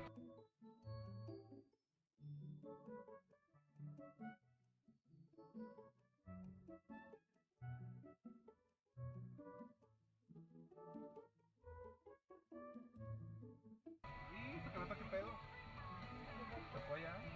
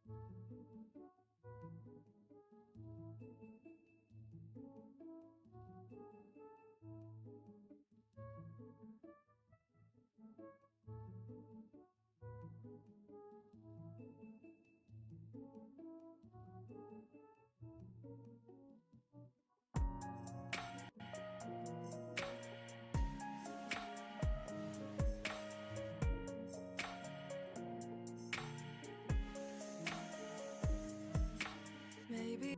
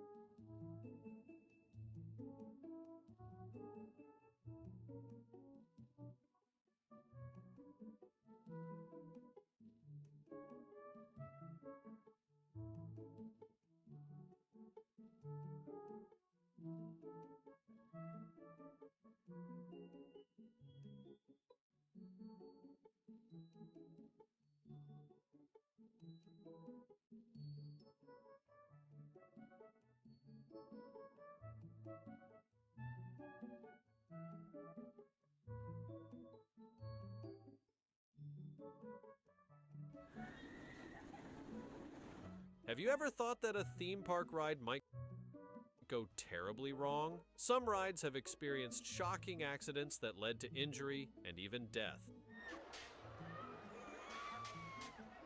Picture this, a car dangling off the tracks of a roller coaster with two riders falling over 30 feet to the ground. From the horrors of cosmonaut chaos to the human catapult that turned catastrophic, these incidents left people in disbelief. In this video, we'll share 20 insane theme park ride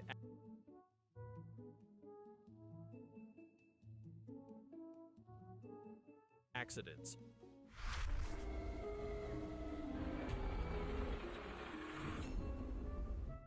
Number 20. Cosmonaut Chaos. Divo Ostrov, amusement park in St. Petersburg. Russia was home to an exhilarating ride called the Rocket. This ride wasn't for the faint-hearted, as it sent riders 200 feet into the air and spun them around to simulate the feeling of space travel. For those eager to experience zero gravity, it was an adrenaline rush like no other. But in 2010, what should have been a thrilling adventure turned into a disaster. During one ride, disaster struck when a cable snapped. With passengers suspended high in the air, they were left dangling helplessly, trapped in mid-air. Emergency crews responded quickly, but the rescue took over an hour.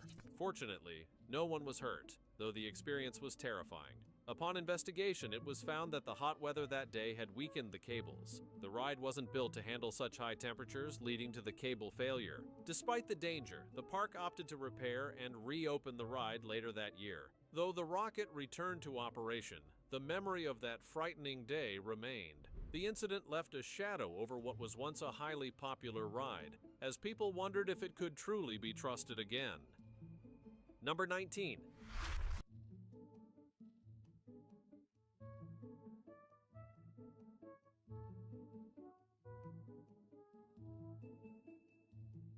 Med Olympus Catapult Incident. Human catapult rides have been thrilling adrenaline junkies for years, offering an experience like no other. These rides launch riders into the sky at incredible speeds, often reaching 450 feet in the air.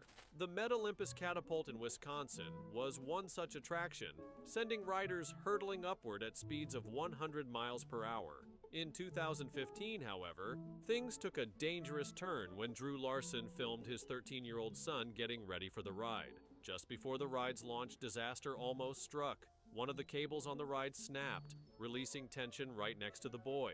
Miraculously, the boy was unharmed, but the situation could have been catastrophic. Steven, drop a beat! The tension on these cables reached up to 40 tons, and had the boy been slightly off-center, the outcome might have been deadly. Despite having passed all previous inspections, the ride was shut down immediately and removed within 2 days. This close call highlighted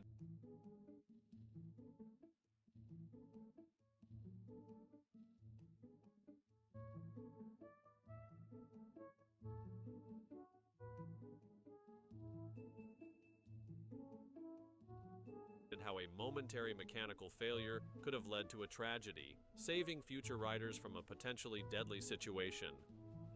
Number 18. The Flight Commander Tragedy. Since its debut in 1976, the Flight Commander ride at Kings Island in Ohio had entertained countless visitors. The ride allowed passengers to sit in small pods that could rotate 360 degrees using a joystick. Riders were lifted up to 60 feet in the air while they spun around, giving them a thrilling sensation of control. However, in 1991, tragedy struck when a woman, riding solo, slipped out of her pod and fell more than 60 feet to the ground. Investigators were initially puzzled as the woman was securely fastened with both a lap bar and shoulder harness. The mystery was solved when it was revealed that the woman had been intoxicated. It was believed that her limp state, caused by the alcohol, allowed her to slip out of the restraints. Despite the tragic outcome, the ride was temporarily closed but reopened in 1992. However, due to its poor reputation and a series of other issues, it was permanently shut down in 1995, marking the end of the Flight Commander's run. Number 17. Vertical Accelerator Close Call. In 2019, Two brave men geared up for a ride on the vertical accelerator at Cobra Adventure Park in Florida. This slingshot ride launches passengers 160 feet into the air, sending them soaring high above the ground. As they prepared for the wild ride, something seemed off. Upon closer inspection, it became clear that one side of the ride's cables was visibly stretched and worn. Just as the operator was about to release the ride, disaster nearly struck. One of the cables snapped, putting the riders in a perilous position. Luckily, the operator quickly noticed the issue and prevented a tragedy from unfolding. Despite the close call, Cobra Adventure Park released a statement claiming that all of their rides met safety standards. However, the footage from the ride made it hard to believe their claims. The vertical accelerator was closed immediately, and the park's statement did little to reassure the public. As of now, the ride remains at the park, serving as a stark reminder of how close this incident came to being a disaster. Number 16. Ride of Steel Tragedy.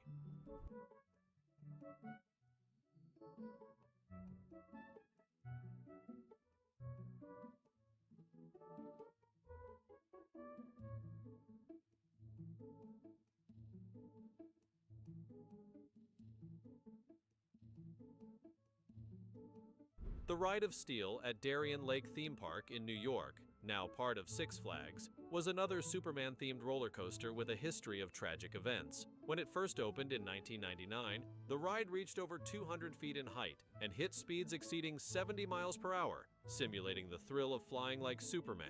But in 2011, disaster struck. Sergeant James Hackemer, a war veteran who had lost both of his legs in service, boarded the ride. As the coaster raced around the track, Hackemer was ejected from his seat as the train approached a hill. He fell to his death, and the investigation revealed that the ride's safety guidelines required all riders to have two functioning legs. Although Hackemer's disability was known, park officials allowed him to board the ride. Rumors suggested a park employee encouraged Hackemer to ride, but he had declined a safety brochure, claiming he already understood the risks. The park was held liable, and Hackemer's family received a settlement. This was not the first issue for the Ride of Steel. In 1999, a man over 300 pounds slipped from the restraints and fell 10 feet to the ground, resulting in a $2.85 million payout. After further safety adjustments, the ride continued to operate. Number 15. Tsunami Ride, Disaster. At M&D's theme park in Scotland, the Tsunami Ride was an inverted steel roller coaster that wowed visitors with its loops and thrills. Originally a traveling attraction, the Tsunami arrived at the park in 2004 and quickly became a favorite. But in 2011, things went wrong when the ride broke down, leaving riders stuck 60 feet in the air for a terrifying 8 hours. They were finally rescued by emergency responders using ropes to lower them to safety. The ride's troubles didn't end there. In June 2016, the Tsunami derailed after hitting a support beam at 40 miles per hour. The crash sent the train plummeting 30 feet, injuring 2 adults and 8 children. Fortunately, no one lost their life, but the health and safety investigation that followed revealed shocking details. The axles had been improperly welded during recent repairs, causing them to fail. The ride inspector who approved the repairs was banned, and M&D's theme park was fined nearly $100,000. The Tsunami Ride was removed, and the park faced intense scrutiny for the safety breaches that led to the accident. Number 14. The New Texas Giant Incident. When the New Texas Giant debuted in 1990, it broke records as the tallest wooden roller coaster in the world. Standing 140 feet tall and reaching speeds of 65 miles per hour, it was an exhilarating ride. After renovations in 2009, the ride reopened as the New Texas Giant in 2011, offering a smoother experience. But in July 2013, tragedy struck when a larger woman fell from the train during a steep drop and fell 75 feet to the ground. Sadly, she didn't survive. An investigation revealed that the ride's lap bar system, which only secured riders at the waist, wasn't enough to hold passengers during high-speed turns. Witnesses reported that the woman had expressed concern about her lap bar not clicking properly before the ride started. After a quick check, the ride attendant assured her everything was fine. The investigation concluded that her size and the attendant's oversight contributed to the tragedy. As a result, the ride was closed for 2 months for redesigns, including new lap bars and seat belts to improve safety. Number 13. The Vortex Ride Disaster. Thorpe Park, known for its thrilling rides, faced a terrifying incident in 2018 involving the Vortex ride. This ride swings passengers high into the air while twisting them around on a large mechanical arm, offering a dizzying experience. However, during one routine operation, a large piece of foam detached from one of the seats and plummeted toward the riders below. Miraculously, the object missed them by mere inches, causing a terrifying close call. The ride was immediately halted as staff feared a larger mechanical failure. Upon inspection, it was discovered that the foam piece was simply from a seat that had been out of order. Though the situation was alarming, the ride was quickly reopened after a few routine safety checks. Despite the relief, the incident serves as a stark reminder of how quickly a ride can turn from thrilling to dangerous. Number 12. Hypersonic XLC Shutdown. At King's Dominion in Virginia, the hypersonic XLC became infamous for its long wait times, with riders spending up to 2 hours in line for a 20-second ride. This short but intense ride launched passengers from 0 to 80 miles per hour in just 1.5 seconds, sending them up a 165-foot hill before plunging them down the other side. When the ride debuted in 2001, it became an instant favorite due to its unique air compression system.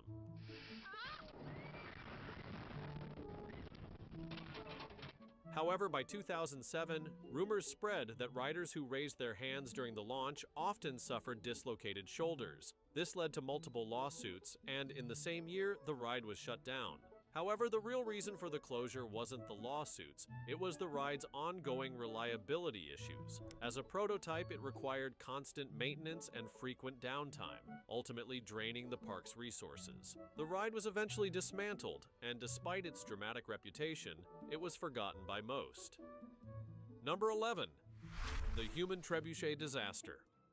In the 1990s, a daring and somewhat bizarre attraction was set up by the Dangerous Sports Club in England, offering thrill seekers the chance to experience something truly unique. Located on a Somerset estate, the club constructed a giant trebuchet, a medieval siege weapon originally designed to hurl large objects over walls. But instead of using the machine for its intended purpose, they decided to launch people from it. For just 40 pounds, participants could be fired 100 feet across the countryside and land in a distant net. While it may sound thrilling, the ride was undeniably risky. One woman, Stella Young, managed to land in the net, but the impact caused her to bounce out, resulting in severe injuries, including a broken neck and pelvis. Rather than closing the attraction, the club opted to add a larger net and strapped participants into a protective ball to prevent further injuries. But the dangers became tragically undeniable in 2002, when Kostadin Jankov, a student, missed the net entirely and lost his life after being launched from the trebuchet. Following this heart-wrenching accident, the dangerous ride was finally shut down for good, putting an end to the ill-fated human trebuchet. Now it's time for the sweet topic. The man on the left was having a wonderful time on a theme park ride, as this charming photo shows. Look at him smiling and giving a thumbs up. Seems to have been having a wonderful time. Sadly, it was not too long. Things went seriously wrong, very fast. A loose bar from an overhang on the ride broke free, falling towards him. We've had to blur out what happened next, but you can get an impression from the image on the right. The pole fell towards him, piercing his skull and killing him instantly. Thankfully, theme park ride accidents are rare, but when they happen, like this, it is tragic. As always, let us know your thoughts in the comments section down below using the hashtag #SweetTopic. Number 10. The Smiler's Tragic Collision. When the Smiler opened at Alton Towers in England, it set records as the world's most intense inverted roller coaster, featuring 14 inversions. With such a thrilling promise, it quickly became one of the park's most anticipated rides.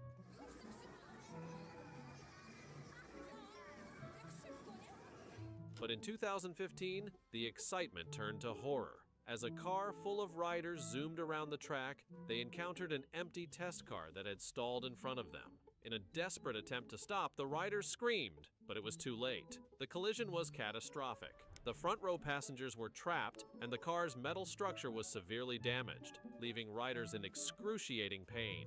Rescue teams worked tirelessly for hours to free the trapped passengers. Sadly, 2 young women in the front row lost their legs due to the severity of their injuries. The Smiler was immediately shut down, and an investigation revealed that earlier in the day, a fault had been detected. However, operators ignored the safety warnings and allowed the ride to continue. This tragic mistake resulted in a lawsuit against the park's parent company, Merlin Group, who had to pay millions in compensation. Despite the fallout, the Smiler reopened just 9 months later, though many continued to question whether the ride's safety issues had truly been addressed. Number 9.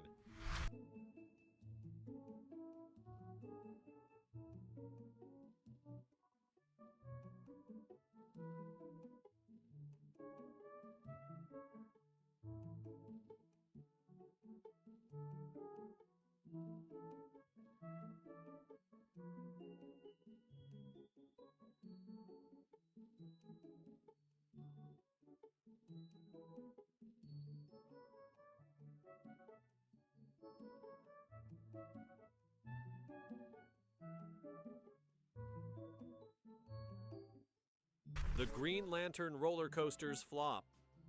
The Green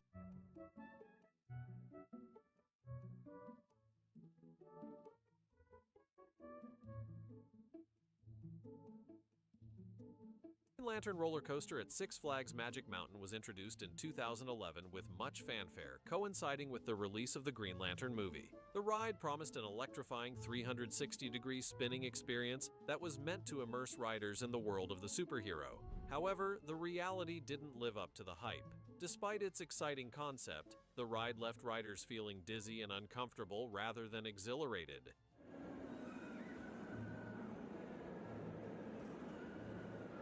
The track was 825 feet long, but the coaster's top speed was only 37 miles per hour, which failed to deliver the adrenaline rush most thrill seekers expected. Instead of feeling like soaring through the air, riders were tossed around like a chaotic pinball. The awkward design of the ride led to widespread complaints of disorientation and discomfort. As the negative reviews mounted, the coaster was closed in 2017 after just 6 years of operation. 2 years later, it was dismantled, leaving behind a short-lived and disappointing attraction that never lived up to its promise. What had started as a highly anticipated addition to the park ended up as a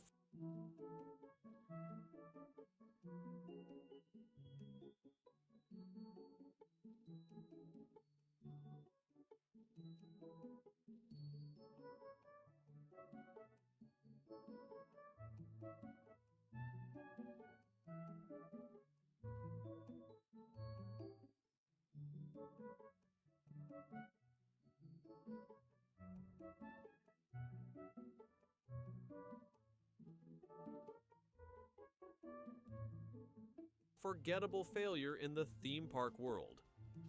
Number 8. Adlerflug's controversial design.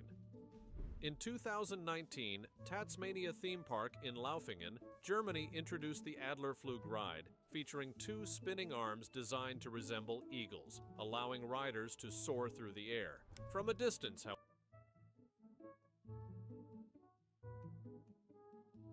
however, these arms had an unfortunate resemblance to hate symbols, particularly those with negative connotations in Germany, where displaying such symbols is illegal. The design quickly sparked outrage due to its unsettling appearance, leading to public outcry.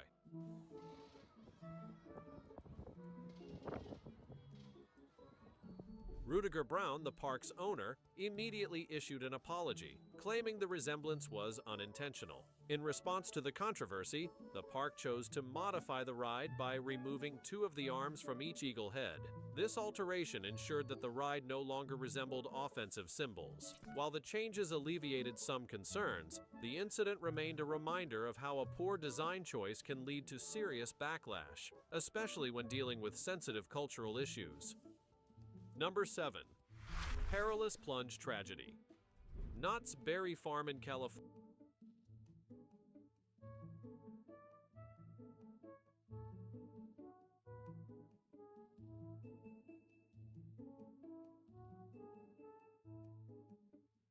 California has long been known for its thrilling rides, but one of its most infamous attractions was the Perilous Plunge Water Ride. Opening in 2000, the ride became famous for its 115-foot drop, a heart-stopping experience that promised to send riders plummeting into the water below.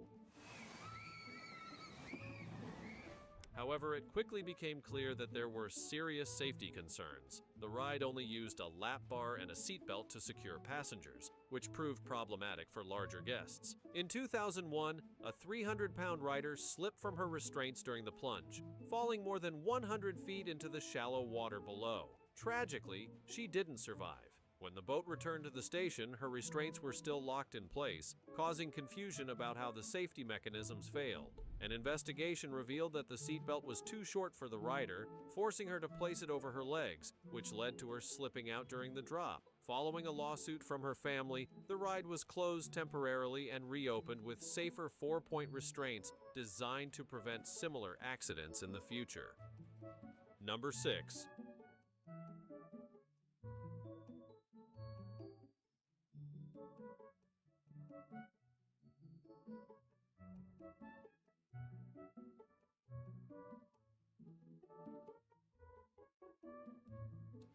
OPA coasters malfunction.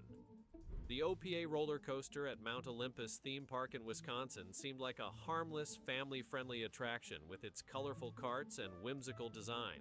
However, in 2014, what should have been a fun ride turned into a nightmare. Anthony Thyssen was enjoying a ride with his grandchildren when the safety bar malfunctioned. As the coaster approached a sharp turn, Anthony was violently ejected from his seat and fell 17 feet to the concrete below. This fall was like dropping from the height of a 1.5-story building, and the impact was devastating. Although Anthony was placed in a medically induced coma for a month, he miraculously survived. Investigations revealed that the lap bar failed to properly secure him, which led to the tragic fall. The incident prompted a re-evaluation of safety procedures at the park, and the OPA coaster was permanently closed. The ride, once thought to be an innocent family attraction, would now be remembered for its fatal flaw and eerie, colorful design. Number 5. Fujin Raijin 2's deadly accident. X-Poland, a theme park in Japan, had operated since 1972, with the Fujin Raijin 2 roller coaster being one of its main attractions. Built in 1992, this steel coaster was a unique experience, with riders standing up while strapped into the ride. It raced along a half-mile track at speeds of 70 miles per hour, and for 15 years, it operated without any significant issues. However, in 2007, tragedy struck during a routine ride. As the train neared a circular section of the track, the wheel axle of the second car broke, causing the car to tip sideways. The ride continued for nearly 1,000 feet before crashing into a guardrail, bringing it to a sudden halt. Tragically, a young woman lost her life, and 19 others were injured. The subsequent investigation revealed that the axles had not been replaced in 15 years and were never part of routine inspections. This oversight led to the ride's permanent closure and a broader reassessment of safety protocols. X-Poland eventually shut down in 2015, unable to regain the public's trust after the deadly accident. Number 4. Son of Beast's legendary failure. The Son of Beast roller coaster at Kings Island in Ohio was once hailed as the world's tallest and fastest wooden coaster when it opened in 2000. At 218 feet tall and with speeds of 78 miles per hour, the coaster was designed to push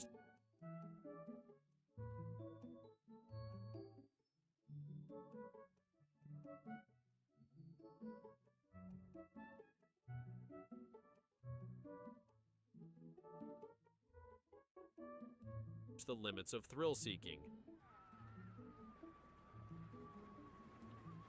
It was also notable for featuring the only loop on a wooden coaster, making it an exciting addition to the park. However, the ride quickly became infamous for its roughness and harsh, jerky movements. In 2006, the coaster's violent shaking caused serious injury when a broken support beam jolted a train, sending 27 riders to the hospital. The ride was shut down for repairs but reopened in 2009. Unfortunately, another incident occurred, this time resulting in head trauma for a rider. Following this, the park made the decision to close the ride permanently, and it was eventually demolished in 2012. The Son of Beast's reputation as a thrilling but dangerous ride led to its early retirement, leaving behind a legacy of broken bones and unsettling memories. Number 3.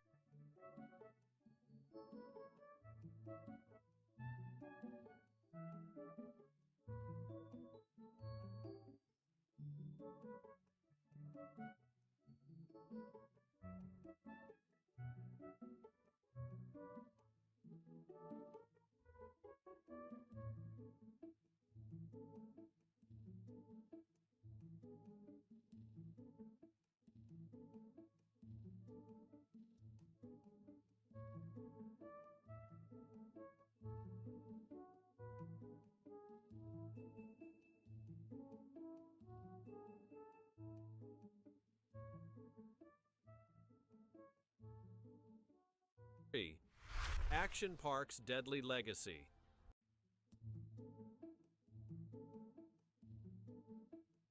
Action Park in New Jersey earned the nickname Class Action Park due to its notorious reputation for accidents. Operating from 1978 until its closure in 1996, the park became infamous for its dangerous attractions. One of the most outlandish was the Cannonball Loop, an enclosed slide where riders would go through a loop before splashing into the water. The ride was poorly designed and lacked proper padding, resulting in many injuries, including missing teeth. The park was so dangerous that no insurance company would cover it, forcing the CEO to set up his own insurance company to illegally insure the park. Among the many incidents, the Cannonball Loop was shut down after only a month due to severe injuries. In its 18 years of operation, Action Park was the site of countless accidents, including broken bones, head trauma, and tragically, 6 fatalities. Despite the dangers, the park continued to operate until it finally closed its doors in 1996, leaving behind a dark legacy of negligence and chaos. Number 2. The Dueling Dragons Accident. Universal Studios. Orlando introduced a thrilling dragon-themed roller coaster called Dueling Dragons in 1999. This ride featured 2 massive trains racing dangerously close to each other, simulating a battle between 2 fearsome dragons. The intensity of the dueling action made the ride one of the park's most popular attractions. In 2011, the ride was rebranded as Dragon Challenge and relocated to the wizarding world of Harry Potter. However, shortly after the rebranding, tragedy struck. During a loop, a rider was struck in the face by a flying object from the other train. The impact was so severe that the rider tragically lost an eye. Following this, Universal Studios took immediate action to prevent further incidents by staggering the rides. Instead of racing simultaneously, the trains were now launched at different times. However, this modification significantly reduced the excitement of the ride. By 2017, Dragon Challenge was closed permanently, and the thrilling dragon battle that had once thrilled riders was replaced by newer attractions. The ride's dangerous legacy marked the end of an era for Universal.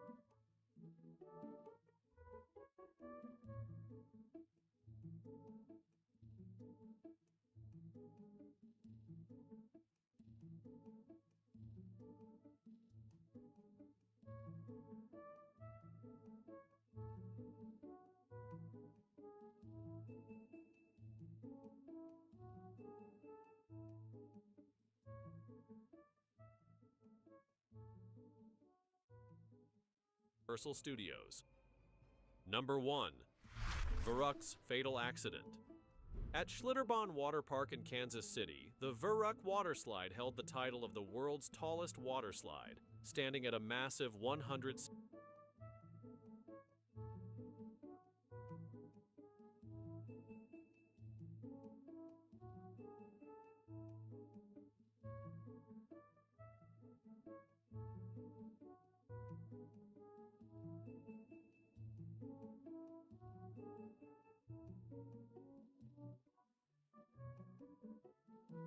68 feet. Riders would plummet down a 17-story drop before speeding over a 5-story slope at speeds of up to 70 miles per hour. Bad and the ugly. Despite concerns during test runs about the rafts becoming airborne if overloaded, the park chose to add netting around the slide instead of fixing the design flaws. In 2014, the ride opened, with the park setting specific weight limits for the rafts. Tragedy struck in 2016 when a 10-year-old boy was ejected from his raft and died during the ride. 2 women in the same raft were also severely injured. Investigations revealed that the uneven weight distribution caused the raft to become airborne, leading to the fatal accident. The Verict slide was shut down and dismantled later that year. The incident also led to new laws prohibiting theme parks from conducting their own safety inspections, ensuring that future tragedies like this would not happen again. Are you afraid of roller coasters or do you love them? Let us know in the comments below. See you.